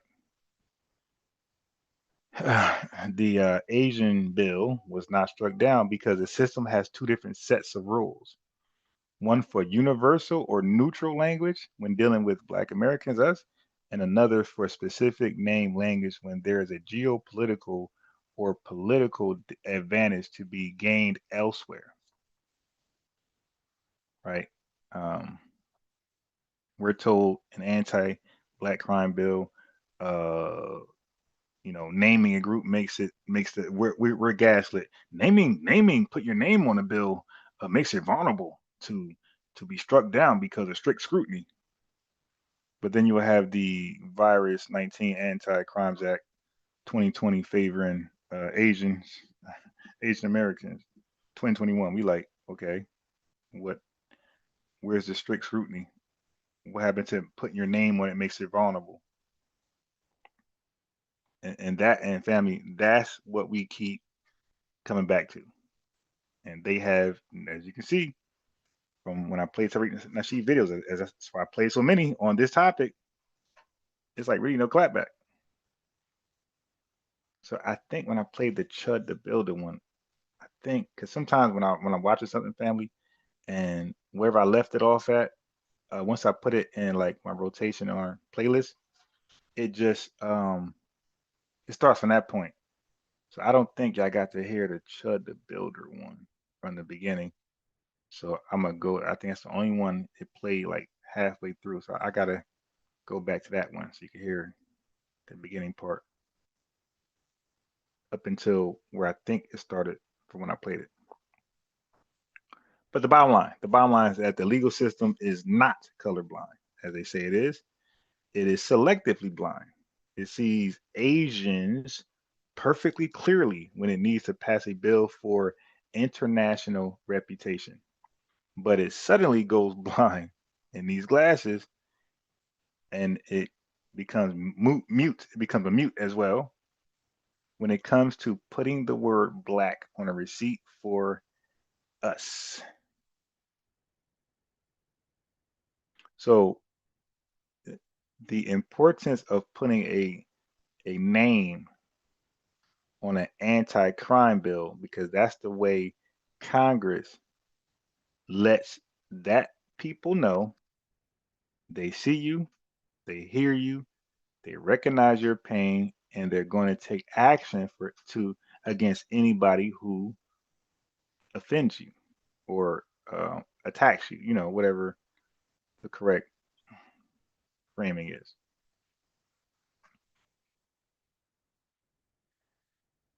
Okay. Now, I'm going to go back and play some of the Chud the Builder thing. And I'm going to go back and play the guy responsive to Rita Sheet about the lawsuit, because I want to address that. Right. So just now I addressed the double standards. Now we're going to discuss a potential lawsuit against Congress. Hold on. But let's go back to the Builder one. I want to get that from the beginning. Hold on. Easy. Whoa there, Tiger. Peace to you, Your Highness. B1 to you. Kahairu, Sanzuku, good morning to you.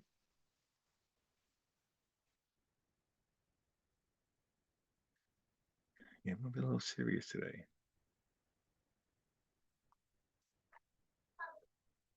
And hopefully this video can be used, you know what I mean, as a reference point in a school, high school, middle school. That's my goal. Use my videos in a school to teach the kids.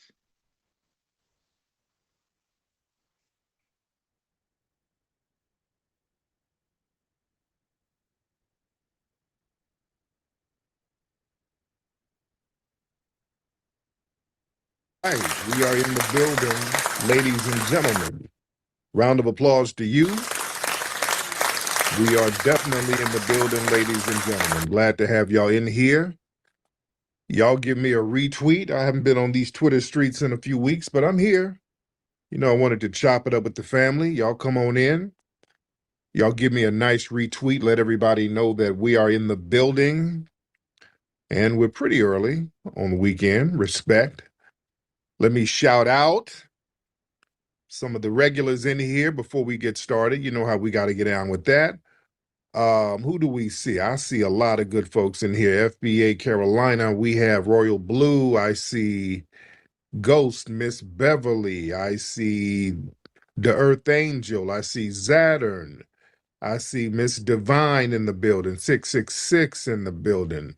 The lovely Tierra Dynamite in the building. I see FBA Town Business, Miss Candace in the building. Average in the building, Brother Martin from Brazil in the author, Brother Maroc. And we're going to get some calls in a minute. We're talking about Chud the Builder again, you know, the white tea supremacist who's running around Nashville harassing people, who's being allowed to harass people. We got to look at it from that perspective. This Chud the Builder, aka Dalton Etherly, who's basically a white supremacist loser. He's trying to get his weight up and his clout up by using black people, by going around using racial epithets, harassing innocent black people, and then threatening to pepper spray them or pull out a pew-pew on them if they retaliate. And I want to look at the bigger picture here. Because we've been talking about how they are allowing him to do this. Law enforcement is basically allowing him to do this. See, we got to look at the bigger picture. The DAs and the prosecutors out there, they could do something about this dude, but they are allowing him to do all this stuff. See, this is why we got to look at the bigger picture. Now, remember, A couple of years ago, Black people, especially in New York, if you were a Black person and you got into an argument with an Asian person, they'd hit you with a hate crime. Black people were getting hit with hate crimes for arguing with Asians. You understand? You didn't have to do anything to them, just arguing with them. And they claim, well, you said a racial epithet. And what was the epithet? Like, you Asian mofo. Oops, that's a hate crime. So they were hitting folks up with hate crime charges. They're not doing anything to this guy, which is a clear hate crime. So family, this is why we need to use the Chud situation as an opportunity to show why it is important that we have a hate crime bill specifically for foundational Black Americans. We need to let them know, hey, since you guys are going to let a vile, rabid white supremacist run around and not do anything to them, well, damn it, if y'all want us to vote, let's get a hate crime bill going. We're not going to ignore this guy. We need a hate crime bill specific for us. Now, for the people who try to say, well, there's already hate crimes, and there's bills against targeting people based on race, no, we need something very specific for us, just like they've done specific crime bills for Jewish people, for Asians, like that COVID hate crime bill, that was a specific crime bill for Asians. Roland and those guys tried to lie about it, but no, that was a specific crime bill for them. We need to stand on business and say we need the same thing for us based on Chud. The more popular he gets, we need to utilize whatever popularity he gets to push more for a crime bill. This is very important, ladies and gentlemen. You understand? Because his situation proves that hate crime laws are basically enforced disproportionately. You know, he goes around Clarksville and Nashville harassing innocent Black people. You know, when people go out, they don't expect to be harassed by a vile white supremacist. You're just minding your business. And they're allowing this vile white supremacist to disrupt the social contract. Remember those words?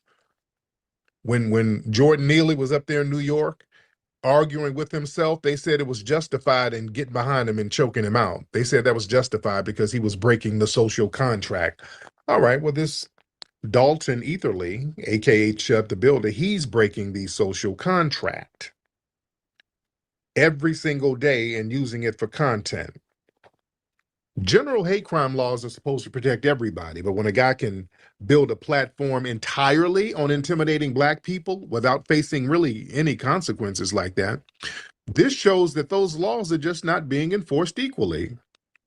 Let's be very clear. Dalton knows not to go to no synagogue.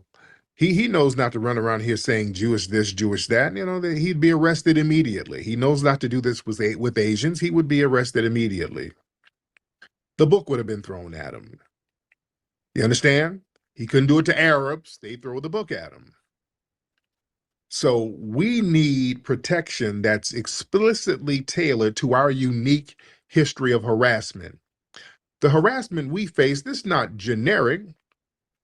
It's rooted in a very specific, historically ingrained anti-Blackness.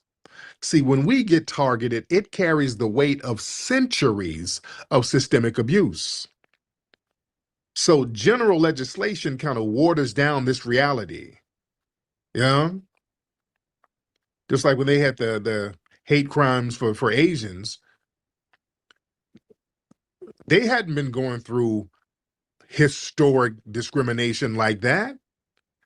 The minute they got, I mean, literally the minute they got a little anger based on the virus or whatever, the minute they got a little pushback, immediately there were hate crimes for them and a Stop Asian Hate movement, and there was all types of money and resources allocated. Literally overnight, we have to go through this stuff century after century, and we get some kind of generic catch-all hate crime that's for everybody. Anytime they put something together for us, they got to attach somebody else.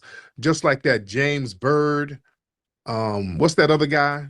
The James Byrd, what's his name? The LGBT white boy who was unalived, and he was unalived based on a damn drug deal going wrong. It wasn't because of his sexuality. What was the guy's name? God, what's that? Y'all raise your hand if you know the guy's name. It's on the tip of my tongue. Y'all know who I'm talking about. I get old nigga brain farts. Raise your hand if you know the name. I can't go on without remembering the name. It was James Byrd. What was that crime bill? Yo, raise your hand, somebody. Somebody knows. Where you at? Where you? Okay, let's try Sir Great Black Shark. I know he knows. Great Black Shark, hop on, brother. Oh, where you at, Great? Okay, Great Black. I don't know where you at. Oh, let me get Black Alpha.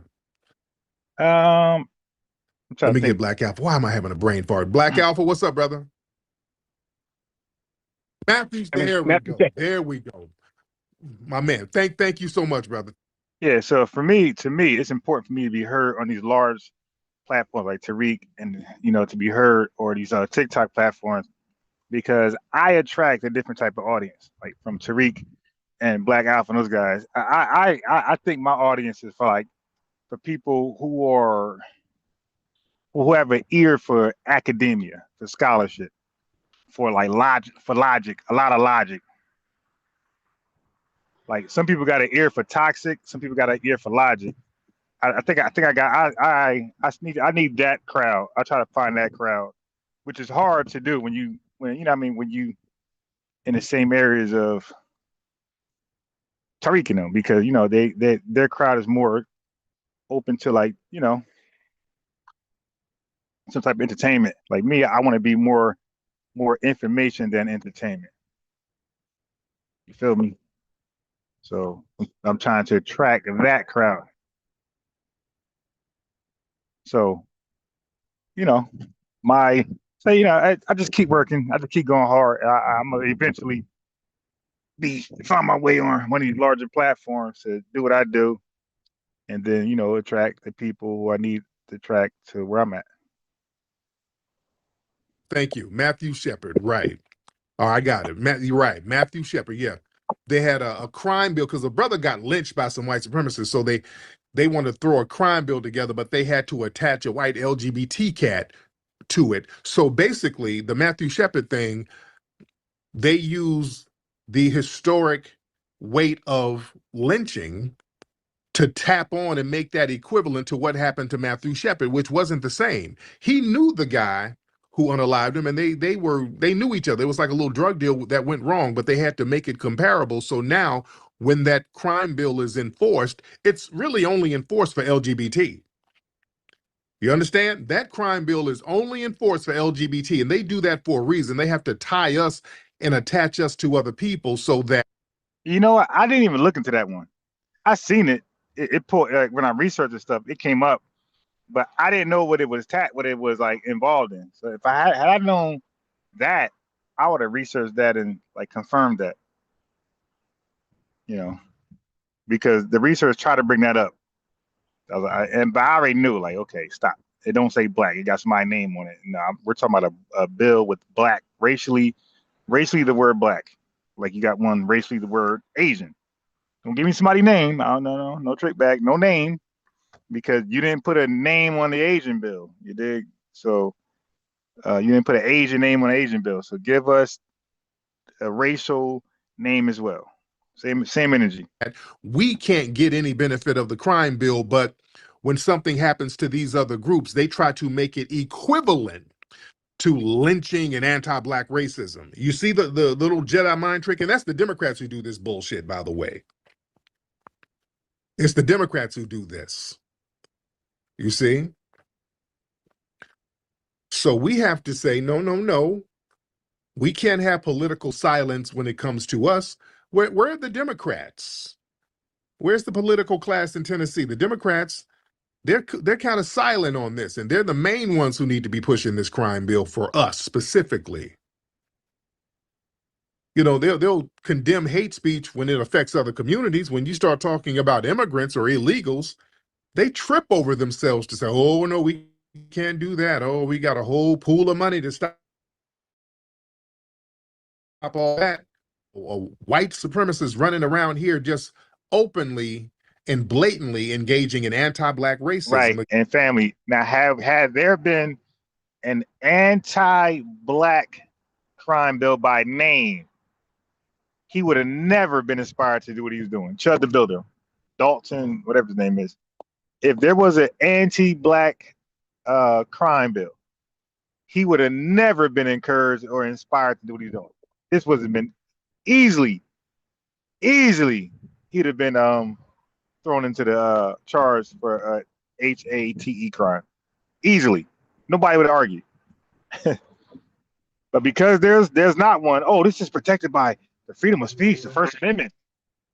Oh, First Amendment. Now, and all these people, because somebody did a video, an interview, a white T guy, a young white T guy, probably 2021, was doing like he's interviewing supporters of Chud, and all these white people, all these white T people, oh, he just exercises freedom of speech because you got to protect the First Amendment, because then they're coming for the Second Amendment next. So and the Second Amendment protects the First Amendment. So like all this white T rhetoric.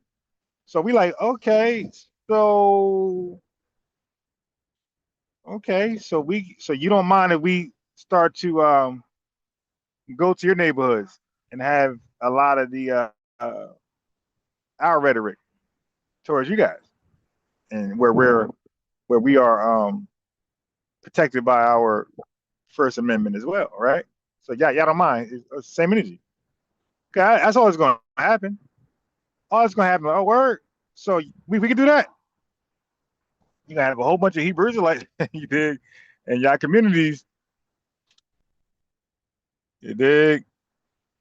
Because right now, what the Hebrew Israelites do is they get permits from cities to like do public speeching, but like they like in a downtown area, where it's like more entertainment, more theatrical. They don't got to do that. According to you guys, they could do it Chud the Builder style. They can go right into and we need to encourage some of those Israelite brothers. Like, you know what? Go right into those white tea areas more often and show them how to do it. And just talk about the white tea man all day long. You dig? Hold on, family. I'm trying to get me a coffee. Oh my God. Everybody in the bikini does not look good. Y'all got to know that. Oh my God, this woman right here.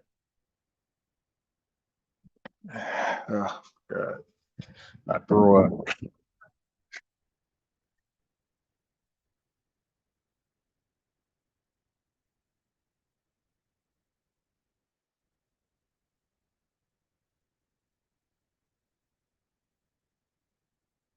Yeah. So yes, sir.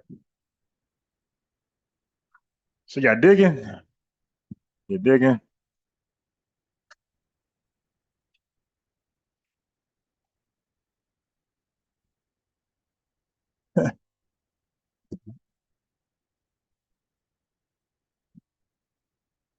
Yeah. Just because you got a bikini on doesn't mean you're attractive. Man, give me a second. I'm trying to get some coffee. I bought some coffee earlier from here. Now, whoever made that coffee must have been new. That shit was disgusting. It was so like dumb, extra, unnecessarily strong. It's just still in the car. So nasty. I'm out here buying more coffee.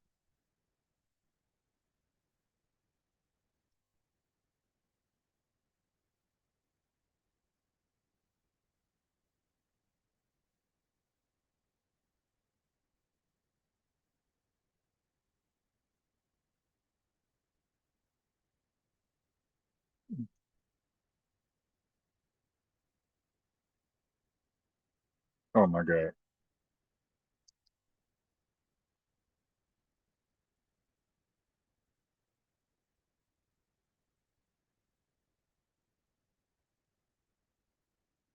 Yeah, but I really know, that I really believe that a lot of like the have nakedness in our society came from others.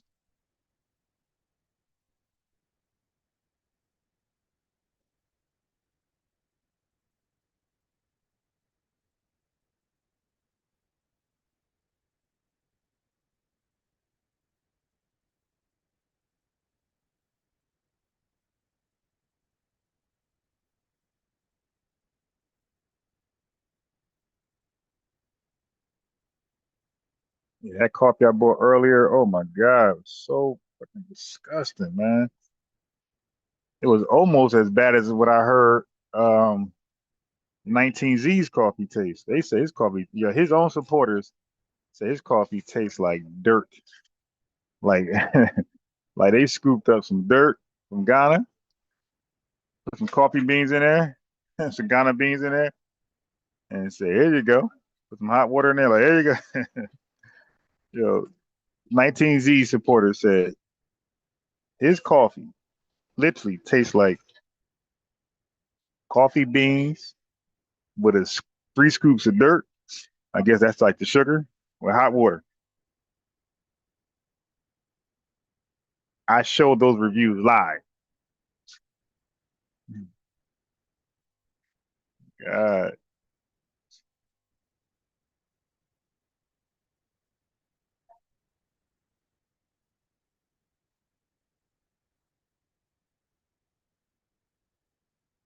And that coffee I drunk earlier almost was as bad as I heard his was. But now I'm back here spending double the money.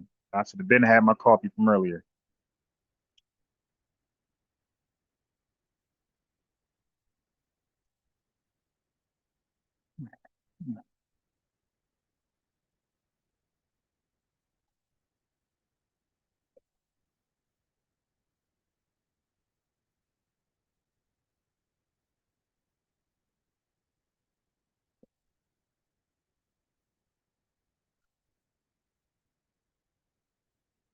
God damn.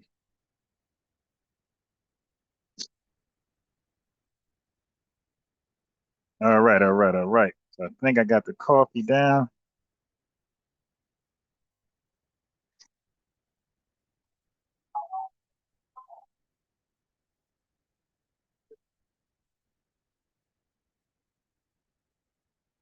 Oh yeah, it tastes way better. This coffee tastes way better.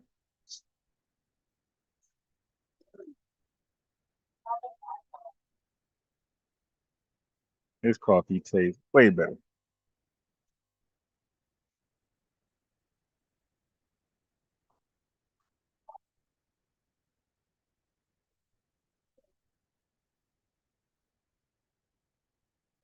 Hello.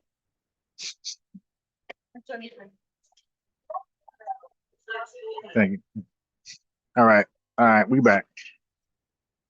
We are back.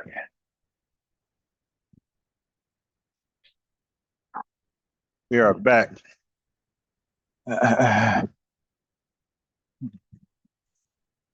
We are back. I really didn't know. Yeah, that's crazy, yo. I would have never been this observant without delineation. Yo, my city is literally taken over by Hispanics and like Jamaicans. Like I didn't know this. I didn't know this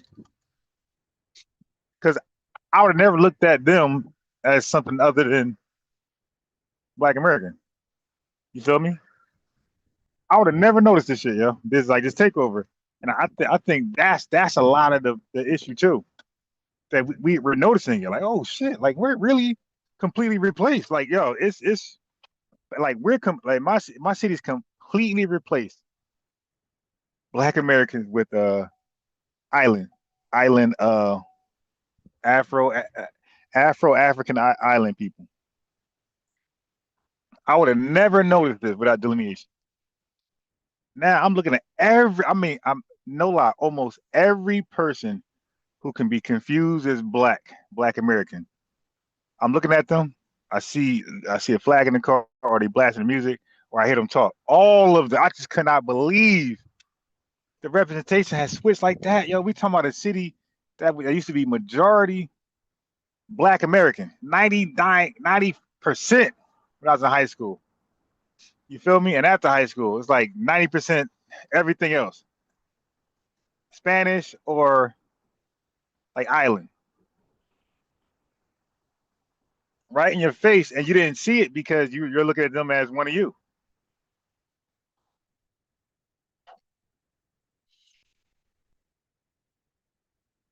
Right in your face, man.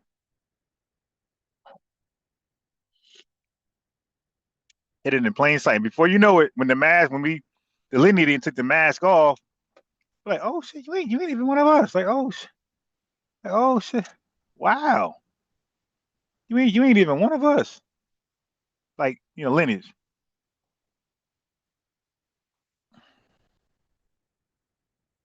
And there's nothing wrong with them in particular. You feel me? That's not what I'm saying. I'm saying like it's just like you want to know that, like, oh shit, like there's a plot to like dilute us and get us up out of here without us knowing we're being diluted and gotten up out of here. Like maybe if we know that's the plot, maybe we would not be so. Maybe we wouldn't go with it. Maybe we would have resisted. That word resistance. Maybe we would have resisted. Maybe we wouldn't have been so quick to relocate down south had we known this is what's happening. There's like an agenda. Like people are saying, yeah, go. Like there's a whisper, go down south, sell your house, go to PA, sell your home. You know what I mean? Had we known that whisper was there, then maybe some of us, just maybe some of us, would have held on a little longer. Is that even a possibility? Had we known that this is how it would have looked. You feel me? If we would have known this was the look 5 years, 10 years later, like no Black Americans to represent a historical Black city, gone. Would people have been so easily moved out, relocated? That's the thing. Okay, so against us, they're not saying anything. And he's monetizing it.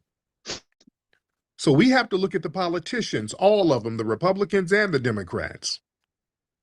You see? See that right now, the system creates a hierarchy of who gets protected and who gets ignored. So when politicians and prosecutors have to figure out if an incident fits into a broad general hate crime statute, our cases get pushed to the bottom of the pile. And then it gets dismissed as First Amendment expressions and all that shit. So a bill dedicated specifically to foundational Black Americans, that's going to remove all that ambiguity. That's going to say that our safety is a priority. It's not an afterthought. And with this dude, it's not just words. This dude has physically assaulted people. He threatens people. It's going to go bad. It's clearly going to go bad at any moment. This dude is a powder keg waiting to explode. It's not about First Amendment. It's not about just words. This guy is putting his hands on people. He's pepper spraying people. So they let somebody continuously test the waters of racial harassment without any legal pushback. You see, that's a problem. Yeah? So we're not asking for anything that's unprecedented. We've seen specific legislation drafted for Jewish communities, Asian communities, other protected classes, LGBT. Yeah? So why are we treated as the exception? If other groups can receive tailored legal shields against these crime waves like what we're seeing now, they can do the same. We got to stop letting these people give us a bunch of excuses. You see? And the Democrats, man, we've been the foundational Black Americans historically have been the most consistent, reliable voting bloc for the Democrats. So how long can they expect that loyalty if they remain silent on us being harassed in the streets? See, the Democrats are running around here whining about they're not getting the Black vote like they needed. Yeah, the hell we voting for you for? You ain't doing nothing. Yeah, you only come around when you need us to put you in office. When we're telling you there's problems out here that we want the political class to do something about, because when we hit the streets and try to do it on some vigilante style, we get caught up. Y'all start hitting us up with your damn crime bills that you done implemented with Clinton and Biden. So we protect ourselves. It's like, damn if we do, damn if we don't. Yeah? So this whole harassment as a business model, that has to be criminalized. We see streamers like Etherly monetizing the hate against us. You can't do that with other people. You profiting off racially harassing Black people, innocent Black people who are going out minding their business, and this vile white supremacist is harassing them, violating their civil rights. Yeah? So we need legislation that targets the business of anti-Black intimidation. You see? And we need law enforcement to be accountable for this stuff. See, when the police in Clarksville and Nashville watch this happen and basically do nothing, they're complicit. The prosecutors and DAs, they're complicit. You see, so if something happens, this guy ends up ambushing somebody, I hope the family hits the city and wipes them clean. In the court, on a civil case at least, because we've been warning the city that this is happening and this is a problem and they're going to have to do something about it. And let me say this, a lot of people are like, well, this guy's getting away with it. And respect to the people of Nashville, let me say that, because this Etherly guy, his whole shtick is, well, the Blacks are going to chimp out. Nobody's chimped out on the guy. Nobody's really, he got pressed at a gas station. He went over there to the trenches and they pressed him, and then he immediately got on the phone whining to the police. But the Black citizens of Nashville, you know, they've had a lot of very strategic restraint, and I respect that, because they see martyrdom, they see it's a martyrdom trap. You understand what I'm saying? This Dalton Chud guy, what he's trying to do, because he's a loser, look like he's trying to really commit suicide by community. You know, he knows he's an insignificant loser. He wants to transition from a failing streamer to a white supremacist martyr. So he wants a viral exit strategy. So if he gets erased, it's on camera so his name can live on in all white history. It's like a Dylan Roof. You know, he's a loser, so he crashed out. He knew he was going to get locked down and all that. So he wanted to take one for the white supremacist team. He wanted to martyr himself. So a lot of the Black community there, they're too smart to really give a nobody the historical relevance he's begging for. So a lot of the people are showing restraint. They know what it is. They're like, this is trailer trash. This is trailer damn trash. You know, you got nice working class Black folks up there in Nashville. You know what I'm saying?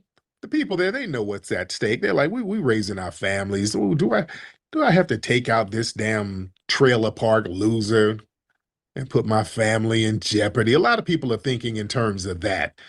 We got to go through all that for some trailer trash with nothing to lose. You know, they're desperately looking for a reactionary Negro. And, you know, the police over there, they're essentially acting like his unofficial security detail. They're trying to bait Black people to crash out and all that stuff. So listen, understand, discipline is not the same thing as docility. A lot of people are saying the people in Nashville are docile. No, they're just, you got a lot of working class people in Nashville. You know, they're just disciplined. This shows the civility and restraint that we have. Nobody's crashed out on this guy in Nashville. You understand? So a lot of people are refusing to give him a legacy. Now, let's be clear. That's not to say that somebody won't say, hey, you know what? I want that. Let's be clear. Now, somebody, you keep pressing buttons, the elevator's going to come down. Yeah. Some people might be like, hey, I ain't got nothing to lose either.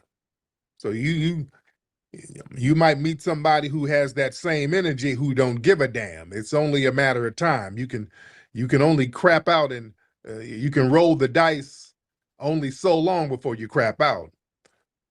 You understand? Listen, patience is not infinite. Like I said, the community's been pretty strategic so far, but the political class need to understand they're playing a dangerous game. You can't have somebody out here harassing innocent people indefinitely, and the law enforcement ain't doing nothing about it. And now somebody's gonna be like, "Hey, wait a minute, we gonna have to take care of this shit on our own." Somebody's gonna say, "Damn the consequences." Hey, we're not just gonna be threatened by this white supremacist indefinitely. We can't go out and enjoy ourselves. And no, somebody eventually is gonna say, "Hey, that." And as far as this dude, he's gonna keep trying to push the envelope with his content. There's only so much stuff he's gonna do in Nashville. So he might try to expand into other cities. And that's not going to be good. And that's why he ain't going up there to Memphis. If he tries to go up there to Memphis, it's going to be a different thing. You got a bunch of cats in Memphis who want that. You got people in Memphis who don't give a damn. Yeah. But hey, we'll see what's going on with that. Let me talk to the family in here. Capstar, you've been doing a lot of gesticulating and All right, so let me chime in now. And in fact, let me switch my laptop real quick. I want to share my screen on something.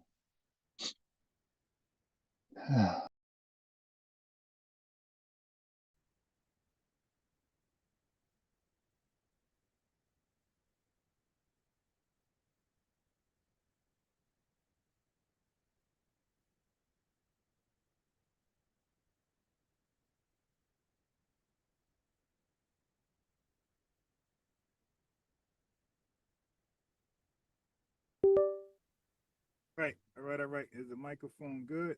Is the wire good? Is the microphone good? I don't see. Hello. The activity, I don't see it going up. Yeah, I got this cheap wire. I got two good wires, but they both like Type C wires. One is good for the cell phone charge. Another one I was hoping was good for the microphone, but we're gonna switch. I don't see the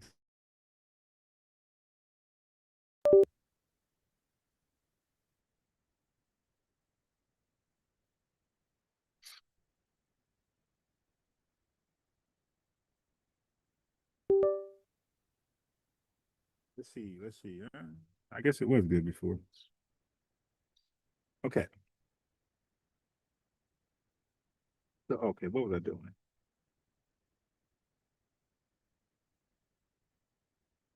What was I doing? Root work for you. Yeah, that song in my head.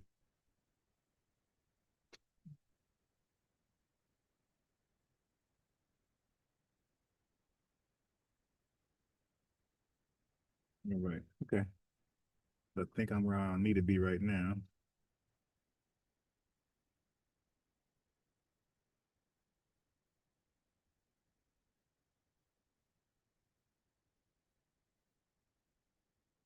So I want to play this video right here real fast.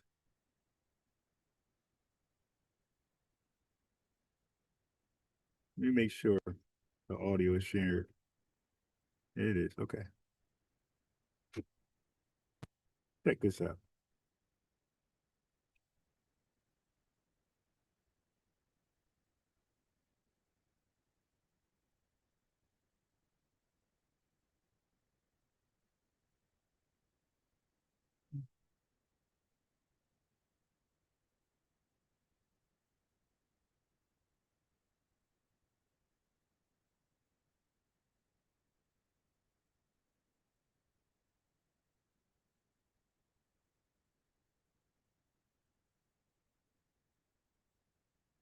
Okay, that makes sense. All right, check this out, family.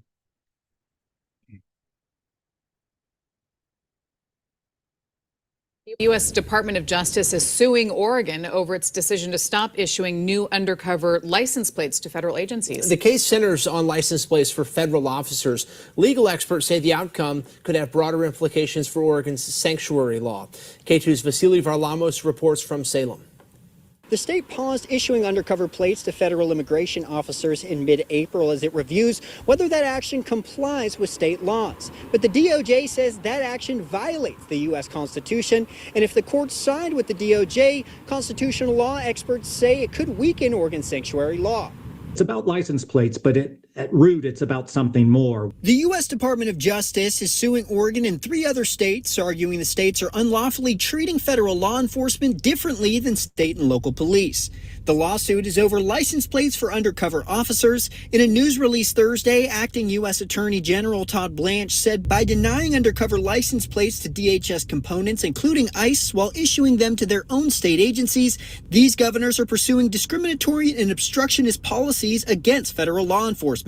If the federal government wins, it's going to be very difficult for Oregon to enforce its sanctuary law. Norman Williams, professor of constitutional law at Willamette University, says a federal victory could make it harder for Oregon to limit future cooperation with ICE if courts determine that withholding certain state resources amounts to discrimination. But he feels Oregon may have a case against this. He says past Supreme Court rulings have barred states from discriminating against federal officers by taxing or regulating them, but the Supreme Court hasn't extended that to state-provided benefits like undercover plates. I think people should be very much watching this litigation, because how this litigation ultimately concludes will give us real insight as to what must the state do in terms of helping ICE officers versus what can the state do to prevent any assistance to federal immigration enforcement. Now, Williams expects this case to move fairly quickly. He says the Justice Department will likely seek an order requiring the states resume issuing those undercover plates as the legal situation unfolds,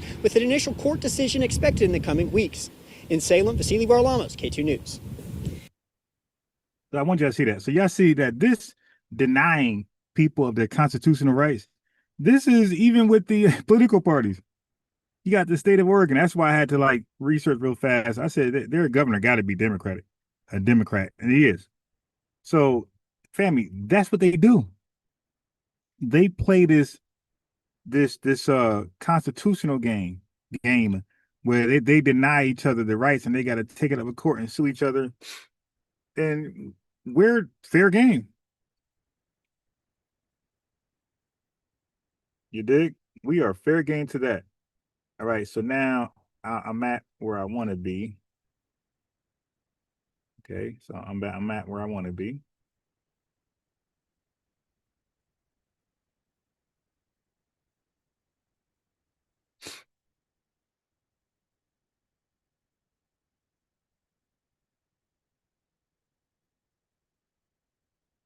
Okay, I'm at where I want to be. All right, roll the tape, Bob. So this guy had an interesting argument. Oh my God, it went back. About these native kids, we're new here, so he don't have like a crew to run. Timed at a timestamp. I have it set at a timestamp. Internet Explorer. I can't stand Internet Explorer. It keeps resetting my browser. Let's go. Yeah, he had them old crazy eyes. It's the other one. It's the squirrel. Is it a squirrel? I thought, yeah, Scrat. It's called Scrat. Let me get Evil DJ. Let me get Tracy D. All right. Evil Tracy, what's up, brother? Hop on. What up, Flex? Can you hear me? I can hear you, man. How are you? Good, man. I was trying to get on there last night. Go ahead. Yeah, so basically, I had a conversation with Chat GTP. Oh, yeah. Whatever, how you say, I'm stuttering right now, but Go ahead. yeah, so you know, the situation with Chud the Builder, the current crime bill that they passed for Asians, it's actually unconstitutional for them to do that. Just like how Sister Brooke in New York is doing the thing with, letting them, not letting them make it unconstitutional. The same thing applies to this crime bill, because it's unconstitutional to have to do things specifically for one group. They have to do it for everybody. The reason why it has the Asian writing in it is because the person who drew it up was an Asian woman, so she put all her stuff in there. But you can actually bring a lawsuit. We got overwhelming evidence that would say that having crimes committed against us or underwhelmed, and they don't do anything for us, but they overcharge us and hit us with crime bills. But we can bring lawsuits against them. And when I had this conversation with ChatGPT, I was going back and forth with him, and I can send the conversation to you for you to look over for yourself. Okay. But now in that crime bill, that COVID thing, and I got to watch my words here, for the Asians, it said the United States government explicitly condemns any form of hate or discrimination against Asians. So they specifically denounced it. They've never done that for us. They've never said the U.S. government denounces any type of discrimination or racism against Black Americans. So that's what we need. We need that same type of specificity that they put in that crime bill for Asians. All right. But the only thing about it is, if they were to ever do that officially, we could sue them for every time they do that. We can sue them when they charge us for stuff, but they don't charge them or anybody else for crimes against us. Yeah, I don't really get that. I don't. Well, I can send it to you. Yeah. So the guy had good intentions. He just didn't understand what he was trying to find out, right? And you don't want to, whatever. Like he did okay, because it made me do the research for him in what he was trying to say.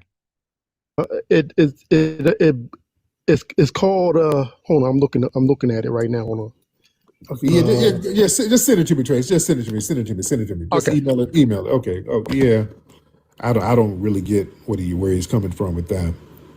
Yeah, I don't get where he's coming from with that. Do the Shit, I research can for write this shit. Hell, I write in it. what he was trying to say. I can write a bill exactly what we need and word it a certain way. Yeah. Man. So write it, but I'm gonna grit it? Hold on. What did you say? Wait a minute. Hold on. All right, so let me pick up where he left off, or what he was trying to say. Okay, so he was trying to describe what Edward Blum does to the Democratic Party, the liberals. So he was trying to argue that a lawsuit could potentially be filed challenging things like the anti, hold on.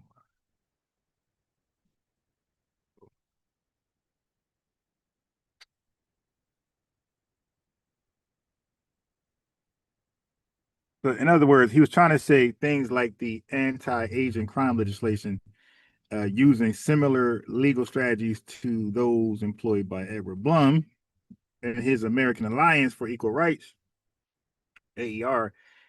If there was a liberal Edward Blum, if there was a independent Edward Blum, let's say FBA Adolph's lawyer, who goes around knocking down racial bias programs that exclude or favor or prioritize other races, like the anti-Asian crime legislation. So what he's trying to say is, like, an Edward Blum type of liberal or FBA independent person, lawyer, can go around and knock out the anti-Asian crime bill because it is unconstitutional. That's what he's trying to say. So the way Edward Blum does his thing, he enacts certain lawsuits that argue that legislation violates constitution. If legislation violates constitutional equal protection principles, of federal civil rights statutes by specifically naming and prioritizing one racial group, he'll knock them down.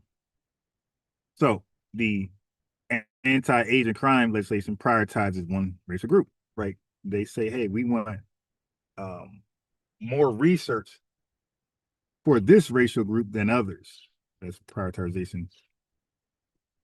So Edward Blum's organization has successfully challenged race-specific programs by arguing they violate 42 USC 1981, the Civil Rights Act of 1866, and other anti-discrimination laws. And he's won against the American Bar Association Legal Opportunity Scholarship Fund and forced policy changes in minority businesses certification programs. Okay, so if you wanted to, if the dude where he was going, if he wanted that lawsuit to be a reality, then somebody got to argue that the legislation constitutes racial discrimination by specifically naming Asian Americans as protected victims while excluding other groups. Again, for what the dude that what he was arguing, somebody got to argue that that anti-Asian bill, it constitutes racial discrimination by specifically naming Asian Americans. So they got to prove racial discrimination. And then it has to exclude other groups, right? So then you got to cite the same constitutional arguments used against affirmative action and race-based specific scholarships. You got to potentially seek to force the legislation to be rewritten in a race-neutral language. Right. So the anti-Asian crime legislation was passed with near unanimous bipartisan support and has faced no serious legal challenges as an anti-Black crime bill would have. It didn't face no legal pushback from an Edward Blum type figure. So Edward Blum's playbook relies on a very specific interpretation of the Equal Protection Clause of the 14th Amendment and Section 1981 of the Civil Rights Act of 1866, right?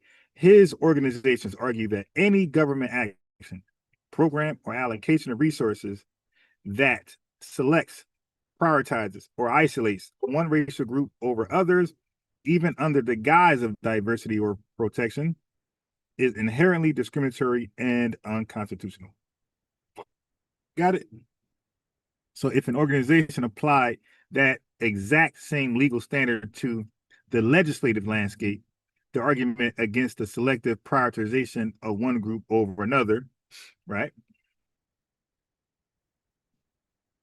So under the 14th Amendment, when the government passes legislation that creates a racial classification or explicitly names a specific racial group for targeted federal resources, taking or prioritization of the courts must view it under strict scrutiny. I defined that earlier.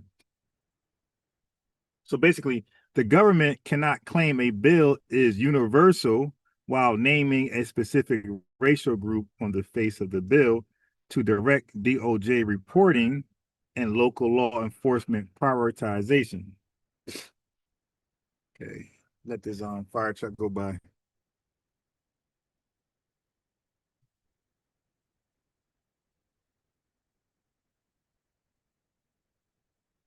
And they take the longest to go by.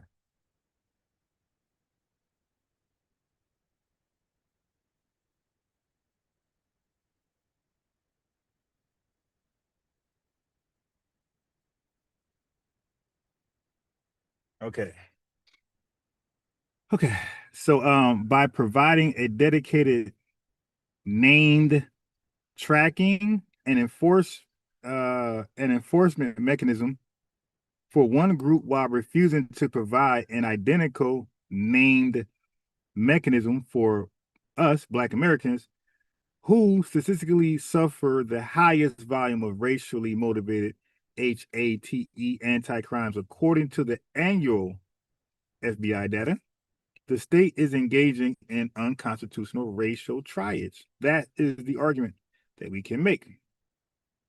All right, because in constitutional law, a statute can be struck down or challenged if it's under inclusive under inclusive, meaning it purports to solve a general societal problem, anti-crimes, but selectively excludes groups that suffer the exact same or demonstrably worse versions of that problem.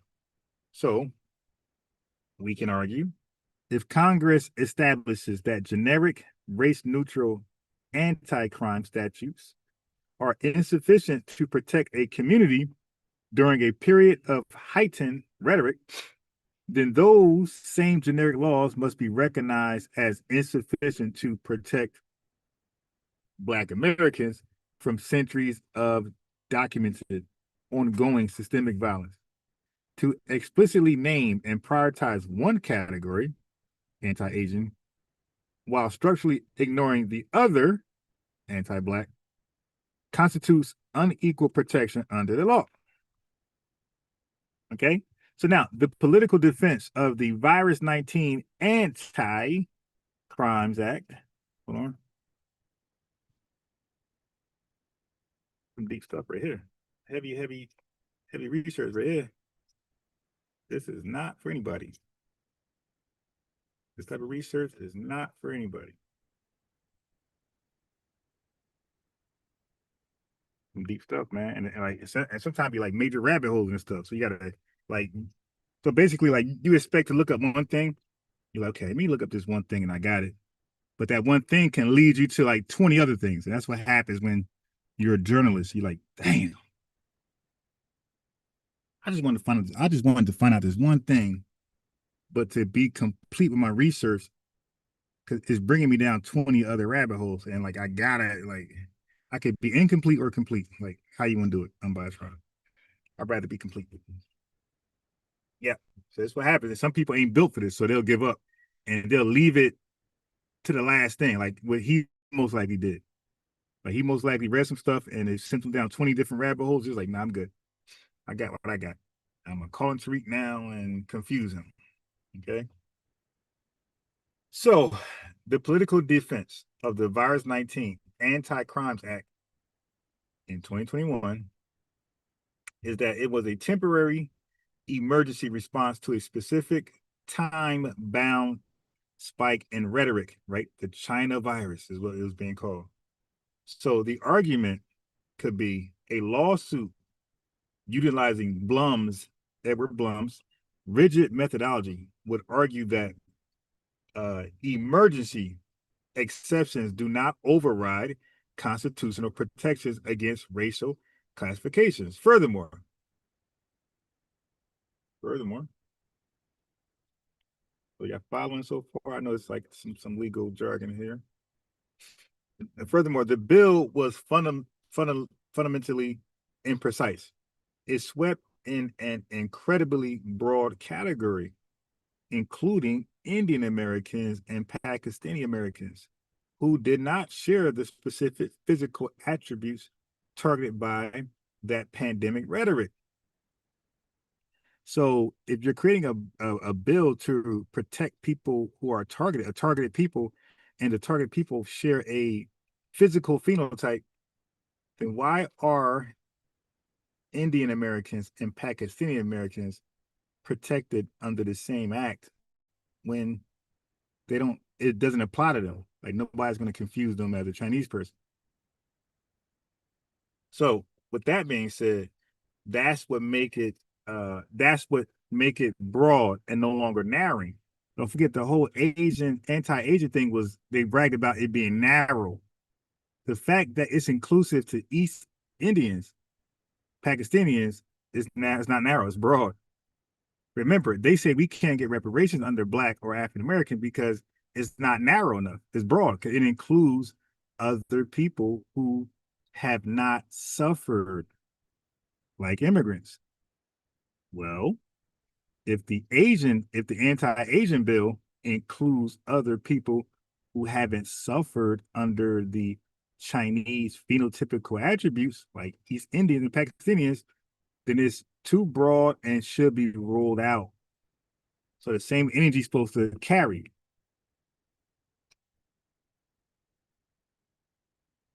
So that type of lack of narrowing makes the legislative classification vulnerable under a strict colorblind legal framework. So it's supposed to have been thrown out, like they say ours is thrown out. The system allows the specific naming of a group when it serves a geopolitical purpose or stabilizes an asset class, wink, wink, Asian American, East Indian Americans. But the moment when we demand the same level of energy, of administrative specificity, the conservative Edward Blum's legal apparatus suddenly mobilizes strict scrutiny and Section 1981 to strike it down, while the legislative apparatus feigns constitutional helplessness. All right? They will tell us, gaslight us at this point, the law must be colorblind. They tell us that organizations like Edward Blum's American Alliance for Equal Rights are just fighting for the pure principle that you cannot organize opportunities or benefits around race because he will strike it down. They use that logic and those excuses to sue racially Black-owned venture funds, to strike down affirmative action, and to bury minority business grants, right?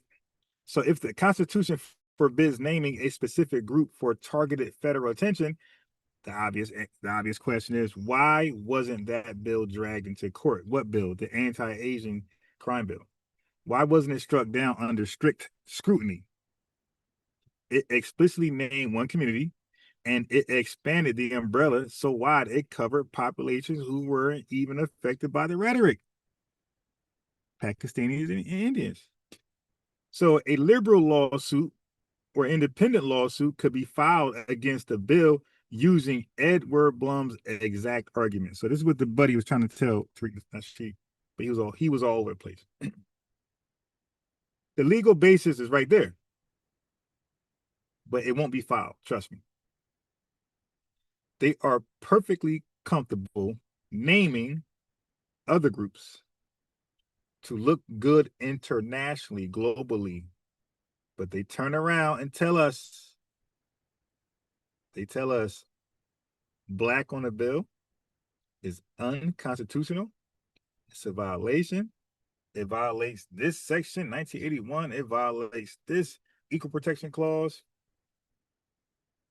It ain't narrow enough. It ain't broad enough. Whatever they say, they throw the whole book at us.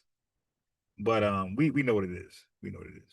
It's a selective blindness designed to deny a foundational debt. But anyway, so to the man point, no, you can't take Congress to court, buddy. You can't take Congress to court for failing to pass a law. But however, you can sue the government.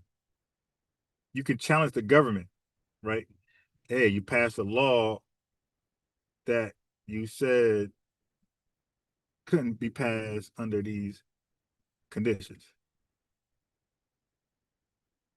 Okay, so in the American legal system, Congress has legislative immunity and absolute discretion over what bills it chooses not to vote or pass. You cannot sue Congress for rejecting anything, including the anti-Black crime bill. All right. So, yes, the liberal side or independent one of us, we can file a historic lawsuit against the executive branch, the DOJ, to challenge the implementation of the Virus 19 Anti-Crimes Act. Okay. So the basis of this suit would be dragging this legislative and judicial double standard into the light. So whoever the plaintiffs would be, they'll file a lawsuit in the federal district court against the U.S. Attorney General and the DOJ, Department of Justice. And obviously the argument would be, hey, man, the federal government is violating the equal protection component of the Fifth Amendment. We're going to do the whole Edward Blum thing. You know, we can say, hey, man, you passed the Virus 19 Anti-Crimes Act. You know, you created a racial classification on the face of a statute, explicitly naming and prioritizing federal law enforcement resources, streamline reporting, and localized grants for Asian Americans. You did all that knowing full well that FBI anti-crime statistics consistently show that Black Americans, we suffer the overwhelming majority of racially motivated violent crimes in the United States. There's no Chud the Builders running around the Asian community doing that. Nobody's doing that. There's no Rick Childs in the Asian community. There's no white tea Rick Child in the Asian community. There's no Zimmerman in the Asian community doing that. There's no, on and on and on. Like, you don't have that going on in the Asian community at all. Zero. That's why most of the racial attacks are overwhelmingly black population. So so if anybody is going to have specialized naming, specialized protective apparatus for one racial group, like, yo, that's us. How you skip past us? So the argument is the government is engaging in unconstitutional, under-inclusive racial classification. You feel me? So now, if you go about it that way, then their rebuttal will be, wait a minute. They'll say, most likely, the anti-Asian crime bill doesn't hurt Black people. It just helps Asian people. Therefore, Black Americans have no direct injury. That's a possible, rebuttal.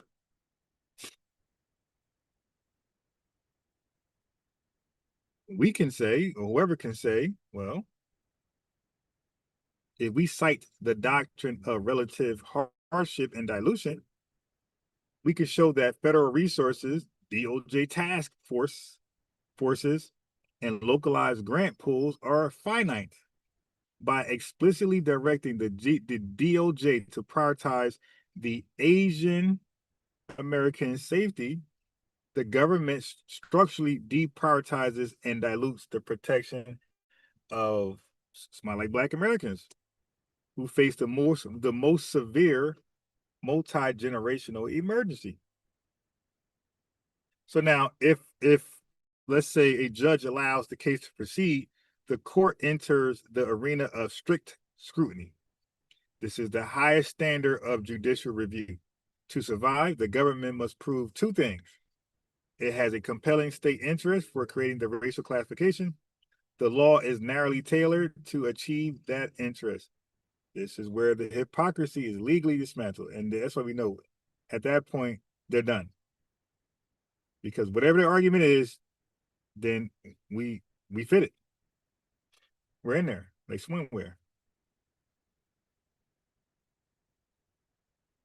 Okay. Hold on, family.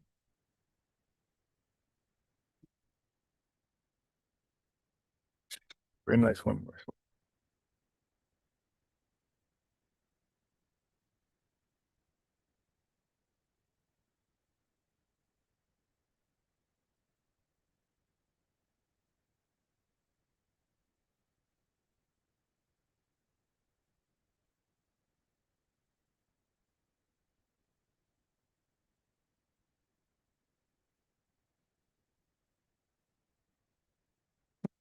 My mic keep cutting off.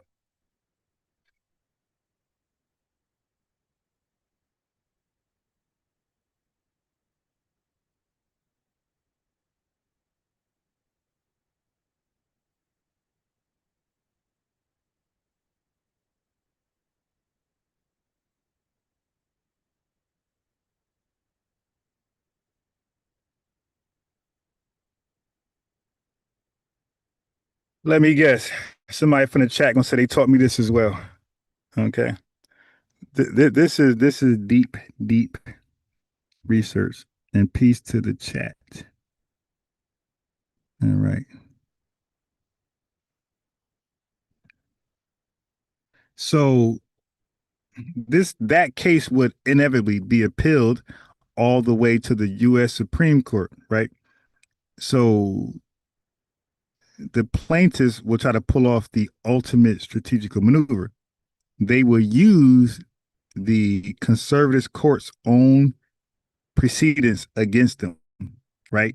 All we got to do is quote Edward Blum's ruling from the Harvard and University of North Carolina affirmative action cases, right? We can point to the conservative majority's declaration, which is you can't organize opportunities, directories, grants, or benefits around race. Remember? Then you set up an unavoidable trap. So here's option A. If the Supreme Court rules that the Virus 19 Anti-Crime Act, you fix that.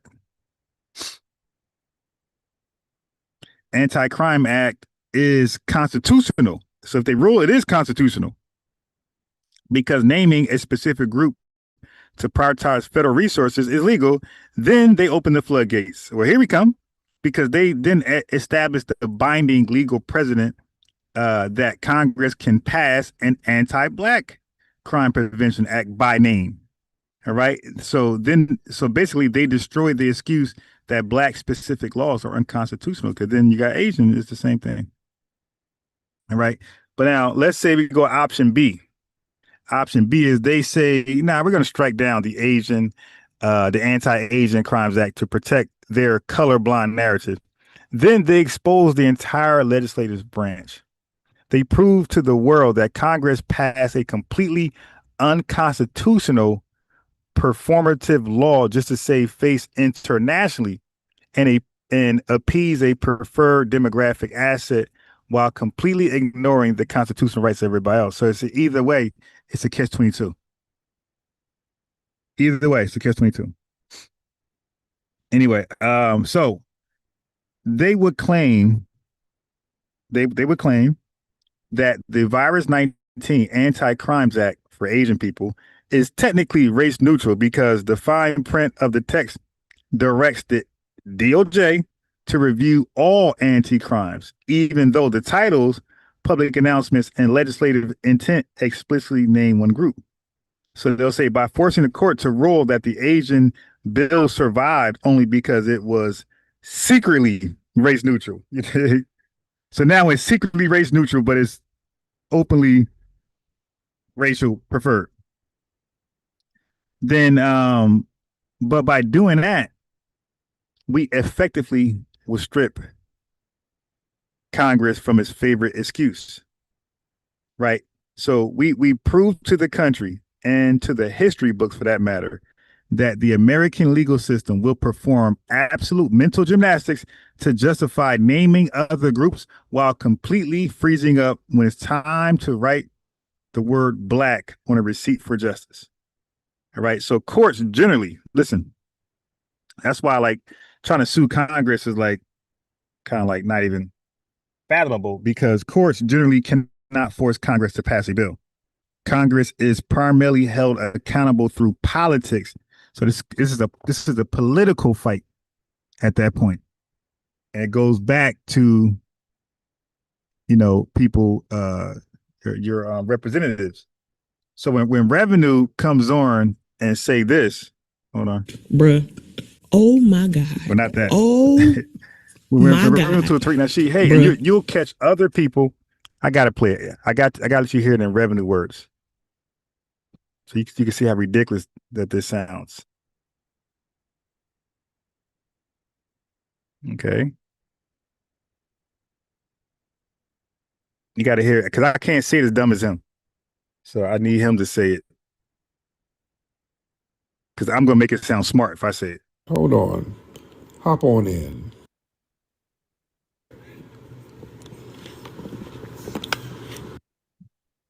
To write a anti-FBA bill or think that's a great idea, you know, because nothing with that. Yeah, I wanted to know, you know, since the Democrats not in office, are you like tapped in with the Republicans? No, I don't do nothing with the Republicans. Yeah, wouldn't you think that's a great idea? You know, because I remember you said, you know, Trump is not doing nothing to hurt FBA, right? So I was wondering, you know, wouldn't it make sense for them to write a anti-FBA bill or, you know, push for reparations if you know if Trump is really not harming FBA like you said?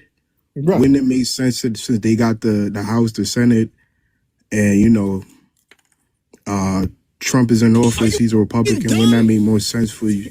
Instead of, you know, bashing Democrats all day, you could just, you know, go to the Republicans and say, hey, since y'all really rock with FBA, you know, we're not Democratic shills, as you say. You know, write us a bill, write us an anti-FBA bill. We're not their constituency. We didn't get them in. We didn't vote for them. They have a whole bunch of white supremacists and Hispanics who put them in office. We didn't vote for them. So their thing is, why would we do something for you? You didn't even vote for us, which we didn't. But we voted majority for the damn Democrats, and they sitting up here telling us what they can't do for us. You see? Yeah, but this is a gateway to, you know, build a bridge with the Republicans. Say, hey, you know what? You know, we've been voting Democrat for 60 years. We haven't gotten nothing out the deal. You know, let's extend the olive branch. You know, you could write us an anti-FBA bill. You know, get us reparations. You know, we're both anti-immigrant. So we could have, you know, we could benefit off each other. Wouldn't that make more sense? Tether. This is time-wasting tether babble. Then bashing the Democrats all day, you know, going to the Republicans and say, hey, give us an anti-FBA. No, it's not that we bash y'all all day. I'm not a Democrat. Y'all sit up here and try to shame us all the damn time, and y'all send fat ass Roland and all these people to curse at us if we don't support y'all stupid asses. That's the problem. The Republicans ain't doing that. The Republicans ain't trying to shame us and telling us we're Russian bots and all of this, and we're violating the civil rights movement if we don't sit there and support these idiots. The Democrats are doing this. Y'all send these tethers out here to yell and curse at us all the time. They send a bunch of sassy punks to sit up here and curse us out nonstop for not supporting them. So if y'all got all this heat and vitriol, damn it, where are the tangibles, where are the crime bills, where are the reparations? Cough it up. The Democrats are the main ones yelling at us all the time. Yeah, but a lot of black people support the Republic. You have the Turn Chicago Red. You have a lot of black groups that are Republican. But you know, most black voters vote Democrat. So that's why the heat is on the damn Democrats. And we've been supporting the Democrats for 70 years exclusively. And they shouldn't be telling us what the hell they're not going to do. This is why they're losing so bad.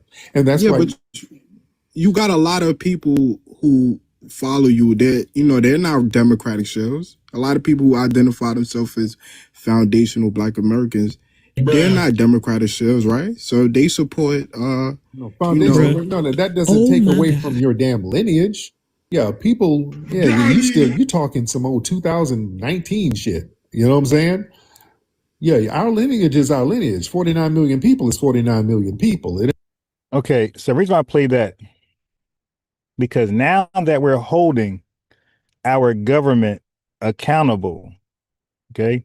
Now that we're holding our government, not just our government, but our politicians, our representatives, right? We vote 90% as a collective. We vote 90% Democrats. So they are technically our representatives. So now when there's no anti-Black crime bill, we got to address them. Like, yo, what's up? You get our votes at 90%, not the red people. The red folks they're gonna say the opposite. They're gonna say, hey man, you don't vote for us like that. We ain't listening to you. 10% of y'all or 8% of y'all come over here, man. No, we're good. No, you vote for the blue, you ask them. That's their rebuttal. Okay. So, um, to hold Congress accountable, you got to do it through politics. That means through your representatives. So we 90% vote Democrat, then the Democrats got to go and represent us and our demands, right? Now, Congress, you hold Congress accountable through elections, lobbying, public advocacy.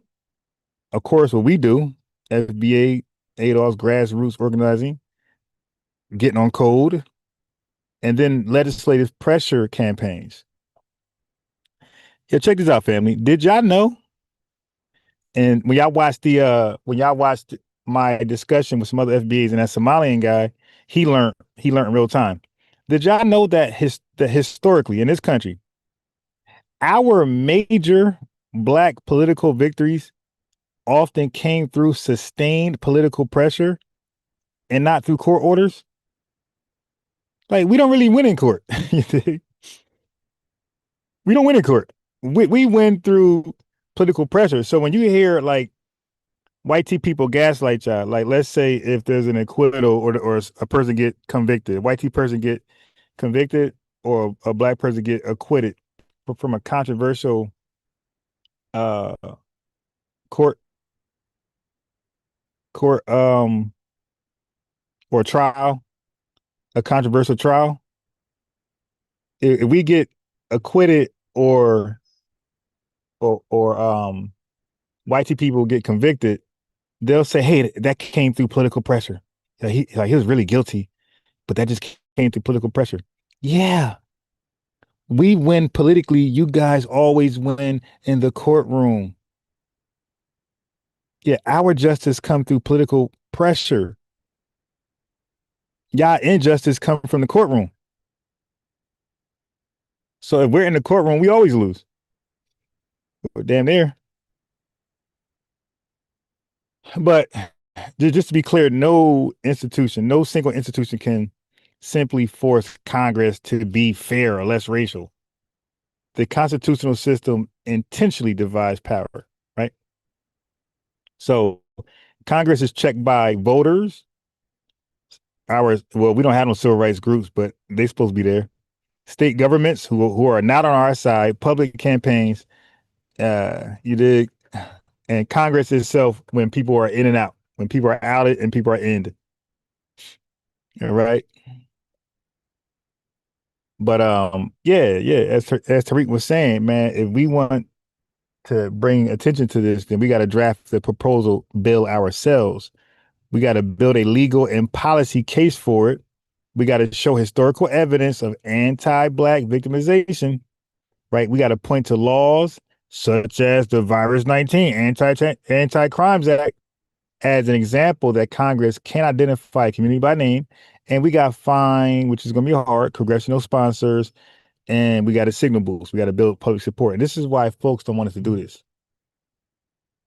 Folk in my inbox, Rob Bourne in my inbox saying, "Yo, don't do that. Instead, do this with me. Go to prisons and let's fight against recidivism." Like, dude, you go do that, man. I said, bro, like, good luck with your whiting. I said, good luck with your whiting dinner. But I'm over here about to eat great white shark. Dude, we got bigger fish to fry, is what I told him. You go handle that whiting dinner, and we gonna handle this great white shark. Whiting is a popular fish up north, the East Coast, if you don't know. Okay. But Congress has repeatedly passed laws that benefited everyone else while they ignore us. Okay? That's the bottom line. And by prioritizing the Asian race, right? By doing that, they have shown a willingness to symbolically identify one group by name, okay, while they ignore us. And names do matter because symbolism matter, recognition matter, and public acknowledgement matters. It's called accountability. Because if you try to take it to court, they're gonna play the court game with you. That's why we lose in court. It's set up. They're gonna say, okay, they're gonna say, look, they're gonna say, okay, we passed an anti-Asian crime bill act. Okay, yeah, we did. Okay. So how did you guys suffer at the hands of that? How did you guys suffer because we passed an anti-Asian crime bill? How did that affect the Black American community negatively? They're going to say, because you guys are still protected under the same Constitution. The Voting Rights Act still protects you, and so does the Civil Rights Act, and so does the FHA, the Fair Housing Act. These acts still protect you. So what was taken away from you by us adding this to them, specifically addressing them? What did you lose? How were you injured? They're going to say no rights were taken away, so no foul, no harm. But then that's when we quote Edward Blum, what he's been doing. Edward Blum's affirmative action cases pushed a principle that government should not allocate benefits based on race. You just did that with the anti-Chinese crime bill. You just did that.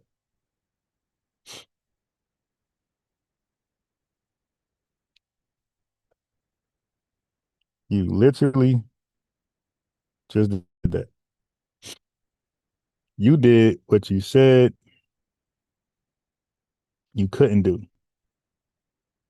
You did it. And we will argue, or those representing us fairly will argue, if race-conscious admissions are unconstitutional, then why is Congress comfortable with publicly naming one racial group in legislation, bro? Stop. But then, like, you got to kind of almost like you're playing chess. You got to kind of almost like argue, having your mind their rebuttal. They might say, hey, the Virus 19 Anti-Crime Act did not distribute benefits exclusively to Asians.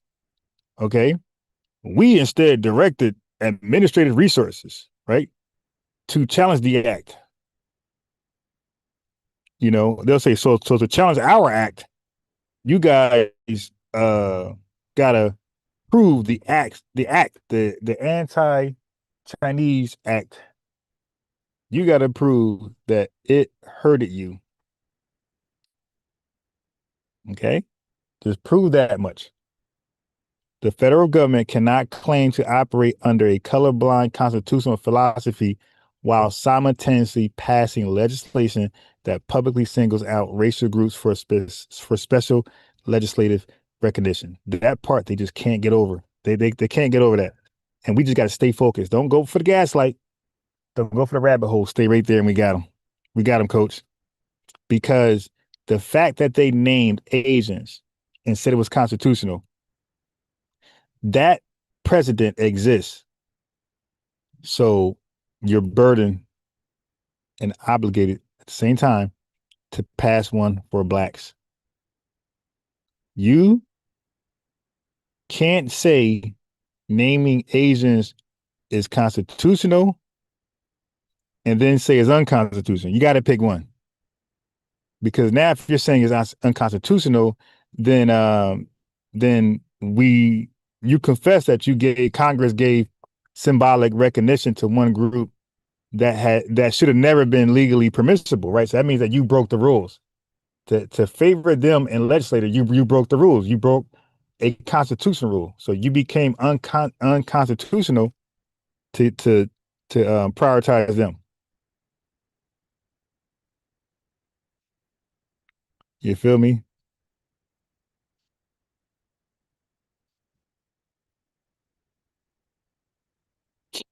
And that's where we are. So when Buddy said that to Tariq, we could sue those people, he didn't make any sense because you can see it's very confusing and it ain't that easy. It's a lot of wordplay. And don't forget, we don't win in court like that. We win, and people say, well, you guys boycott, protest, family, they're gaslighting you. All of our wins in this country have been through physically fighting or fighting through boycotts and protests. Don't let these folks trick you out of your spot. Oh, nah, you can trust the courtroom. And that's why, by all means, let's avoid the courtroom unless you have no choice. If you can avoid a confrontation, just do it. It's okay, man. It's okay.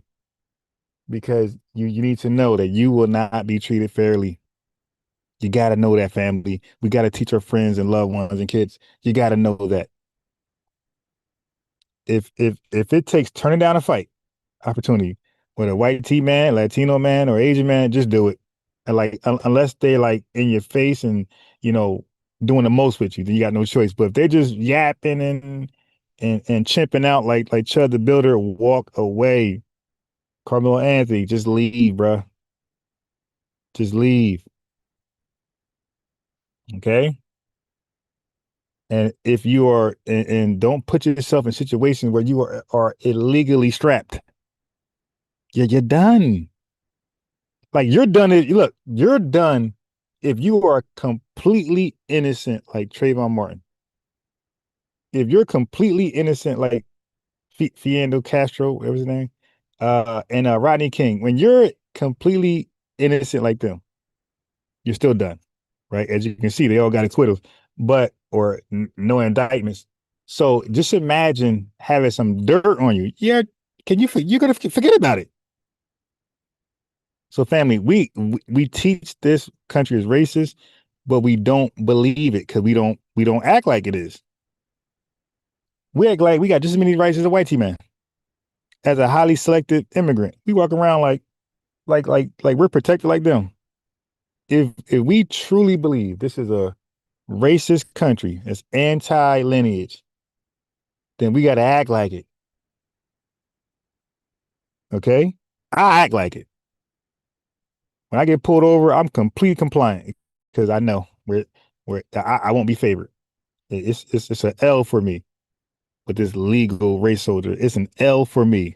Okay? This Klansman in blue. It's a wrap. So I'm gonna comply as the best I can. If it's a racial confrontation with a white T man or one of these highly selected immigrants, as long as they're not, blocking my entry or exit, you feel me? As long as they're not like giving off imminent threat energy, I'm out. As long as they don't physically, touch me or all that, I'm out. I'm out. Because I know what type of country I live in. I know that this country will find a way to select an all-white jury in 2026. So that's what I live by what I say. I say it's a racist country that believes a black man, black woman have rights that they are not obligated to respect. I live by that. And I walk that. I'm saying for you guys, if you really believe that, walk it. You're going to find yourself in these situations where you're fighting for your life or you're already DEAD and your ghost is looking for justice. You dig? That's the bottom line.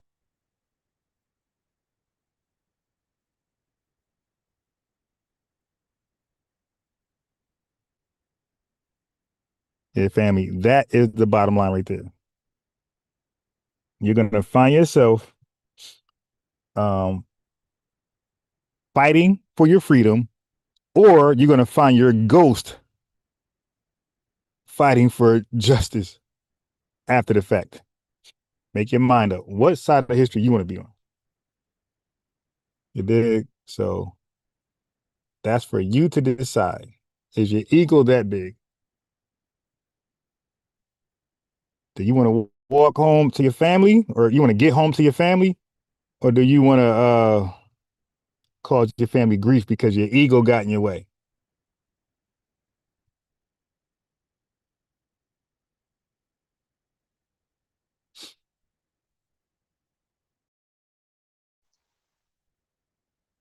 Yeah, I heard in police training, they tell all the officers, hey man, just make sure you make it home. You dig? Whatever you gotta do, make it home. You feel me? And like that is taught after like they're confronted with imminent danger. Dude approaching you in a tent saying, yo, leave. And he could have said Nigger. Now you can squabble. You can squabble. But if you feel like you gotta delete somebody, then you make sure you feel like you had to delete somebody. Okay? And you can live with that. And when I say live with that, that means that even if they throw away the self-defense thing, you still feel like I had to do it. Like Tupac had a song, "Why you sell smack? I had to do it. Why'd you do something? I had to do it." So like you make sure your actions are unregrettable. Unregrettable. You make sure I did it and I'll do it again. And I don't care if I get a fair trial. I solved my problem. You dig? You keep that energy. I'm saying that should be the time where you feel like, nah, I'm gonna delete somebody because it needs to be done. You dig? But if you got any regret, if you got any cry out for, oh, hope I get a fair trial, if that's on your mind at all, then you should think your actions before you do them. If you believe that you're concerned for a fair trial later on in life, if they're this and that, then you should reconsider those actions. Then. And I'm saying some folks stand on 10, they be like, "Yo, I'll do it again." Like there's some people in prison right now, and they're like, "Yo, nah, I'll do it again." Like I had to do that. You know, so and so did this to my brother, my uncle, my aunt. You know, and my aunt was grieving, my grandma was grieving. I couldn't just her cries at night just haunted me, man. And I made my mind up. This got to be done. If I get away with it, great. If I don't, great. But I'm doing this for grandma. You feel me? Like if that ain't your energy, then you should rethink your actions. Knowing what you know about this court system is what I just told you guys. We rarely have any big defeats in court. Our big defeats are physically fighting or protesting / boycotting. Well, you can say protesting, and boycotting because of the bus boycott. Yeah. So our wins came in the streets. Either way, because fighting, right, is in the streets, and so is protesting, boycotting. Those actions are done in the streets.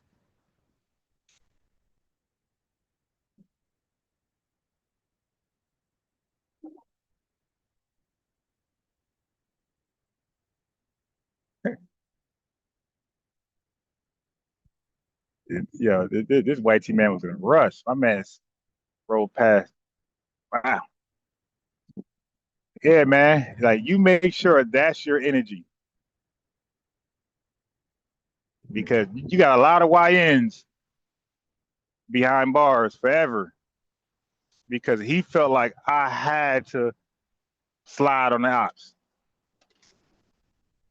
He ain't looking for no justice. He ain't looking for no fair trial. He don't care if the jury are all white. He ain't thinking about none of that. These goofy YNs felt and feel like this had to be done. I got to slide for the ancestors. You know what I mean? For his friend who's now an ancestor. I had to slide for Ray Ray. Like he ain't thinking about an all-white jury. He ain't thinking about a fair trial. He believes that this was necessary. I had to get back. I had to get it back in blood, basically. I ain't calling no cops. I ain't getting no justice for Ray Ray Pookie. I'm getting this back in blood. You feel me? And they live by that, and they play by that, and unfortunately, some of them DIE behind that same code. And all I'm saying is, if that's not your energy, when you decide to defend yourself, then reconsider. Hold on 1 second.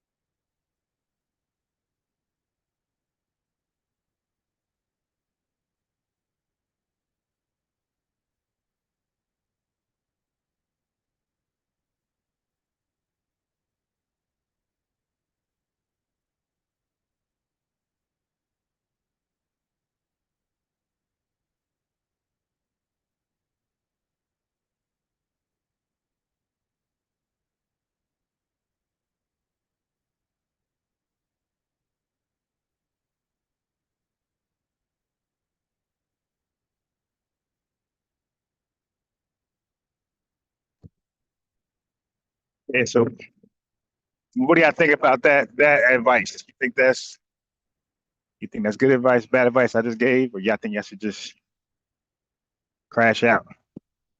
We crash out. White people and others chimp out. We don't chimp out. We crash out. They chimp out. You dig? Non-FBAs chimp out. FBAs crash out. Crash outs are justifiable. Maybe not legally, but morally, FBA crash outs are justifiable morally.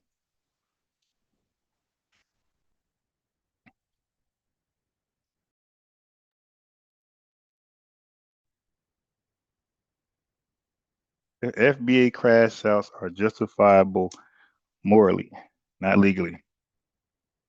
But we crash out. Non-FBAs chimp out. You dig? Nah.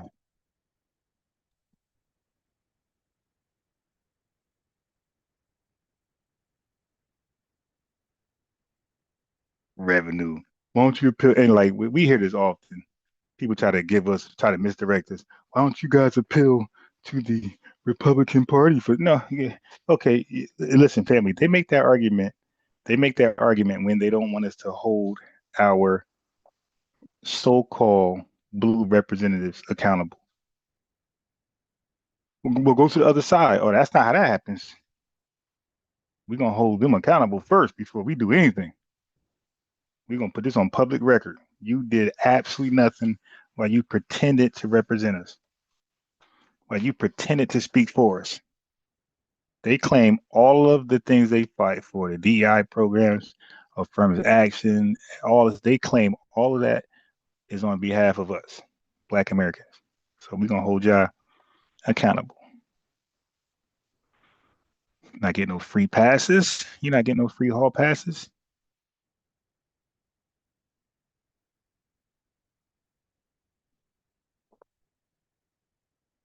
And then after we hold you accountable, then we might say, hey, Red Crew, if we get y'all some voting power, significant, what you got for us?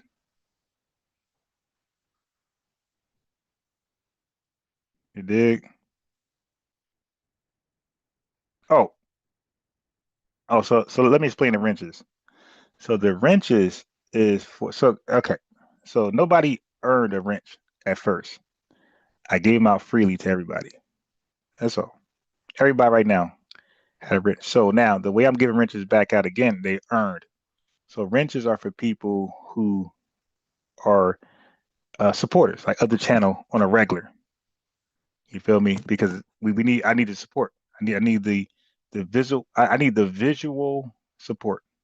It helps other people to tune in, right? Because the average person on the internet is a clout chaser.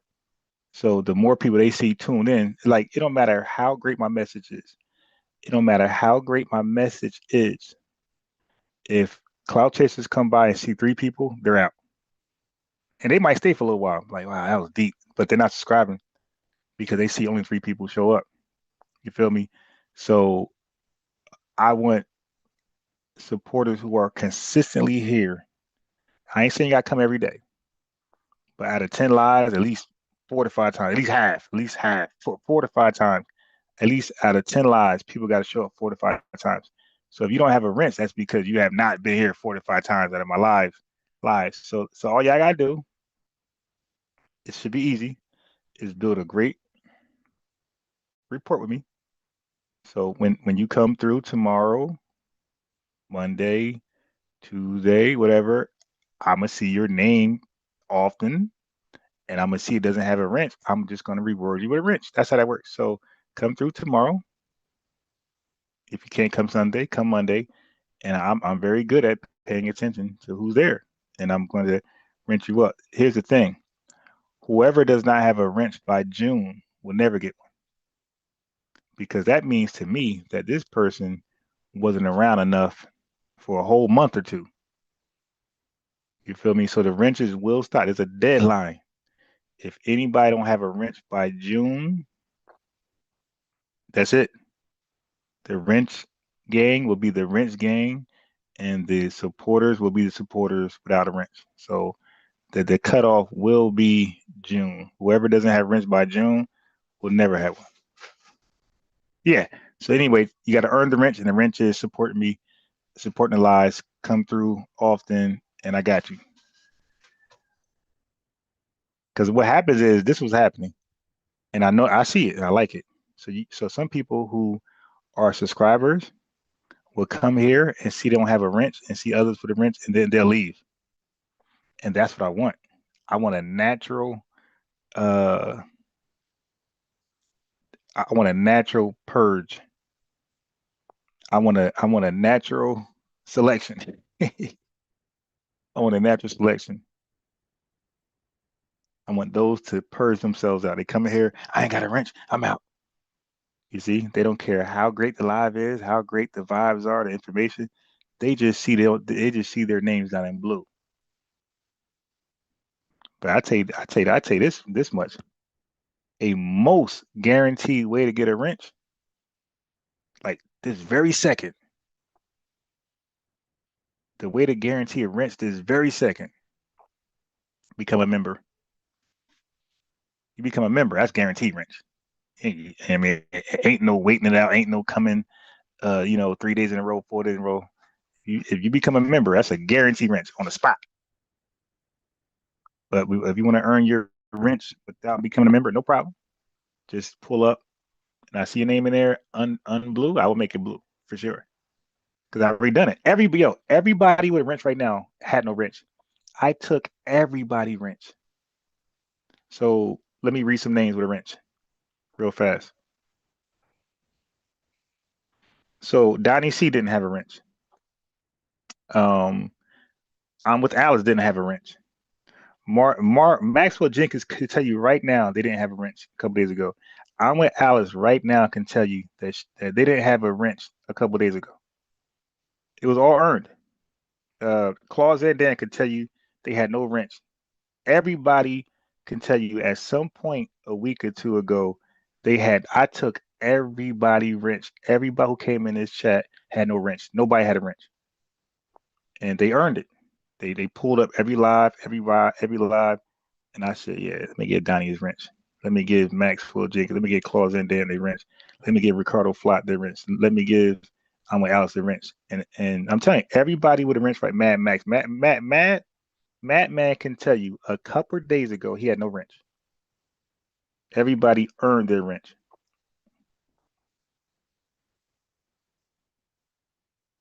Everybody earned their wrench all over again. Well, they never earned it the first time, but everybody earned their wrench this time. So everybody with a wrench now, there's no mistake. They earned it. I seen that name.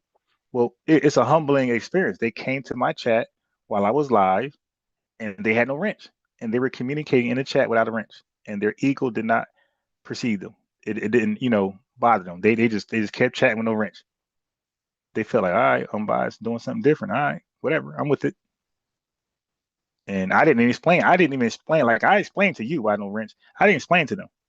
They just seen no wrench, and they still stayed there. They still stayed and supported the lives with no explanation why they ain't got a wrench. No explanation at all, and they still roll with me. So of course I'm gonna give them a wrench. That was the hardest part to stay with the channel with no wrench and no explanation. Like that didn't bother them. They said, "Hey man, if I got a wrench, I'm supporting unbiased Ron. If I got a wrench, I'm supporting. Either way, I'm supporting." And that's what they let me know. I said, "This is because I don't want the fake support. I don't want the 180 people, 230 people tuning in, but they're fake supporters. I want to reward my real supporters."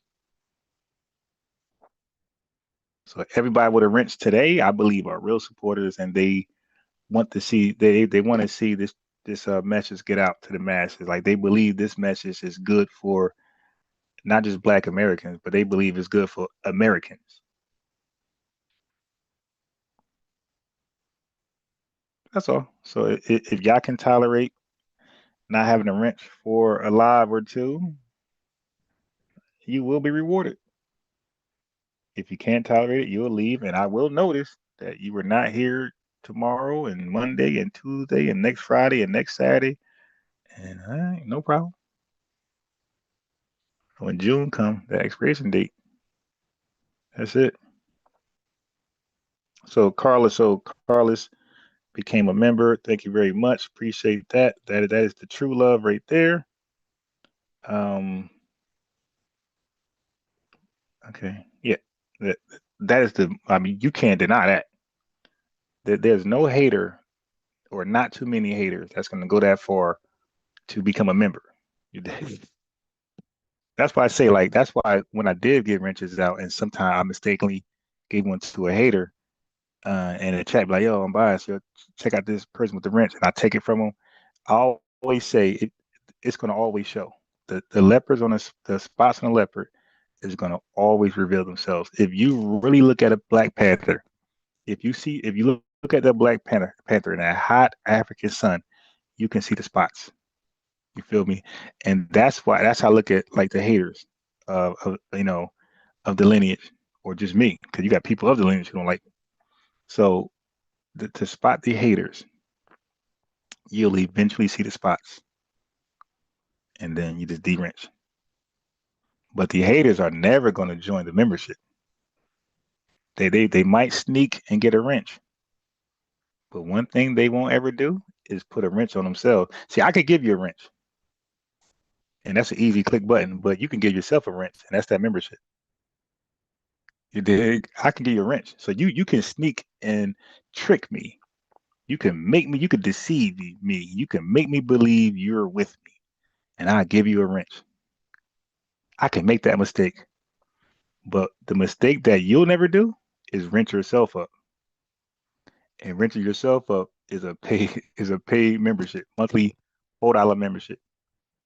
You see? So wrenching yourself up is the most what alliance, what more of a win folk you can be than do that. You feel me? Because I could make a mistake and give you a wrench, but if you're a true hater, you'll never mistake and give yourself a wrench. And that is that membership wrench. I can't give you that. You give yourself that. And that's something. So when I see the blue wrenches, I'm like, okay, these folks, they're with me, allegedly. But when they give themselves a wrench, it's no doubt. So that's the takeaway today. That's one of the takeaways. I could wrench you up by mistake, but you'll never wrench yourself up by mistake. Because to wrench yourself up by mistake, you gotta pay.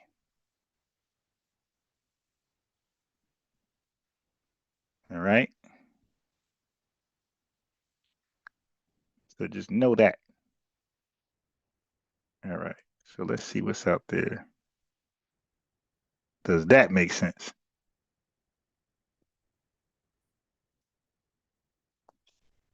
You guys will not like I said. Listen, the membership isn't mandatory. What I said was loyalty is people who tune in every chance they get. You know, and you ain't got to come every live. But if I see the effort, okay, this person did come. They do come twice a week. You know, that's type of they busy. You know, you get a wrench. But you got to stand, man. Like every channel you're on, you go to, you ain't got a wrench. Like when them folks don't know you, hey yo, when I tried to, when I was on TikTok, and because my main TikTok account is suspended until about 8 o'clock tonight. But when I went to TikTok with my backup channel, which is called Soul Lineage, Soul Black American, I try to get on Hood Smart AI was having a topic that I'm good at, right? So I was like, yo, invite me up under that name, Soul Lineage, Soul Black American. The first thing he did was ask his chat. Does anybody know who this is? When they said no, he didn't invite me up. So folks don't be going around giving out wrenches. Folks don't go around inviting people up. Like they have the same standard and requirement as what I got right now.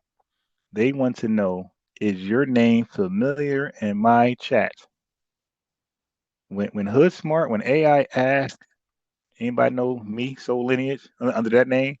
When nobody said no, that was basically saying your name isn't here enough to be privileged to come up and speak. That's all that told me. And I could do nothing but respect that. He didn't care the name Black American was in there. He didn't care the name Soul was in there. He said, your name isn't under this account. Your name is not familiar to him. So he ain't let me up. That is the standard rule of the average space or channel you go to. If your name's not familiar, you're not getting the wrench, and you probably won't be invited up to speak if their platform is large enough. My man immediately vetted me. Yo, anybody know who this guy is? No? Okay. Nope. Can't come on. Can't come on, sir.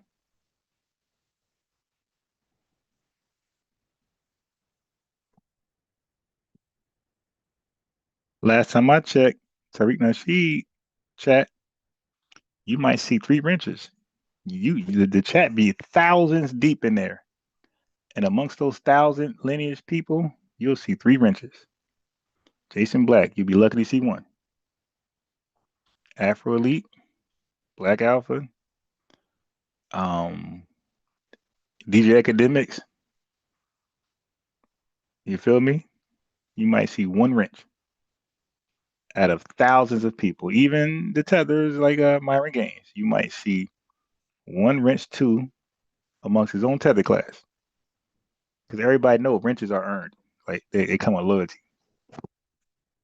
They come with familiarity. Now, I know you guys, but the way I'm talking now, like I'm less trollish, I'm less divisive, I'm less xenophobic, all that toxic, I'm less toxic. The folks who with me now is really with me for the right reason. They're not here for the toxicity. They're not here for the xenophobic speeches or, words. And people are here because they really believe I bring value to our causes, our movements. You dig? Because Edward Blum name is thrown around, but people can't really break it down. People really can't explain him. They can't even name his organization. They can't even name why. They can't explain why he's successful. So you got to stand that too. Like a lot of times people HATE or me be anti me because sometimes they do introduce concepts first. Sometimes they do introduce fake phrases before me and terminologies. And sometimes they do name historical events for me. What happens is they get jealous when I take that introduction of your word, of your event, of your phrase. I take that and do the most. I maximize it better you ever could. I articulate it, or I do more research than you ever could do with it. And you get jealous of the way I repackage it, the way I reintroduce it. Instead of like saying, "Yeah, man, shout out to Mbias. He took my word, he took my phrase, he took my history. You know, I mentioned something in history, and he expanded on it, made it lit. People talking about it. Instead of giving me, look at it that way, they'll come with it jealousy. Oh, he didn't name me. He didn't give me respect. He didn't put my name. He didn't like. It's two ways to look at it. You can look at, hey, wow, he took my idea and ran with it and did the most with it, where people are now talking about it. That's one way to look at it. Or you can look at it like, oh man, he took my idea and he went on with it. He didn't give me no credit. It's two ways to look at it. So, but the way you choose to look at it, choose the type of person you are. Because I'm known to say a lot of things uniquely, exclusively, to be like, it's my talking point. Okay, I've been saying I'm the can man longer than Tariq and anybody else. For years, I've been saying that after Adrian Broner. And when other folks say it, I don't be like, "Oh, you stole from me." I don't do that. I'm glad it's getting out. I'm known for saying we're the only black people. Hood Smart, FBA Gate, and other folks start saying it after me. I never said, "Hey, they stole it from me. They didn't give me no credit." I don't say that. I have a lot of ideas and concepts before Tariq Nasheed come up with them, and I hear him say it later. I don't be like, "Oh, he stole it from me." No, I don't do that. I'm glad. I think my ideas were good, and I'm glad they're getting out. So they either can get out from me or somebody else. I don't care, because I think those concepts and ideas were good for people, for humanity. So whatever vessel gets those ideas, I'm happy. Because after all, I can always show the date when if I need to, I can say, "Hey man, I was the first one." But I'm just happy that they're out. I'm just happy everybody's getting on. You know what I mean? Like, look at the first person who said no cap. Look at the first person who said psych. You don't think they have the same problem? The same, like, damn, I made up the word and I'm not known for it. The whole nation is saying this word. The whole world saying this word, or this word has gone international. And nobody knows that I'm the original author of this word. You don't think they feel the same way? But there's nothing you can do about it. You can't trademark popularized terms. If you had a trademark, like FBA is trademark, but as it grows and become popular in Black society, the trademark is dissolved.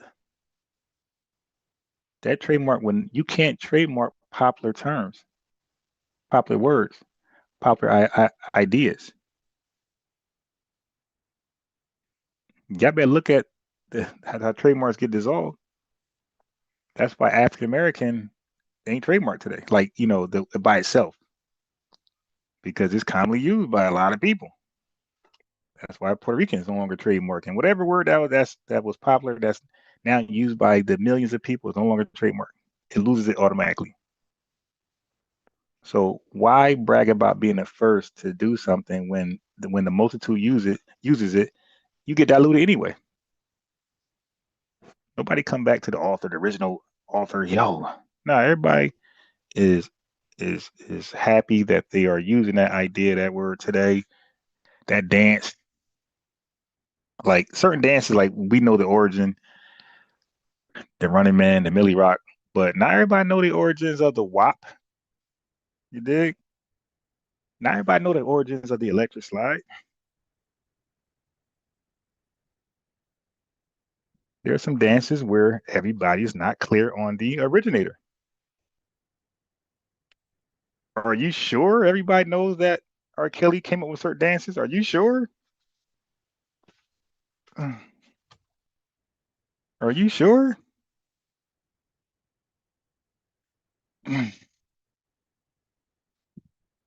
I'm not so sure. I think people just see a fly dance sometimes and they just be like, they just start doing it. They don't even know who the originator is. They start doing it. And then their whole generation start doing it. Yeah, so yeah, you gotta get over yourselves, man. Just be happy your dance is out there being copied by many ethnic groups.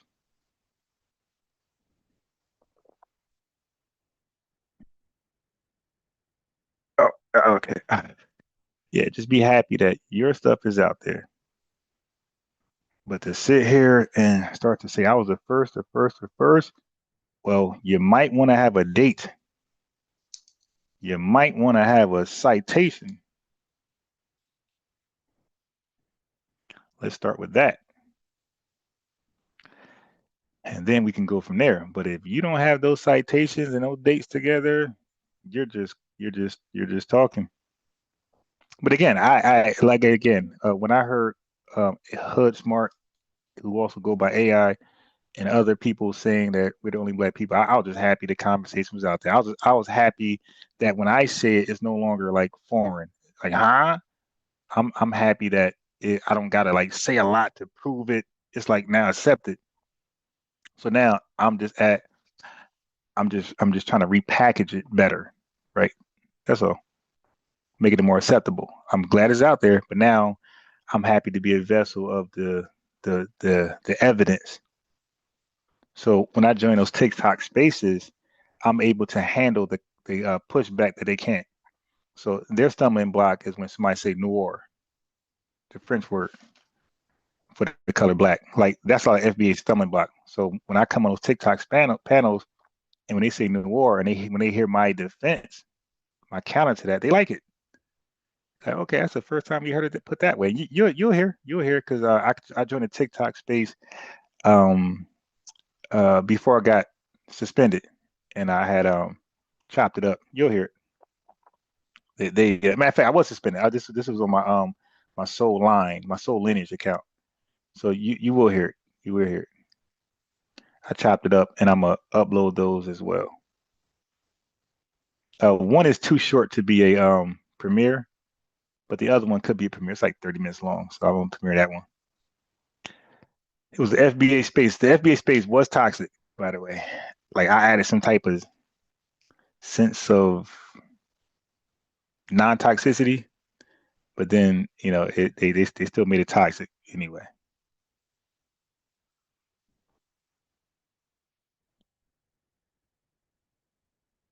Snaps, yeah, snaps. So yeah, you can't be stuck on what you think you introduced first. Just be proud that if you really believe you were the first with that idea, then be proud the masses are using it. Like be proud that you were able to introduce an idea and it got lit. People jumped on it. That shows that you got some innovation, you got some original ideas, but that's only if it's true. Like if you believe that, 'cause your belief doesn't make things true. But if you believe that, then be proud. People took it and ran with it. Don't hate. Then if the point is to hate on people, then stop introducing ideas that people take and run with. You dig? That people think is gonna be lit. Keep it to yourself. Trademark it first. Copyright it. So you get the real credit. But don't sit around crying, say I'm the first to do something, and nobody cares. Like I can really go around saying, "Hey, I'm the first to say we're the only black people. I'm the first to talk about the double standards with this and that. I'm the first to explain Edward Blum and his AAER. I'm not doing that. I don't care. I want us all to be armed with that. See, my goal to introduce stuff is not to get all the props for it. My goal is I think it's good. I think it's good information that we all should be using. So I throw it out there for everybody just use it. Like the milli, like the you say like certain dances, like the line dances, like one step now, two hop, like who knows that group name? You dig? Chop chop now, y'all. Turn it out. Chris, like the average kid don't know their name. That's the group of that group. Like, what about the lean with it, rock with it? That half of the YNs think Soldier Boy came up with that. You dig? You think they that mad? Nah, they happy to dances like they had a nice dance, the little snap, lean with it, right there, the little snap.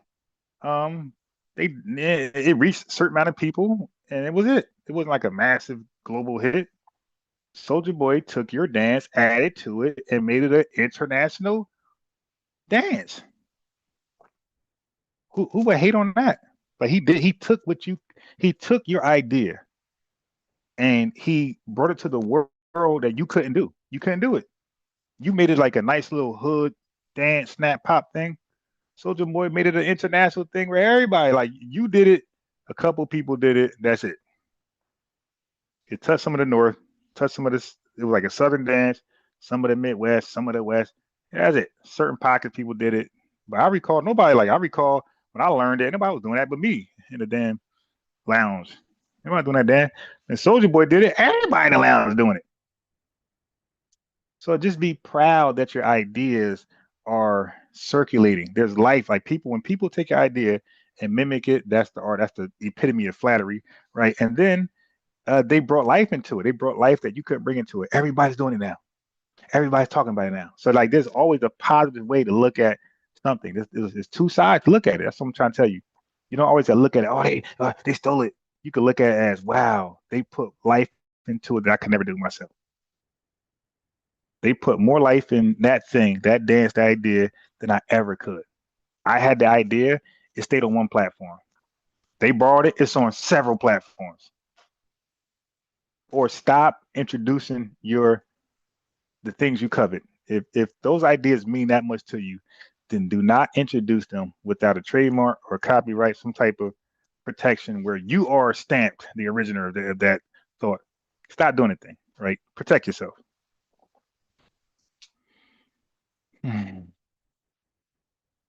Because we don't want to hear the cries. If I believe my thoughts are being taken and underappreciated and that's bothering me so much, I will stop saying those things publicly. That's what I would do. I would stop saying them publicly. I'll say them locally to my crew, or I'll do like a members only live, you feel me? Subscription only live, and I'll say it to those if I really felt like that. You got to stop crying. You got to stop crying.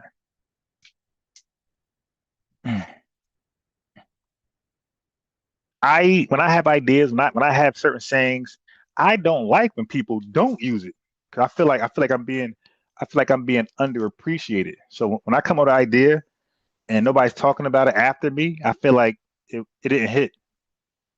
Like, damn, I thought I had some information that the lineage and the non-lineage was going to gravitate to and use it and talk about it. I thought I was going to be lit. Nobody even talking about it. I mean, that's how I feel. I don't be like, damn, they all talking about it. Oh my God, they all haters. I'd be like, damn, nobody talking about it? Damn, I thought I came with some old great research that could spark conversation.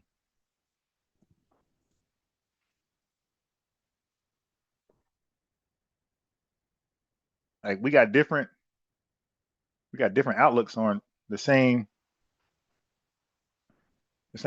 thoughts. I come up with a word idea, I want everybody to use it. Like, for example, I remember when I was debating the Bible, nobody can deny. Like, you see the one guy, or you guys don't know on YouTube, but there's one guy from TikTok. I mean, family. I've been talking about delineation for like, I don't know how long, almost 2 years now, strong on delineation. I had a guy, I haven't debated the Bible in years. Some guy came on TikTok, was like, yo, your voice sounds familiar. Hey, were you on Sunday TV debating Captain Zaryak? Oh, I remember you, man. Oh my God, your argument was so good, man. I loved your argument. You destroyed him. Like, he was like really going in. Like, yo, man, yo, like he wants me back debating the Bible so hard. He be sending me TikTok messages. Yo, so and so live right now. Yo, could join the space and debate him or listen in. Like, he be trying to get me back in that space so hard. So it's like, yo, when you're not appreciated somewhere, you're appreciated somewhere other places. Like, this guy want me back in that Bible debating thing so bad. He like, yo, this is him talking. He said, yo, nobody had your argument, and nobody did. Not no spaces. But I started to hear people. The reason why I retired from the Bible debates, like the real reason, is because I started to. Well, one I can't say the sole reason, but one of the real reasons is that I started to hear people borrow my arguments, and they said them kind of like close to where I said them. Because if you borrow my arguments but don't use them correctly, yeah, I'm gonna feel like I'm still needed. Like I got to correct you. But I felt like people was borrowing my arguments, and they were, and I felt like they were arguing them good. Like I approved it. I watched one debate. Guy borrowed my talking points, and he did it. He did a good job. I'm like, all right. I heard a few other people, and I feel like, oh, I can retire. I felt like people. I felt like, I felt really good. I feel like I was valued. My information was valued. So I'm like, all right, I could retire now because people are using my arguments the way I use them. So I'm out, and that's what happened. So the same thing. Like I got my arguments for delineation and reparations, and I would love for people to be in these spaces using my arguments against the haters, the doubters, and using my arguments pretty good because I heard people argue black and they ain't really do good. They get stuck. So that's why a lot of times I know as a real paid teacher, again, I got to keep saying, and by July, by mid-July, I will be back teaching again, officially back teaching. Okay, because the places I taught at, they're all being, they're down right now. You can't use those facilities until mid-July, August, some type of shit like that. So, but I will be back teaching by August, and I get paid. It's not for free. I can do it for free. I've done it for free, by the way. I didn't always charge. I've done it for free.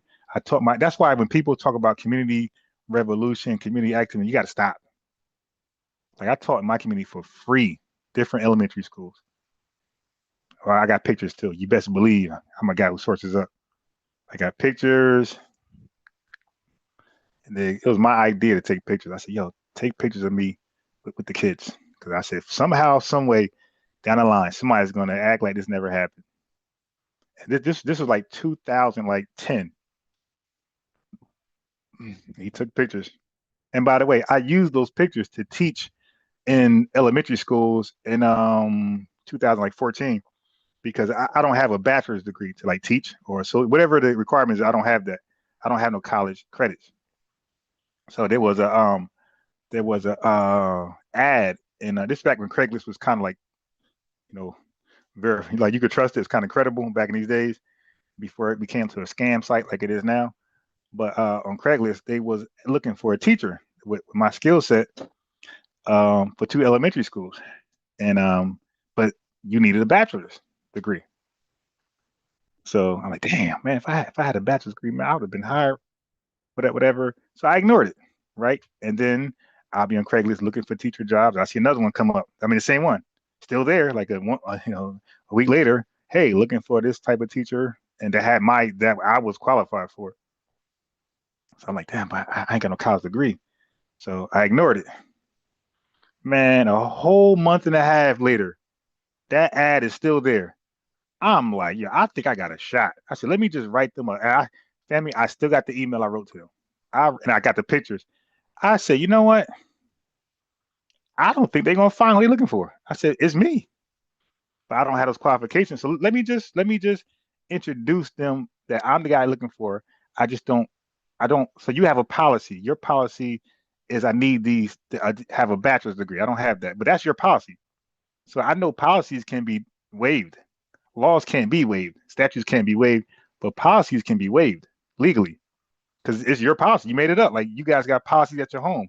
Your policy is take your shoes off. Your policy don't touch my radio. Your policy don't talk to my wife. You did. Don't ask her nothing. You can waive that policy though. It's not like a law. Right. So I realized, I'm like, you know what? He can waive that policy. That's something that he wants. This is his business. So I wrote this dude a damn dissertation. I took pictures of me in schools already teaching for free. So I'm like, I got the skills. I got everything looking for. I just don't have a degree. Let's just say I got hired. I met up with him in person. White guy, white T guy. Met up with him in Starbucks. This is matter of fact. This is about. Oh my God. Yeah. Anyway, I met with him in Starbucks, and but I explained, hey, I ain't got no degree, but this I already been doing what you're asking for. I already done. I did it in my community for free. I attached pictures of me doing it, so he see me with all these damn kids. Like, yes, I ain't lying. I got everything looking for, the experience. I got all that. I just don't have the education that you need, the prerequisite education. And I had braids too. I had that's when I had my braids. I had long braids. And man, I met with him. My man interviewed, whatever. I told the same story. Like, yeah, man, I do this. I'm a great teacher. Kids love me. They got a natural liking for me. And man, I was hired. Taught at 2 elementary schools for the summer, and then I was it. Like, so as the program is closing, the parents was the kids. Man, the kids love me. These kids are all nationalities: Indian, white, black, Spanish. Don't matter. They all love me, man. And I mean, one kid didn't want to go so badly. He was crying at the door. Oh, well, she's like, man, get in there. I said, listen, just leave him. I said, he'll be good. Now, I didn't know that. Man, I focused on him. I made him happy, man. When that day ended, she came back in. He's all happy. I said, hey, you like class? Yeah, you come back next class? Like, yeah. I told you, leave him here. Now, I didn't know that for sure. But I like, all right, this is my gift right here. So anyway, when the program is closing, I was working for him. When the program is closing, he was done until next summer. That's a whole year. But the parents wanted me to keep going. Like, nah, my kid likes this, whatever, he likes you. And I kind of like never did anything self-work before. So I'm like scared, nervous, like, nah, I ain't trust myself. And then, so I blew it. I almost blew it completely. But this one parent convinced me to keep going for the rest of the summer for her kid. So I was like, okay, I did it. And that's how I became an entrepreneur with my own business. They said a parent forced me, like, I ain't taking no for an answer. I need you to keep working with my kid. And so I ended up working with her, and she got another a friend of hers. That kid joined. So I had 2 kids, and I was doing house visits, 2 kids, and then from there I built confidence and my own business, and I became very, very successful. And the pandemic shut it down. So, but we'll see. So that just goes to like, so I'm a great communicator, and like my kids are young. They're from they can be anywhere from 6.5 years old to 14. You dig? So I usually take first graders, or because you got a lot of foreigner kids that's not a first grader, but they are really good. So I'll take some of them. So anyway, if they can write, they gotta be able to write. If they can write, you can join. If you can write, you can join my class. You can't write, you can't join. You can't join. It just come down to writing. You can't write, you can't join. You can write, you can join. So no matter how young they are, if they can write, they can join. If they foreign can write, they can join. So I'll be back teaching around, let's say, August. And man, before the pandemic, I was litty. I had 100 kids for the week.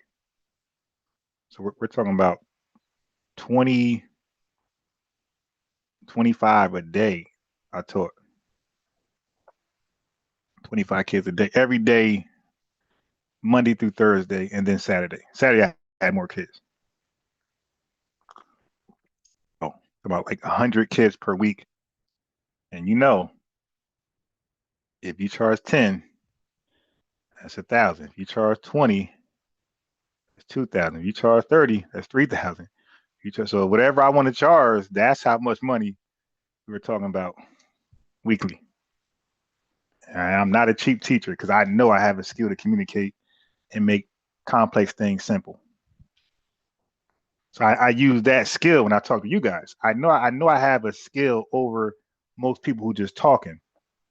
And when you're talking about delineation, reparations. Like, these are not easy topics. These are not easy topics to talk about. So I find my lane. Tariq Nasheed said some things. I feel like it went over people's head. Okay, let me say that same thing, but let me explain it more clear. Let me go more in depth. IBM says something. Okay, I think it went over people's heads. Let me use my skill set to reiterate that, but in a more simplistic way where people get it. I found my lane. Like, I can make complex things sound simplistic, simple, not simplistic, but simple. So when you tell people who are melanated, they're not black, and you tell your supporters they're not black, when you tell your supporters those melanated people are not black, that's hard to conceptualize. So now the burden on me is to explain it in a way they can get it. So I think I'm very successful. I think people understand that. When I say people ain't black, I think nobody argues that comes to my spaces. They get it. They understand. Exonym, endonym, brain gain, brain drain, brain waste, brain circulation. Demonyms, which is the country name, right? A demonym is your country plus the AN. So America is the country.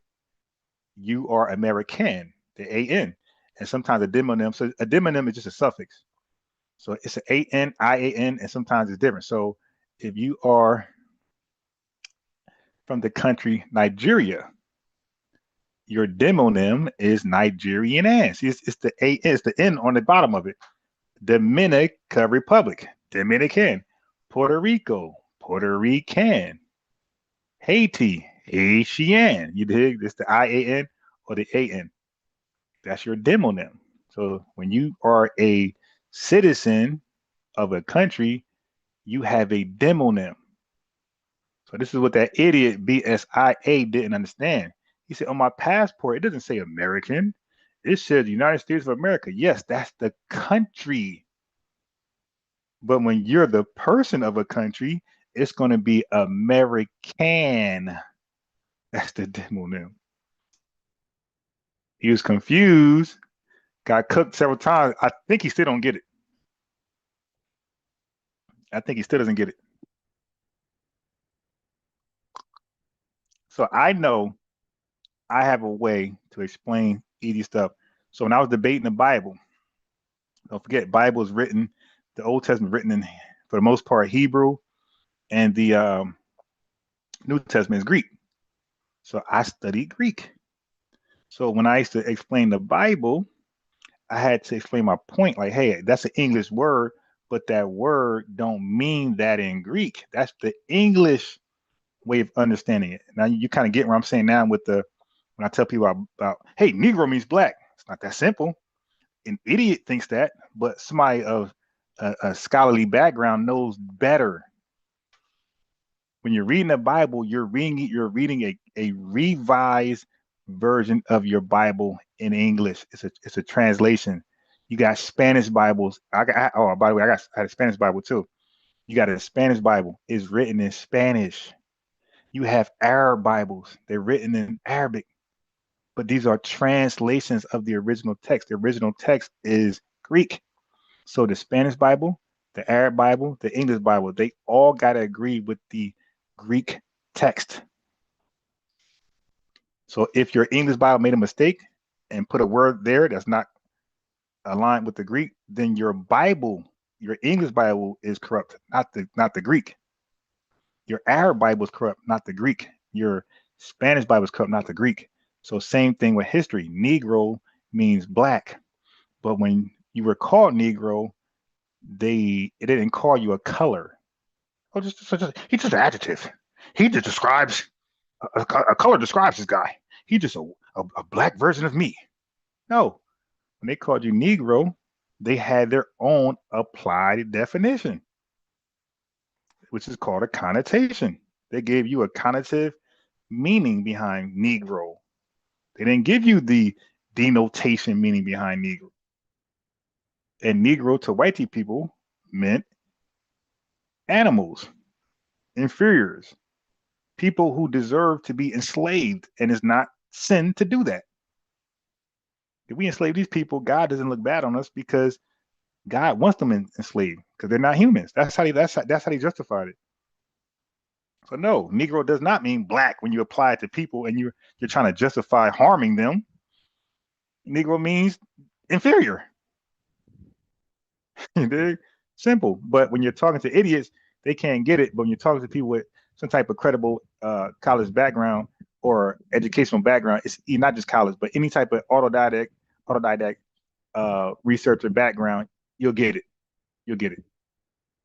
If you listen, you'll get it. It's not hard. You got the applied definition, which is the connotation, and you have the literal definition or transliteration, which is the denotation.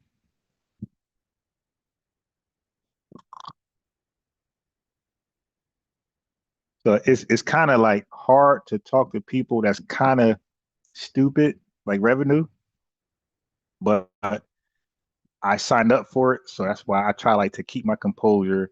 Chad kind of helped me with that. Chad's like, "Yo, I'm biased. You wilding, bro." He's like, "Yo, you gotta keep your composure. You are wilding. You crashing out." So I heard a replay. I said, "Yo, he right," and that's what started me to change how I talk to people and approach topics. And then I said, I'm not going to only hold myself to that excellence. I'm gonna hold anybody who joins my panel. Because you join my panel, you're representing Unbiased Ron, FBA News and Updates. So I gotta hold you to the excellent standard. You can stay in the chat and do what you want to do, but if you join my panel, you're now held to the excellent standard. Okay, so when Truth, I keep saying story, when Truth, I know the guy, the tether named True Story, but when Truth Teller, when V4, when Chad, when you guys join, and same thing, hold me to the standard of excellence. Okay, not the gotchas, not the, oh, you said this. No, honesty, integrity.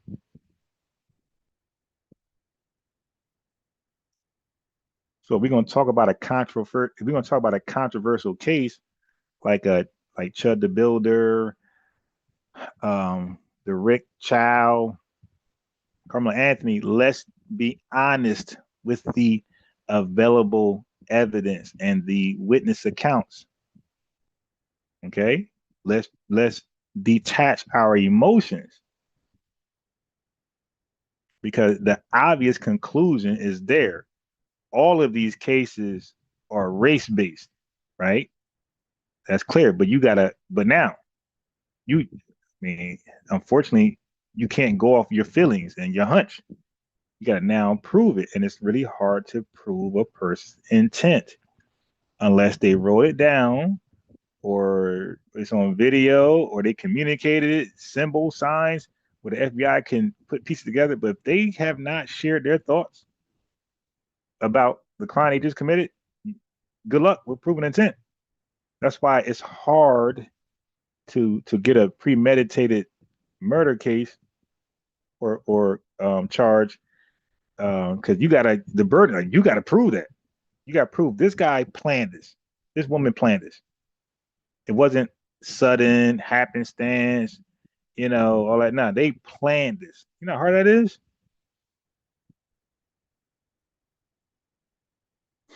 That's why a lot of people get acquitted from that. You prove conspiracy. A lot of people beat RICO. That's why a lot of people beat conspiracies. Now RICO is federal, but a RICO is like a RICO and conspiracy is the same. The difference is who's handling it. The federal government handles the RICO, but their resources are unlimited. That's why they have a high percentage conviction rate. The states handle RICO. The state handle conspiracies. Their resources are limited just to that one state. So a RICO, the federal government can subpoena every state in this country, every town, city in this country. A state can't do that. So if South Carolina has a conspiracy case, then South Carolina got to use only South Carolina resources. So they're limited. That's why like if you get charged with a conspiracy, you got a good chance of beating that because the burden is on the state to prove that you planned this. So I know my uncle was with a RICO, I'm sorry, conspiracy, with a conspiracy, and he like somewhat beat it. Like he was guilty as hell. So to even get reduced time, you beat it because you're guilty. So that means you deserve all the time. You can get them to like negotiate with a plea when you are completely guilty. You beat that. You dig? Like for example, if I get access to a car, a brand new car, let's say a car, this car costs 30, the tag says $30,000, and I get access to it illegally, right? The law catches up with me, but I got a defense where I'm lying, saying I obtained it legally, and the plaintiff can't really prove I didn't, but they know it's not mine, but they don't have the evidence for it. Then we can negotiate, and they might say, all right, well, we'll give you the car for 15 grand. I won because I just bought a car for half price that I obtained illegally. You feel me?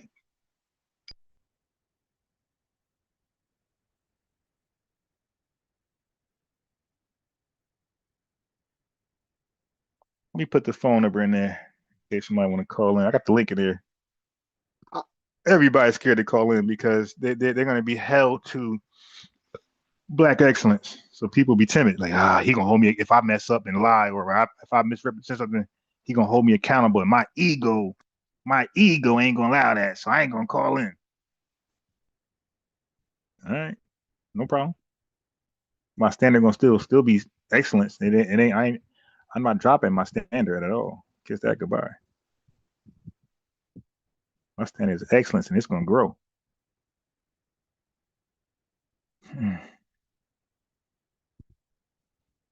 It's gonna grow.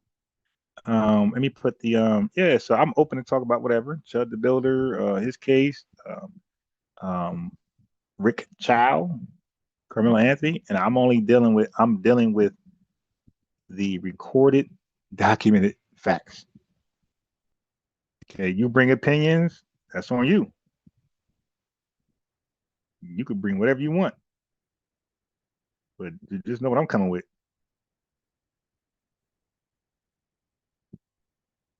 I'm coming with the recorded, documented facts of the case. You dig? Let me drop this in the chat. So the link's in the chat. I'm gonna drop the phone number in. And yeah, we can get it. Subscribe. Make sure you subscribe. And another thing with people who got the membership, because I'm shadow banned, like most people are. Most people who go against, it don't matter if you're Caribbean, African, white tea. If you challenge the government on YouTube or any constitutional law, you're going to be shadow banned. Like, you know what I mean? The race doesn't, the ethnic doesn't matter. The ethnicity doesn't matter. You're going to be shadow banned. So when you're shadow banned, you got to make a conservative effort to see if somebody's live. You feel me? Because if you don't, like, you won't get a notification. When somebody's shadow banned, you're not getting a notification. So that means out of sight, out of mind.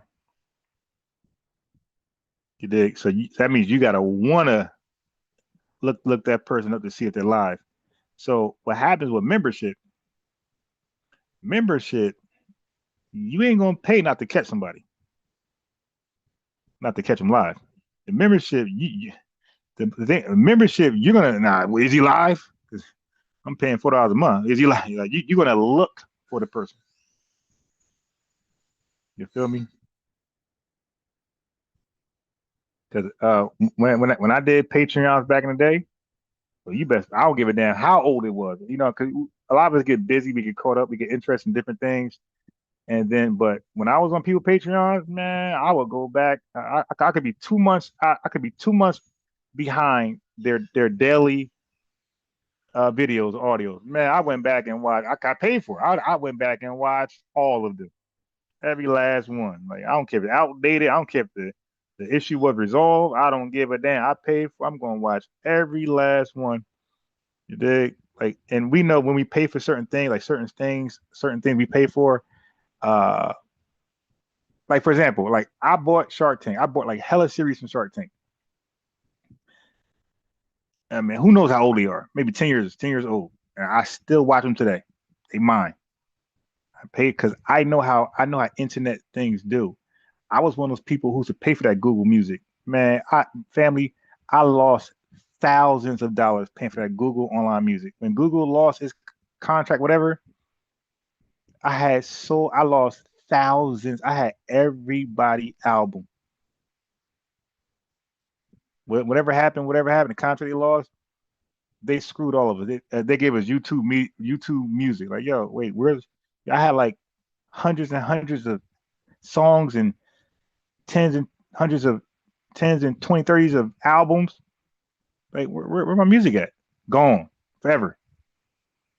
I had all Nas albums, all Jay-Z albums, all AZ albums. Had Carmelo albums, just Lauryn Hill, and Beyonce. Name them. Keisha Cole. You dig? I was on that.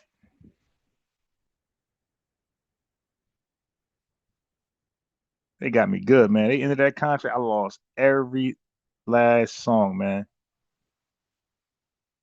I said, I'm gonna make my own music. I'm gonna make my own music. Hell with that. I ain't buying no more music. Make my own music. That's why I make my own music. It won't ever happen again. And speaking of my own music, I got my I registered for BMI. I registered for ASCAP. So now I gotta upload my videos, my music to like Spotify and like Apple, whatever, so people can, they want to purchase music, they can buy it. Okay, so that is the phone of, yeah, you want to talk about feeling defeated? I had no physical copy of nothing. I had Rich the Kid albums. I had I ain't gonna lie, I had a bunch of corny ass Drake albums. Now I'm glad they're gone. I'm glad they're gone. That dude is so ass. But man, I had Offset album. I had a lot of Gucci Mane. Had a lot of 1017, Pooh Shiesty. I had Big 30. I had everybody, man. I'm talking about thousands. I mean, thousands and thousands of dollars. I told you how many kids I taught a week. Like I said, if you just charge $30 for each kid, that's $3,000 a week. Like I was doing very good. You guys ask IBM. IBM tell you, my camera stayed on during those moments when I was moving money like that. My camera, y'all go on Unbiased Ron and go back to my old like 2008, 19 videos, 2020 videos. I stayed on camera. Fresh haircut, background, Gucci this in the background, you know what I mean? Jordan that, cologne over here, Kevin Samuel said my camera stayed on when that money is coming like that. You ain't never catch me without the camera on. I've been to tell you, let them know. Back in 2019 and 2021, my camera stayed on. Stayed with the Polo, you dig, Supreme, you dig? Fresh haircut, fresh shape. I stayed fly. Man, that pandemic shut my business down. Shit. Have my man be on the wire? Shit. Cutting that camera on. I mean, I just cut my hair yesterday. I just cut my own hair yesterday. No shape up, nothing. You did. I just cut my I had, put like this. I had two haircuts in 2 years. That means I was cutting my own hair. Like I cut my own hair yesterday. That's how tight money is now. Like, yeah, all right. You won't catch me with my camera on like that. So somebody catch me looking like revenue and try to circulate my picture everywhere with it. I mean, no. LimeWire. What you know about LimeWire? Yeah, you catch me looking like Napster. You catch me looking like revenue right now if I cut that camera on.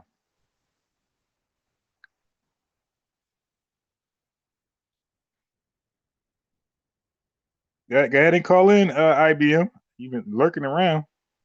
You want to say something?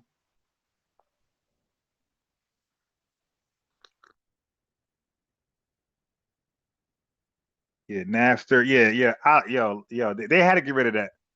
They got rid of the Napster line. Man, I ain't gonna lie. Some of the music quality was good because I used to burn CDs, but some of the music quality was horrible. You didn't care because that's the only way to get it, so you got it anyway. But yeah, man, Napster, LimeWire. I think it was one more. I don't know why. I think it started with an S. It was LimeWire, Napster. That might have been it. But I thought it was one more with an S.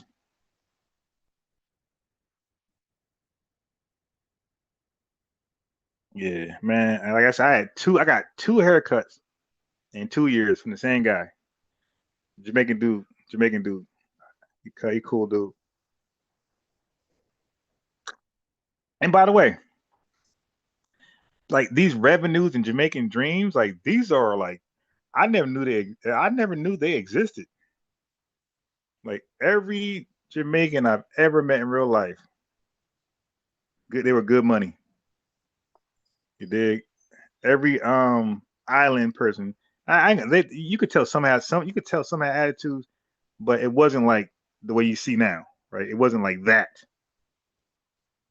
But every Jamaican dude I ever met in life, and the women be a little funny, but every Jamaican man I met my entire life, they were always good money. So, that makes you wonder, like, were they like undercover revenues, or is revenues and Jamaican dreams the anomaly? You dig? It make you wonder. But every Jamaican I ever met in real life were good money, yo. The men, good money,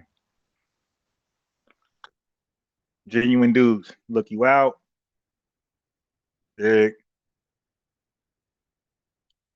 fight with you. You're in money trouble, they got you. Like extended family. So like these revenues, these Jamaican dreams, you're like, yo, what happened with that? Like I'm not shocked with Africans, but the island family, I'm shocked. I ain't gonna lie, I'm shocked at some of the attitudes. I'm shocked. I tell you, every last one. That's why we confuse them as us, because they were so locked in. They were they were riders. Dig? And maybe that's just my age. Maybe these young people, like their kids went another way. You dig? But I'm telling you, the revenue class of Jamaicans I've never experienced before in my life.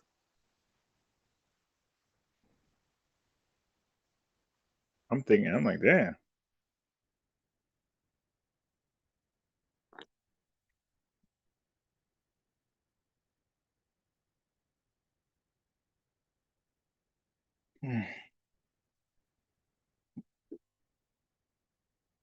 Yeah, man.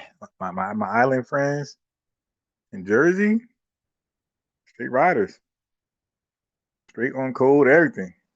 Extended family members, honorary FBAs. Big no issue. I'm talking about the entire family, cousin on cousin on cousin. Mother and mother. You dig? Always at the cookout, at their cookout. You feel me? Always there. Borrowed cars, sold me cars, gave me. I mean, straight honorary FBA's extended family. So when I came across, like, when I experienced the revenues and Jamaican dream, like, what the like, I'm thinking they joking. Like, yo, y'all gotta be trolling. But then so many are out there. You're like, wow. So that lets you know you got half that's thorough as hell. You got half who are not. You feel me? I'm telling you, man. Think my experiences. I ain't never meet a non-rider Jamaican until the revenues.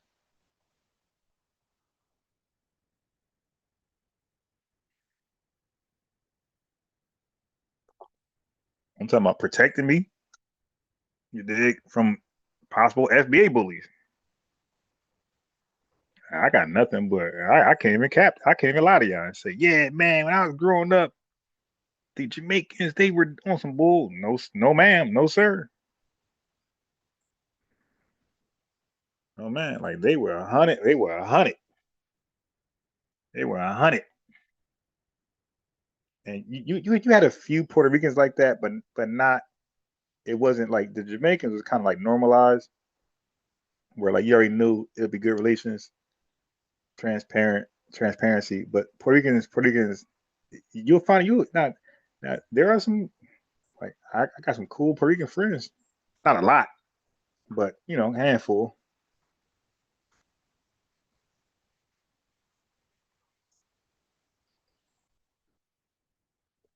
I'm talking about Jamaican dudes hire you,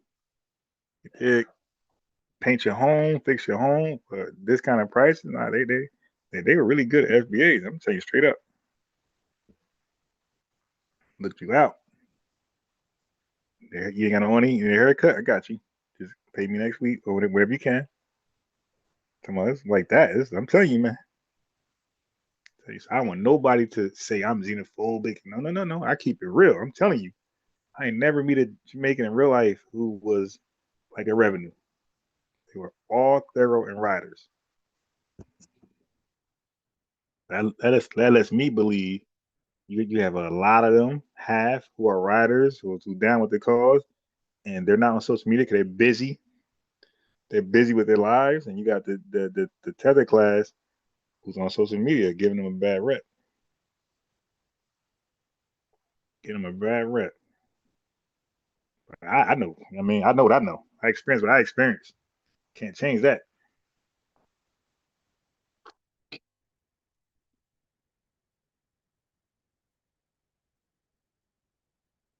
Um, let me put my glasses on because the phone is so. Okay, how can I make it bigger? Yo, you know what's crazy? Yeah, you can't on the phone. On the phone, YouTube. I can't even expand like the letters. I gotta the font. I gotta my glasses. Okay, so Be Active says, question, why FBA are not talking about the 12 jurors who all reached a unanimous not guilty verdict consisted of which 3 black men FBA, 2 black women FBA? Which Be Active, which case are you referring to? Yeah, songwriter. It'll never be a Puerto Rican Nasheed. Puerto Rico Nasheed, nah, never. Never. Hey, Be Active. Which case are you talking about? Yeah, call up. Hit the link. Let's talk about it. Like, yeah, give me some content. You know what I mean? Like, let people benefit and learn from the dialogue. I don't know which case. Are you talking about the Builder? You talking about Rick Chow? You talking about the one that's starting now, the Carmelo Anthony? Which?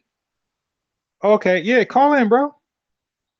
Leave the phone number, and that's the link. I think people were talking about that.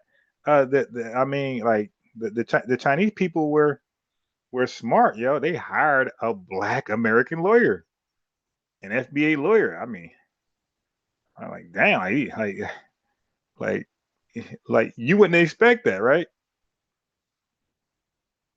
Yeah, they actually hired a thorough black American lawyer. You talk about chess? These guys play chess. Somebody who they hired a lawyer who understands our culture, who gave them a defense.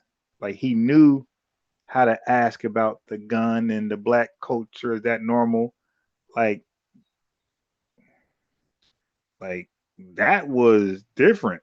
You feel me? Like as far as a strategy move, like I'm impressed.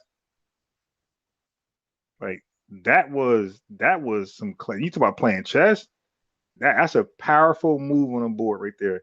But by hiring a Black American culture where he dived into Black American shitty culture, you feel me? To make Cyrus look bad, look worse. That was a brilliant strategy from the Chinese people. Like they were playing chess. They were playing chess, no doubt. They were playing chess, and they won. Unfortunately, they won playing chess.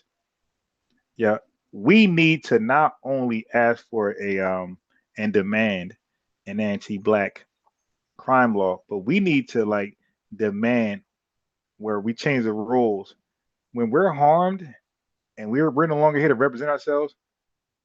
We need to make a demand where we can decide who the state uses to represent us, because the state is always gonna botch our cases when we face unfortunate fatal harm from a race soldier or a race soldier wannabe. The state is never going to represent us correctly. They're going to do crazy arguments. They're going to overcharge. The Chinese guy got overcharged. Like he got charged with damn near premeditation. Like bro, there's no way you can win a case like that. When you're overcharged, the burden of proof is on the damn state. Even the Jordan and Illy case, we went over that live over here. By the way, Be Active. We went over that. Even that, the state. Yeah, sometimes you guys blame the jurors, and they're not to blame. If the state botched the case, where the jurors don't hear overwhelming evidence, overwhelming testimonies, how can they rule in the favor of an FBA? They can't. If they're honest, their conclusion is the state didn't prove their case.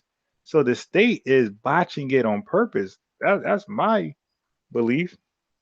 They're botching the case. They're overcharging. They're messing up the case on purpose. So the jurors have no choice but to rule in the race soldier favor.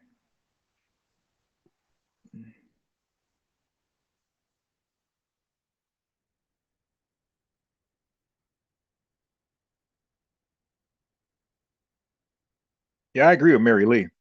Most of our degeneracy comes from other cultures anyway. That's not natural to us because we have a beginning here in America.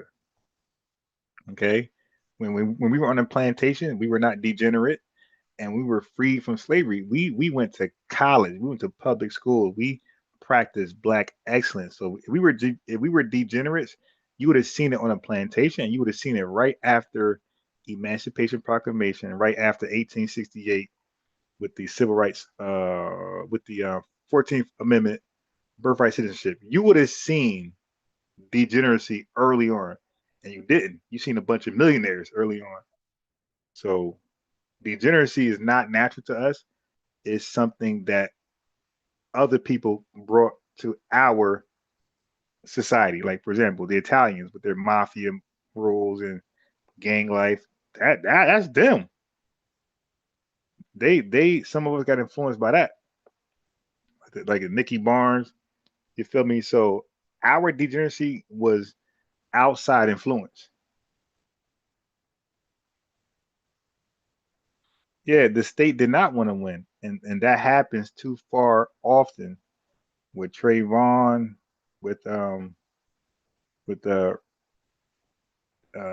Rick Chow, with Latasha Harlan, and so many others. The state purposely loses. They overcharge. They bring witnesses that supports the defendant. That's the Jordan Illy case, which is unbelievable. Yeah, but the state definitely, you know. So now I don't know the official charge on Carmelo Anthony. No, no, okay, no. He's what let me see. Let me look it up. Well, what is he charged with? Let me see. Let me see his charges.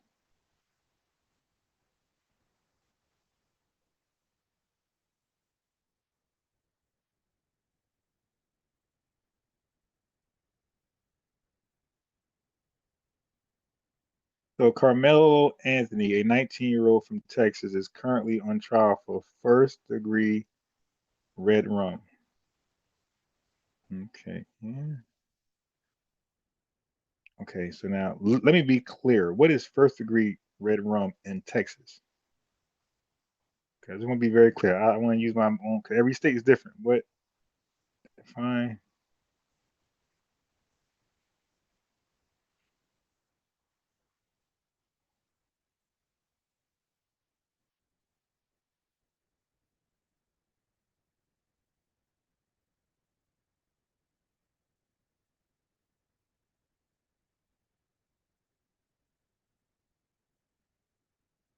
And what burden of proof does the state have?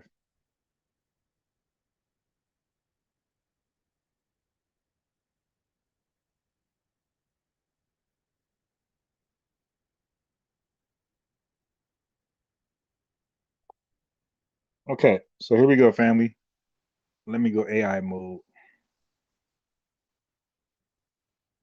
Okay, so in the state of Texas, the legal term first degree red rum does not officially exist as a distinct statutory crime. Instead, the state charges standard intentional deletions. Okay, so standard intentional, they're saying he went there to intentionally delete him as a first degree felony murder, while its legal equivalent to traditional first degree red rum is capital red rum. To secure a conviction for either charge, the state of Texas holds the absolute burden of proof to demonstrate guilt beyond a reasonable doubt. For example, the first degree red rum in Texas. Texas categorizes criminal homicides under the Texas Penal Code, Chapter 19. The state divides what other jurisdictions call first degree red rum into two distinct categories. Okay, so red rum, first degree felony, according to Texas Penal Code 1902, a person commits red rum if they intentionally or knowingly cause the DEATH of an individual. It also applies if they intend to cause serious bodily injury and commit an act clearly dangerous to human life that results in DEATH. This carries a punishment of 5 to 99 years or life in prison. Okay, yeah, so I can see that. Okay, no, he's not overcharged. I can see that. So it's saying, so yeah, so he's not overcharged. It said, if a person commits red rum, if they intentionally or knowingly cause the deletion of an individual, yeah, so stabbing somebody in the leg, I don't believe would be this. And if they like, be deleted after that or in the arm, I don't believe that was your intentions. But if you go for the neck, the stomach, the torso, chest, like yeah, like you definitely know that if I get you there, it's a great chance you'll be deleted. Yeah, so first degree red rum is the correct charge in this case, because you got other cases where my negligence led to your demise. I didn't mean to do it. I just ain't consider my actions seriously. So what I mean. Okay. So the burden. So now here's where I'm most concerned with the burden of proof in Texas. The prosecution bears the entire burden of proof throughout the trial phase. Okay. So now beyond a reasonable doubt, the state must prove every statutory element of the red rum or capital red rum charge to the highest legal standard. The defendant is presumed innocent, and the defense is not required to prove anything to win an acquittal. Shifting burden, sudden passion. Okay, yeah, it says Texas law allows a unique exception during the punishment phase of a trial. If the defense can prove that the defendant acted under the immediate influence of sudden passion arising from an adequate cause, a crime. Okay, this ain't that. This ain't that. Okay. So one more time, beyond a reasonable doubt, the state must prove every statutory element of the red rum or capital red rum charged to its highest legal standard. The defendant is presumed innocent, the defense is not required to. So yeah, so the defense just got to poke holes in the state case. Okay. Yeah, man. This is gonna. I cannot see him being charged with what he's charged with, but I can. Or like this, it says 5 to 99 years.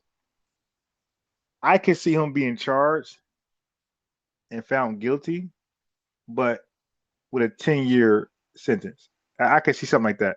I can see that. I can't see Texas, given the circumstances, given that the Metcalf dude, whatever his name is, definitely pushed them. And like again, I'm blindly speaking. I don't remember, family. A lot of information has not been revealed. I don't know anything. I'm speaking blindly. I'm saying based off the limited information I got so far. It can change with video, evidence, with witness testimony. It can change in cross examinations of witnesses. My stance can change. I'm saying today, with my limited information, if he was to be convicted of his charge, I don't believe that the judge would sentence him to the 99 years. I believe he'll get a 10-year sentence and probably won't serve any jail time. It'd be probation. Like I think it'd be like a young thug type of ordeal. You feel me? Something like that, where he don't serve no time, probation for like forever, something like that. Because I think they want to satisfy both. It's a racial case, so they want to satisfy both races. So I don't believe they want to completely acquit it. Now again, this is based off my blind, limited evidence. I believe that so far, contingent on new evidence, I believe that they want to satisfy both races. So they want to find them guilty, 10-year, 8-year sentence, probation. So that race got their conviction, and the other race, he gets to go home. So the other race, like, all right, whatever, bullshit. That's what I feel like is going to happen. Okay. Contingent on new evidence. That's how I feel the case is going to go.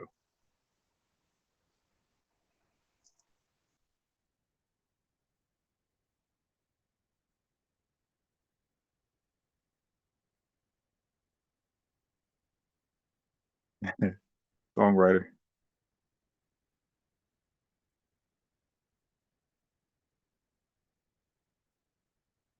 Maxwell says they have to prove intent. A crime of passion and self-defense are both applicable in this case. I thought, yeah, like maybe I misunderstood what crime of passion was. I thought that was like more. I might have been wrong. Maybe I should have read it. Let me read it. Let me go back and read crime of passion. Let me go back and read crime of passion. Okay, so shifting the burden, sudden passion. Texas law allows a unique exception during the punishment phase of a trial. If the defense can prove that the defendant acted under the immediate influence of sudden passion arising from an adequate cause, a crime of passion, the burden shifts to the defense. The defense must prove this by a preponderance of the evidence, meaning it is more likely true than not. If successful, the first-degree felony is reduced to a second-degree felony, capping the maximum prison sentence of 20 years instead of life. That's interesting. That's interesting. Now, that makes me ask you guys, for Carmelo Anthony, would you rather the burden of proof on his attorneys, or would you rather it on the state? I can't do a poll on my phone, but if I could do a poll, I'd have done it on my phone. But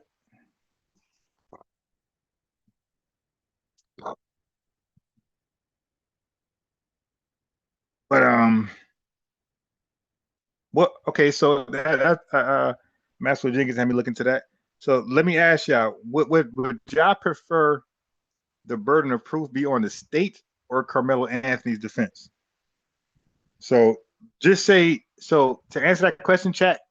Just say state or Carmelo.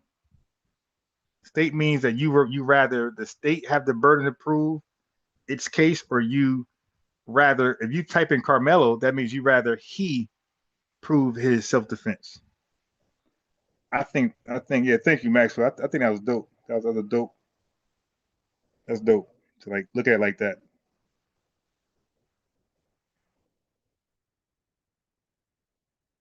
That's tough. All I'm gonna say is that's tough.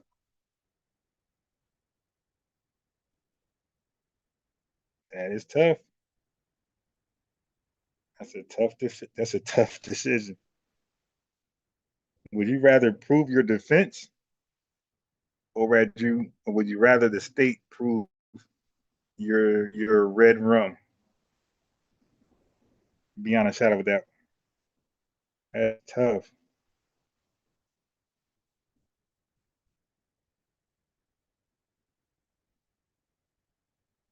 Type in state if you believe the state should have the burden, or type in Carmelo if you believe Carmelo should prove his defense.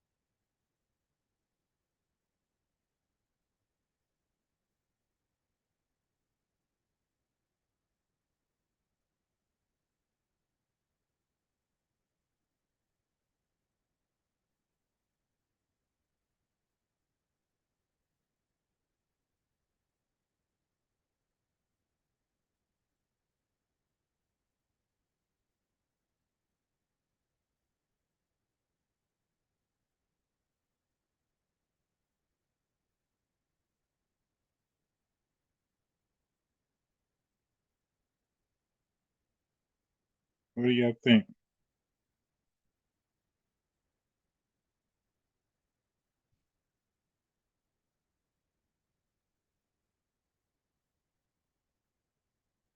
Yeah, I'm quiet. I'm looking up something on ChatGPT. Yeah, that's tough, man. If you want the state to prove their case, or you prove your case, I'll tell you this. I'll tell you this. If I really believe, yeah, you know what? That is an interesting thing because if we can make Rick Chow prove his defense, that means the state can't botch it. If we can make the Rick Chows and Zimmermans of the world prove their defense, and the Daniel Pennies, if we can make them prove their defense rather than the state botching it, I think that might be a strategy, family. That might be something we could look into.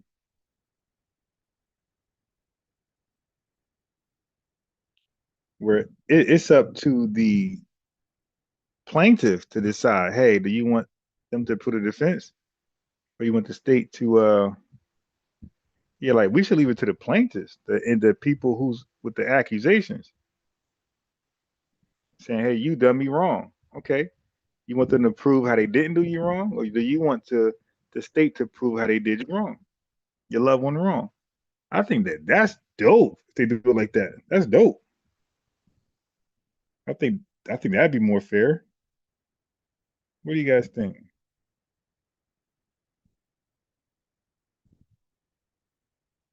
What do you guys think?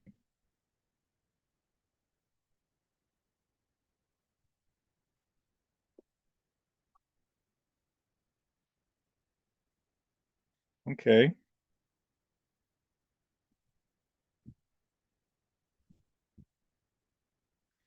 Okay, let me see. Let me read.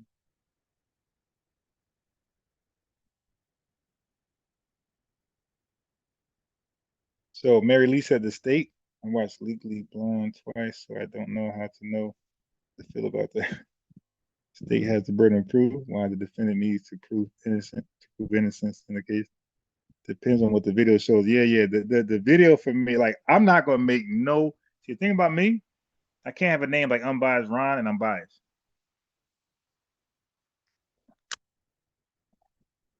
I want the trial to start. Now, let me tell you this. This is gonna shock y'all. For you guys who think I'm just too hard. Oh, you too. No, I'm not hard. Okay, but I'm very objective. I think YM Melly is gonna walk. I've been following that case. Now, of course, he didn't. He's gonna walk, but you could say, well, he did do time because they held him, right? But I watched that. I watched that trial. I just do not believe the state did a good job proving, beyond a shadow of a doubt, that he pewed anybody. All right, so technically he didn't walk because he served time. And I think they're gonna be happy just with that. I do not believe he's gonna be found guilty. I watched that case. I was trying to look for if it was there. And I'm telling y'all first, I want my credit. I don't believe he's gonna be convicted. I believe it's gonna be another deadlock jury or whatever, and the state gonna stop trying it, or I think he'll be just acquitted. I don't believe I heard enough evidence that is beyond a shadow of a doubt that he pewed anybody. I think he's gonna be. I think he will not be convicted.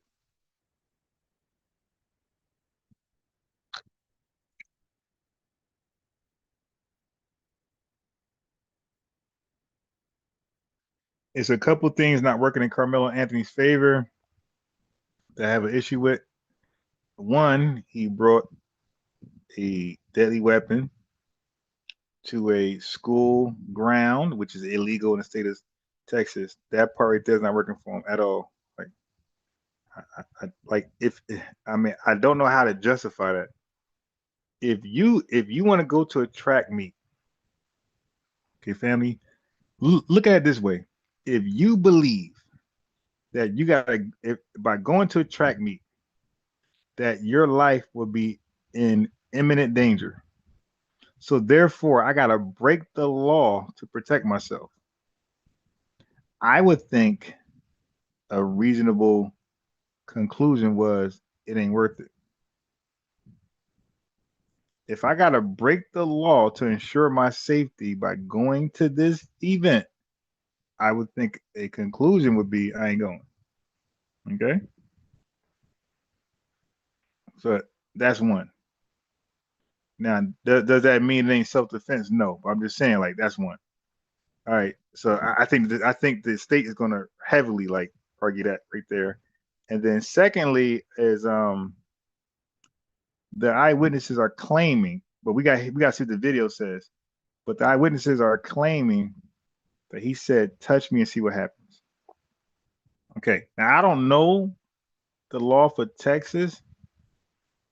Okay, I don't know the law for a lot of states, but some of the self-defense laws are you cannot antagonize or escalate, the issue. You're supposed to de-escalate. So I don't know. So that right there, that phraseology can be interpreted different ways. I can't tell you for sure that's antagonizing. I can't tell you for sure that's escalating a situation. That phraseology can go a different ways. So I can't tell you what that means. But again, I'm more interested in solutions. I would say the takeaway would be, hey, if you believe you got to defend yourself, don't say that. You should say, so don't say touch me and find out. You should say, don't touch me. I don't want to be touched. I will defend myself.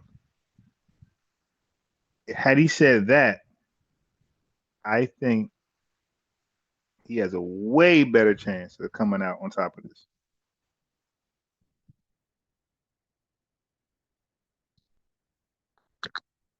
So if you have sons, daughters,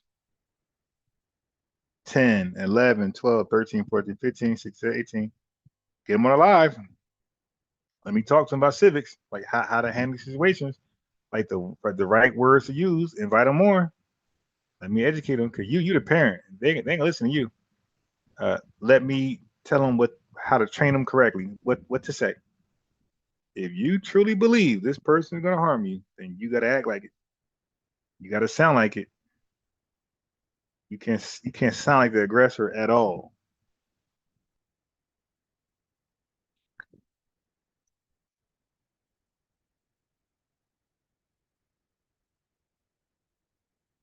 Maxwell Jenkins says, FBA News Updates, you never want to prove your innocence, then you lose your automatic innocence by law. You're innocent till, yeah, I got that part, but I'm not sure if I can, I'm a guy, if y'all heard me before with Truth Teller, I'm a guy who, if I believe I'm innocent, I'm on that stand. I'm on that stand.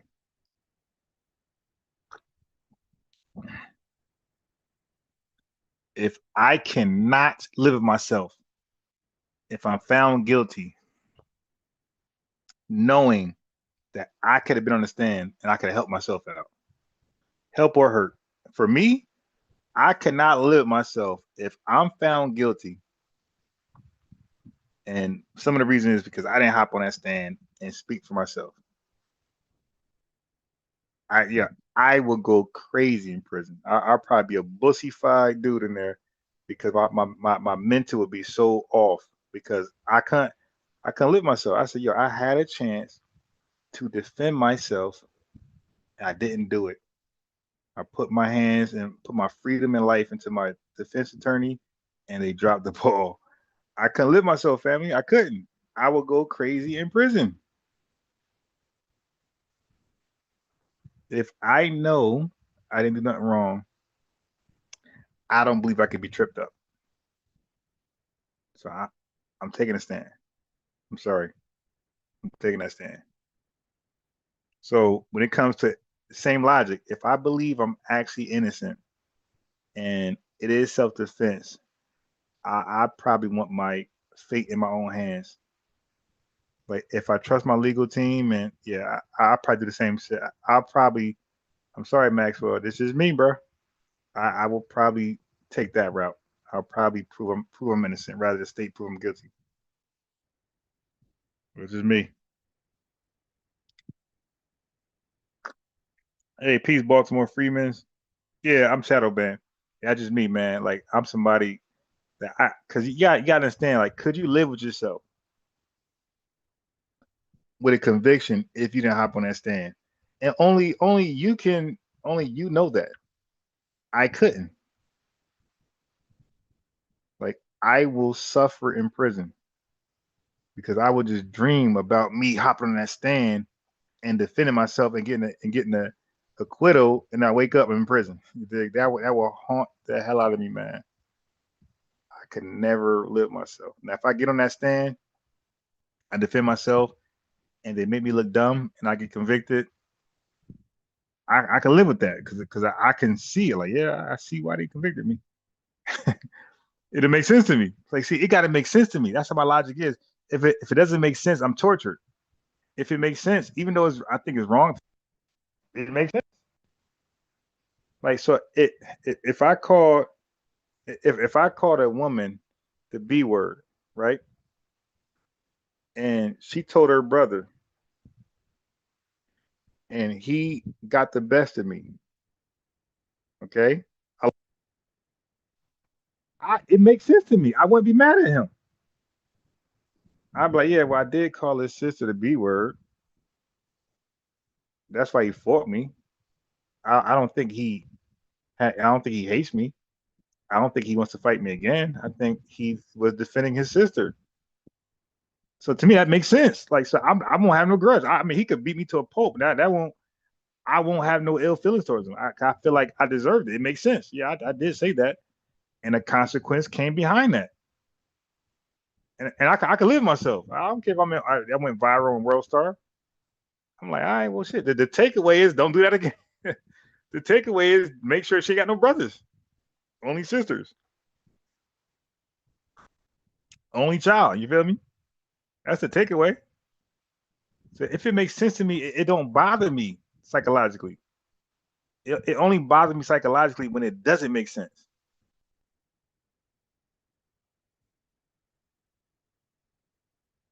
That's how my brain works, man. That's why it's important. It's important for me. That's why it's important for me to make sense of everything. Thank you for the gift, Maxwell. But yeah, you understand like where I'm coming from? Like it has to make sense to me. Even if I get my ass kicked, it just got to make sense. As long as it makes sense, I can accept the consequences. I can accept the guilty victory. I can accept the beat down. I can accept the I didn't get hired for the job. But when it doesn't make sense and it doesn't work in my favor, that's when it bothers me mentally. I'm like normally strong-minded.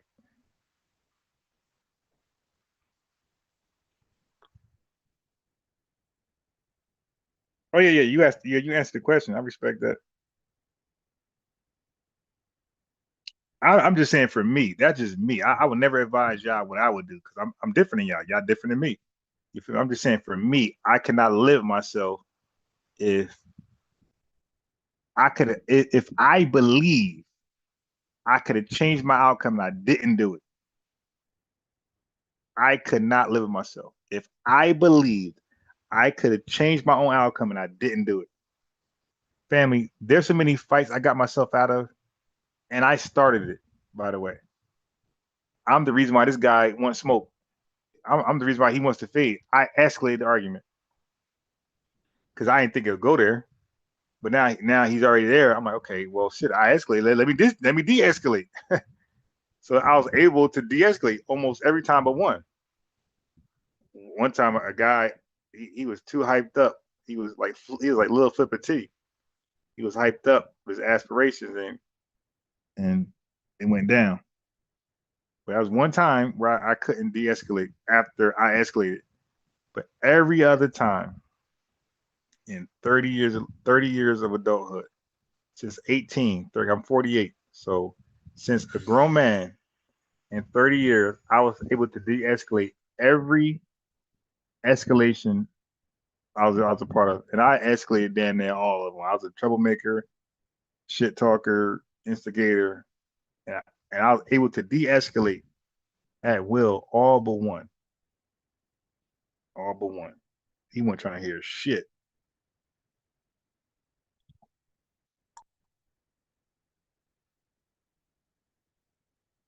And I'm like, wow.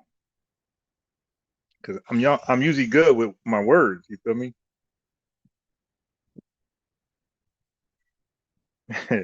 I'm the only girl and the youngest technically in my only child. No, if you got brothers, you're not the only girl. That makes you worse. You the youngest and you got brothers and you the youngest, they're gonna put the cockroach boot stomp down on somebody. Yeah, so that's why I don't respect the boyfriend. So there was a boyfriend dude that was abusive to his girlfriend, and she called her two brothers, and this disgusting human being deleted both of them. Okay, but I truly believe that she should have either deleted him or herself. Okay, you got this crazed, violent boyfriend that's very abusive, and you know how far he'll go because he told you already, and you know he carries. You know that's your boyfriend. You know he does that. Okay, so he's holding heat. You call your brothers over there, and they're looking for a fade. This dude got a deadly weapon. right? And you call them over there. You don't call the cops. You call your brothers, and they come over there to defend you, your baby sister, and he deletes both of them. At that point, she got two options. She has to delete her boyfriend or herself. Okay, is no way she should continue living with her life, and she got her brother executed, and the guy who did it lived. Okay, so you either delete yourself or delete the guy. There's no way he should live and you should live, and your two brothers who are innocent are deleted. The two people who are abusive lives, and the defenders, DIE. No, no. You gotta delete yourself. You dig? Or him. Yeah, I do not respect that. You got innocent men, probably with families on their own, deleted because your toxic ass chose some Pookie Ray Ray nigga that's dangerous as hell. You get your buzz deleted because they trying to defend you. You ain't want to call the cops. You should have deleted your boyfriend because you would have never got convicted of that. And you should delete yourself. Either or, him or you. That song, is it gonna be me, him, or me? Him or me? How the song go? Do you want him or me? Yeah, you should delete it. Him or yourself. Him or yourself. There's no way that the only lives that were lost were your two brothers. I don't respect that at all. They had families too. I don't respect that at all.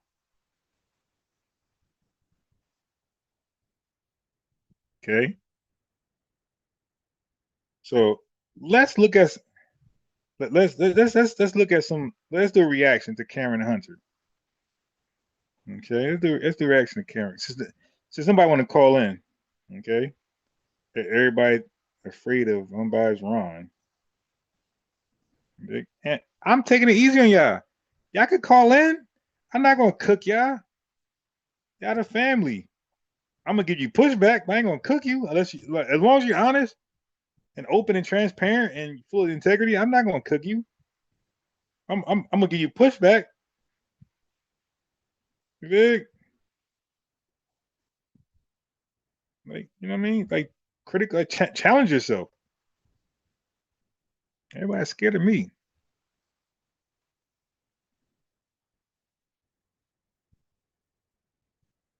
Oh, he gonna cook me. Okay, I cook everybody. I'm 17 years undefeated online. You're debating all type of topics. What makes you think you gonna win? You gonna get cooked too, but it's okay. I'm like the Mayweather of this shit. But you okay?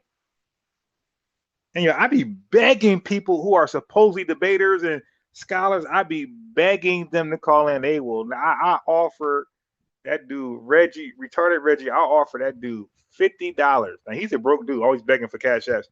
I offer that dude $50 because he lied when he came here twice. He lied twice.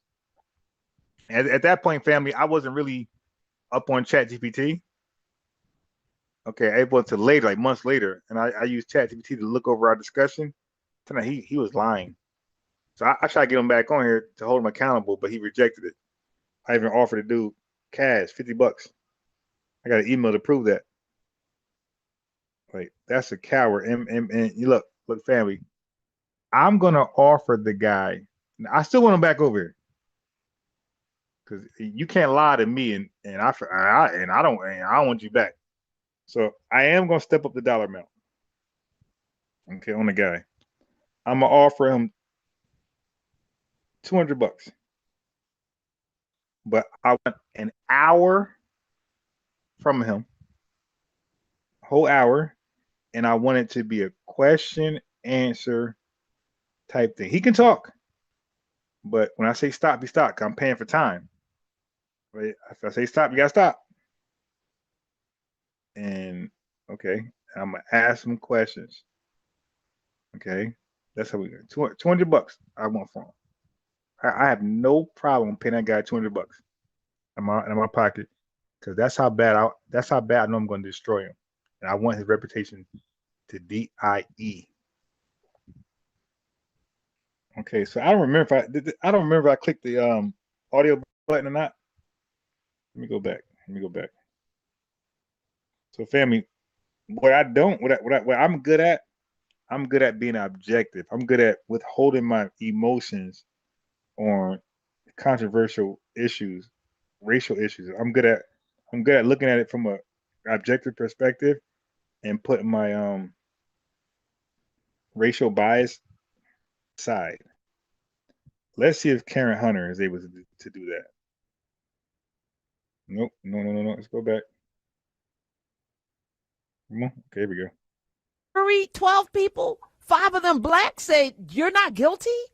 I need to understand what they heard, because Okay, so when you say black, Karen Hunter, what does that mean to you? That's a racial term. That don't mean you're foundational Black American. And that's why we're delineating. So already she's goofy. Like, we're delineating, right? And black is only reserved for Black Americans. Other folks are just where they're from, their country. And they're flagged. If you got a flag, you're that. If you got a flag and it's not the Black American Heritage flag, you ain't black. You're of your flag. Okay? So already she's been goofy. Just on the face of this case. Ready. We're prepared. Do not give in to fear. We are fearless. This is not the time to be afraid. This is the time to stand up and fight back, and to resist any temptation for them to divide us. We're in this together. The rule of law is on our side. We will not give in, not give up. We will not capitulate. We will not bow. We will not. My mom called me this morning talking about it. It reminds me of like 1950s, 1920s, like it's like a throwback racism. I hate to even make it sound like, I'm not trying to be funny, but it's like slap in the face when I saw the verdict. Like, we're taking steps backwards. Ahmaud Arbery case was felt more of a current day, like this, we are not tolerating this. Right. And that was years ago. And this feels like part of the backlash, honestly, to people like Ahmaud Arbery getting justice. It feels like, and I know that's not technically how a jury works and a case works, but on a meta level, it feels like part of this country's backsliding to know your place, Black people. Y'all don't actually have rights. And how dare you try to have some rights? Now, I agree with that. I agree with that's where the Confederate sympathizers are trying to bring us back to. This is the penalty y'all will pay. So that's how I was feeling to me. Here's where I want to go with it. And I have a clip that I want to play. And I think we're having some technical difficulties with the phone lines because I know y'all want to call in as well.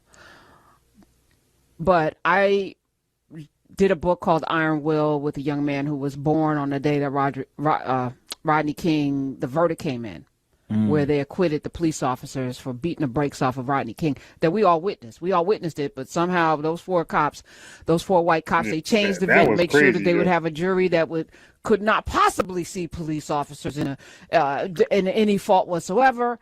That set Los Angeles on fire. And this young man was born in the midst of that, in the backdrop of that. But we also chronicled the killing of Latasha Harlem. Yeah, that was crazy too. Young lady who's 15 years old went into a store in her neighborhood, run by a Korean proprietor, and got shot. Accused of stealing. She had money in her hand. Killed that little girl, because 15 is a little girl. Yeah. Killed her. And I was thinking about the number of times I've been in my community with people who are not from my community, and how they throw the money on the counter, and and some say it's cultural, but I'm saying if you're in a community where our dollar leaves your community, you need to have a bit of respect for the people that you're No, making no, your they don't. money from. But also, we must not tolerate the behavior. And That part I the agree with. fact that this Chow Don't guy, and I'm going to don't call go him in the that, store at all. Do 61-year-old what I do. store owner, had shot Really? at people before. So he had a pattern of doing this. And that was not admissible. And I actually had to research to make sure that this wasn't just on a Reddit file. But apparently, years before, this Chow guy shot a shoplifter and opened fire on a vehicle of another shoplifter in a separate encounter at his Express Mart Shell station. So he had shot at a couple other people before he. Because she let Frank Zanu cook her, so and her Pan-African hero. So I can't trust her research. Killed Cyrus Carmack Belton. And Carmack Belton is a hyphenated name, and Cyrus is an unusual name. Somebody cared about this young man because he wasn't just named any old thing, right? And I'm not saying that some of y'all got any old thing names, but I'm saying Cyrus Carmack Belton is a specific choice. There's care and concern and community around that name. That name has history and a lot of other things. And I'm not saying he didn't have a gun. I'm not saying that that Chow's son wasn't threatened. I'm saying that Cyrus Carmack Belton was shot in the back.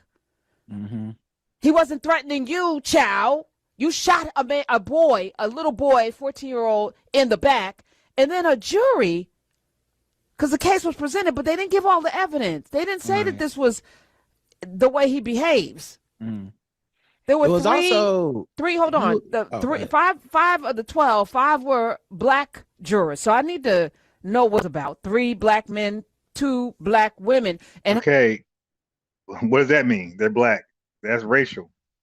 They could be African, Caribbean, Haitian, what is that? Afro-Brazilian, Afro-Latino. That don't mean nothing to us.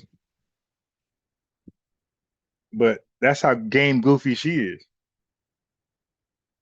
how do you classify these black people? Are they? I don't want to say foundational. Are they from this country, black? I don't know. It's South Carolina, so you don't like. I live in South Carolina, and there's tethers there. There's tethers in Georgia too. Okay, yeah, they're spreading their wings. Now they're not in large pockets, but they're there. They would probably be from down there, but as you said, the rules of the trial sometimes prohibit a jury from reaching a lot of different conclusions. Like we have more information out here than you're allowed to judge in that situation. So you can lose a trial pre-trial, right? Like, hey, you can't weigh the pattern of behavior for the man who killed Trayvon Martin. But there's a lot of behavior. Right. You know what I mean? Like there's multiple phone calls. There's and it's like, well, you can't use any of this. So you're tying the hands of the prosecutor in that case, and then you're tying the hands of the jury, because the jury in common sense can probably be like, yeah, I'm like y'all outside the street, like absolutely. But what we were allowed to judge, no. I also just find it hard to reconcile that he killed this kid over 100 yards away, like a football field away from the store, like running in the back, running away. Like, right. You chased him down then and killed this kid. And yeah, what you said about community is so true. It makes me think about how it is tied to policing, because how much policing is not done within your own community. How many police officers live in another town, police in a different town, and then go back to their town? And then, as you astutely pointed out with Rodney King's verdict, when it's time to judge them, you think the citizens that they have been policing would be the best jury for y'all went above and beyond and y'all killed somebody, or y'all beat somebody, or y'all abuse your power. And the justice is like, no. The people in their community that have nothing to do with this, and how they view you and your community is more important and more germane to the punishment or lack thereof of these officers. So I feel like stuff is connected when you bring up, people have taken the money from our community but not being part of it. At least in the South, I've experienced so much of community not being necessarily just we Black. It's we live here. Right. We all No, live you're here. absolutely This right. our You're absolutely community. right. And and there's store owners that live in the community, and there's store owners that don't. There's store owners that, they got their pride in their own heritage and upbringing, and that's great, but they respect ours. And there's some you walk in is hostile. As soon as you walk in, like, I don't even know why you put this store in my neighborhood. You clearly don't want us here. You want our money, but you don't want nothing else human about us. So yeah, it brings up all those feelings. And I'm struggling because, to your point, there are people fat. who He's not in shape, so he's definitely eating Chinese food. So miss me with that. understand what it is, and the problem with the blanketed ways in which people are treated, and being in a group that is treated in a blanketed way. I want to be a little bit more sensitive to not paint all people of a certain background the same way, but it's difficult. It's difficult, especially when you have very limited options in the food you heard desert. this woman, ma'am. We're not talking about all people. You're talking about Rick Chow and his sons and his gas station, and you're talking about Cyrus, the YN. Okay, this is who we're talking about. Why you bring up other Chinese people? That is a coonery statement, family. Me, I went from 150, 200 live viewers to 30, 40 because I stand on business. Okay, because I can't be bought or sold. So I can lose 100 motherfuckers watching me. Don't care. Don't care. Don't bother me. I'm live still. I'm gonna still speak my mind.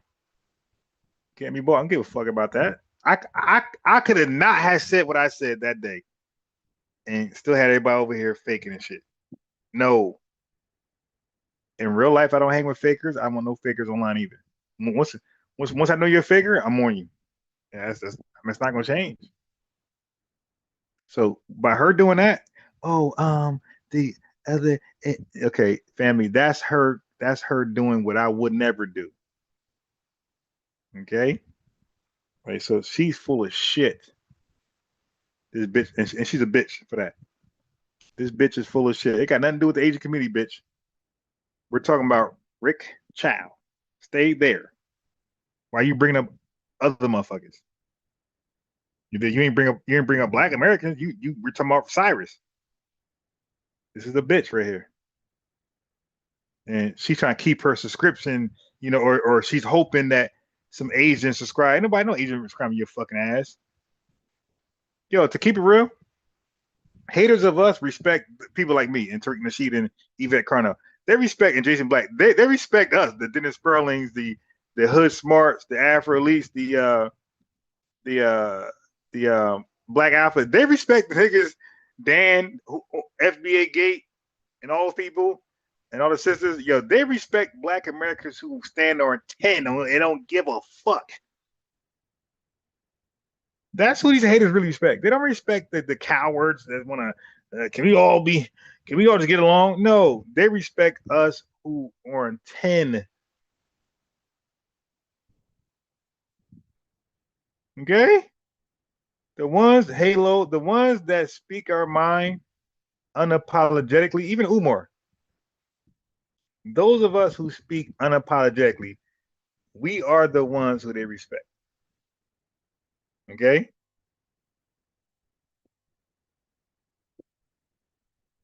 Because we are the field slaves. You dig? We ain't the house slaves. We ain't trying to butter shit up. 2 live viewers, 10 live viewers, don't matter. I'm way more respected by our enemies than the niggas with 1,000 live viewers who be kissing ass, bussy popping. You dig? I'm seeing it as more of a threat with live viewers because of my potential to influence possibly 1,000 one day.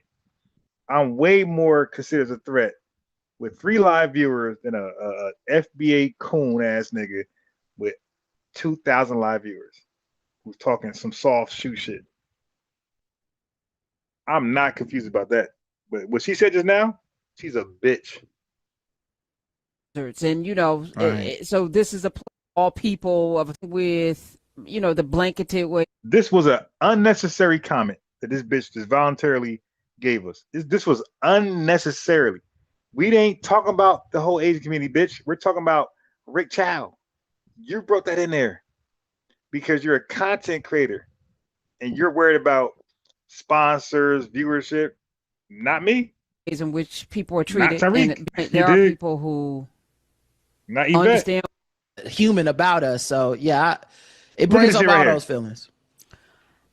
And I'm struggling because, to your point, there are people who understand what it is, and the problem with, the blanketed ways in which people are treated and being in a group that is treated in a blanketed way, I want to be a little bit more sensitive to not, paint all people of a certain background the same way. Now, this bitch had no right to make that statement. If those other Asians were good, they will call out the Rick Childs, bitch. That's not what you do. You let them separate themselves from us. Hey, if you guys are of our lineage, you know that we always did that. Black Americans, we always FBAs, we always highlighted and pointed out our coon class. Okay, so if they don't do it, then it's all of them, bitch. If you don't point out your coon class, then we're justified to put you all in one basket. Like with white supremacy, right? When white people don't call out their own, y'all all racist, right? And that was always the energy. We always called them all racist, and guess what? They didn't like that, and then they start to call their own out. We said y'all all racist, not just the ones who did it, y'all, because y'all quiet. And then what happened? White people started to come out and call themselves out, and this, they fighting with us alongside of us. Yeah. So for her to do that, this is some snake shit she did. She's a bitch for that. Oh no. You let Asians call out Asians, bitch. You don't be the defense lawyer for Asians.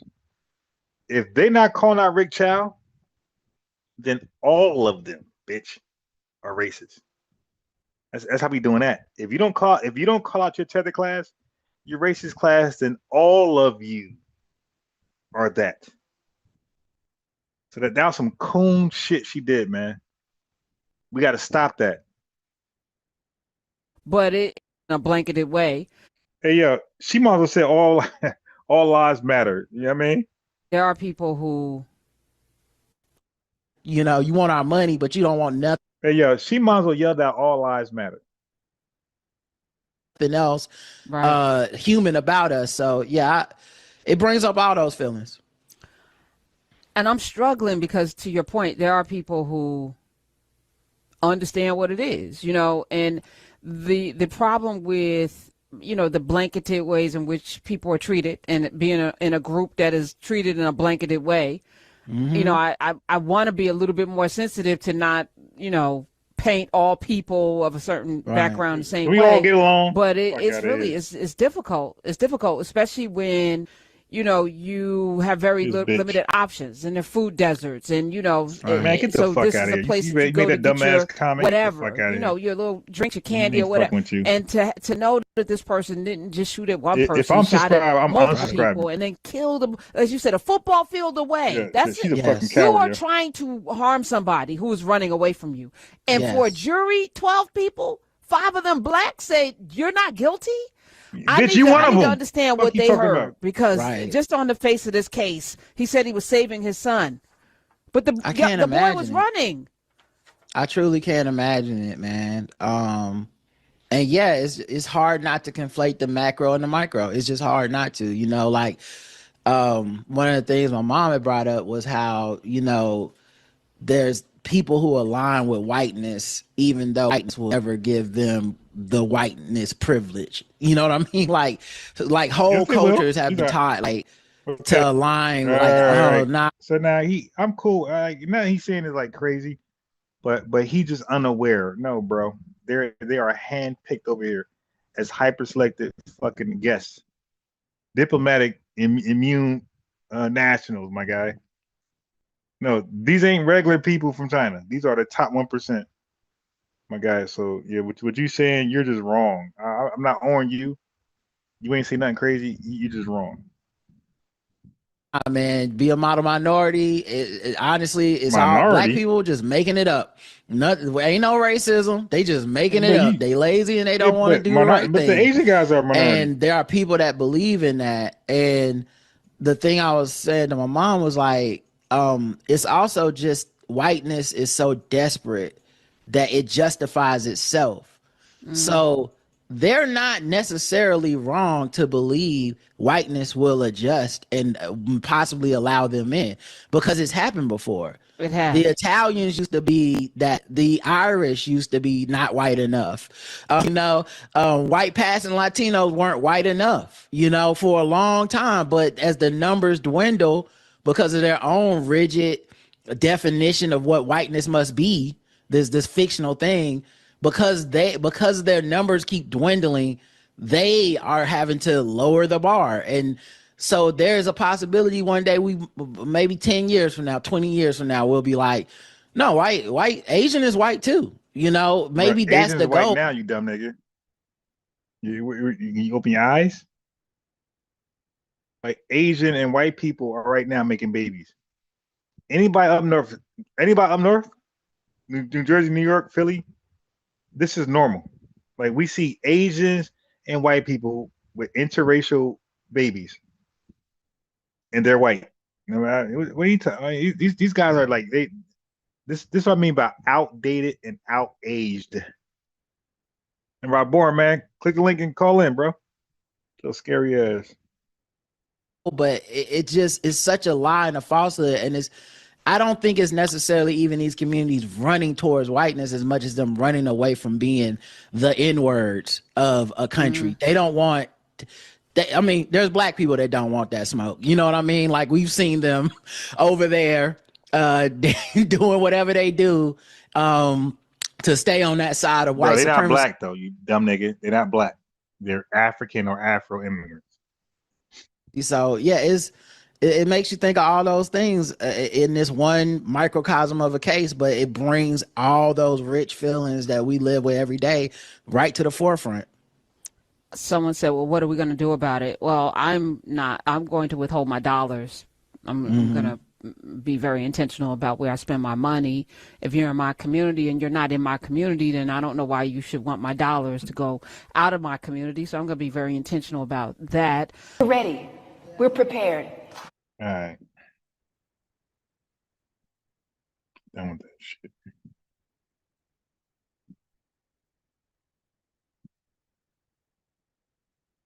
Done with that shit.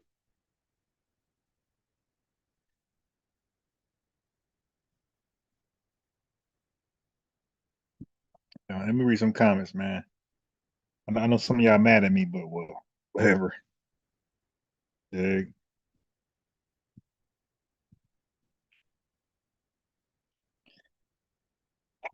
He sounds so full, lemon zest, right? Okay. Yeah, people mad at me. Yeah, she definitely is horrible, Maxwell. She's horrible. You dig? Walmart and most big grocery stores offer free delivery since. Really? I didn't know that. Baltimore Freeman says we know how she is, so hopefully when she hears this, she's gonna be she ain't shit. She ain't shit. Now, Marley, you can't say buy black because buy black includes people like from Brazil Puerto Rico, Cuban, all these people are considered black. Unfortunately. Maxwell J said, we love TikTok and YouTube. Yeah, by the way, get a TikTok account because my suspension ends at 8 o'clock p.m. today. So I will be live on TikTok and I will be talking about the same shit I just talked about today. You know what I mean? Just want to catch up with somebody. What part of LA? Okay, just catching up. If they were in charge, they would charge him with manslaughter. They would be able to bring those backgrounds. Yeah. That's the thing, man. But this whole you can't bring up people backgrounds, but with us, yeah, come on, man. Like, come on, man. Come on. All right, family. Nobody's want to join and have the conversation. Everybody's shy. Nobody want to be cooked.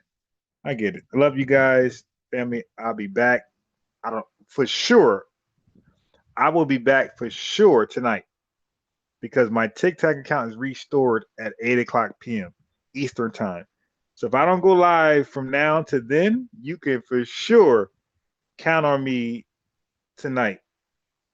I'll be TikTok and YouTube live going in for sure. Love you guys, man. Appreciate you guys. Everybody who tuned in, 3 people, 4 people, 1 person, 10 people, 1,000 people. I appreciate all y'all. Respect all you guys. All you guys can do something else. You don't gotta come here. You can do whatever you want. But you're here because you believe.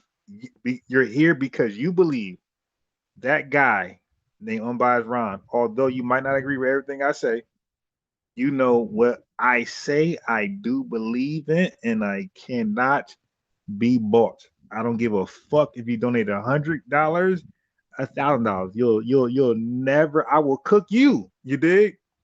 I will cook my sponsors, right? So you guys know for shit sure when you come here, nobody can offer me a dollar amount to buy me. Like I said, I will cook my sponsors. You could donate $1 in a super chat. If you say some bullshit, I'm gonna cook you 100%. Family, I promise you. I promise you, in real life, listen, if y'all want to talk to my real friends in real life, let's arrange something, right? Where I'll put you in 3-way. I will put you on 3-way with real friends in real life, and they will tell you how I am, how they all have an issue with me because you dig? They all have an issue with me because I cannot be bought. If I disagree, I disagree. That's it. Ain't no, you my mans, brothers, mothers, grandmothers, they all would tell you I'm unbiased. You dig? I'm telling you. And I don't give a fuck who likes it, who don't. Go away. I don't need 300 live viewers. I can have 3. And I'm gonna go live and pop my shit. You feel me? I could get 0 super chats, 0 cash apps, and just 3 live viewers, and I'm gonna pop my shit. You dig? So Rob Bourne, you a clown, my guy. Ain't about no fucking money. You dumb nigga. Tether ass nigga. You fucking crazy. Anyway, family. Definitely tune in. I will definitely be live 8, 9 o'clock, in between 8 and 9. I'll be TikTok live. Love you guys. I'm out, man. Ain't nobody can fucking buy me. I don't give a fuck what you donate, what you super chat. I'm gonna talk my shit, my truth. And I'm gonna cook you if you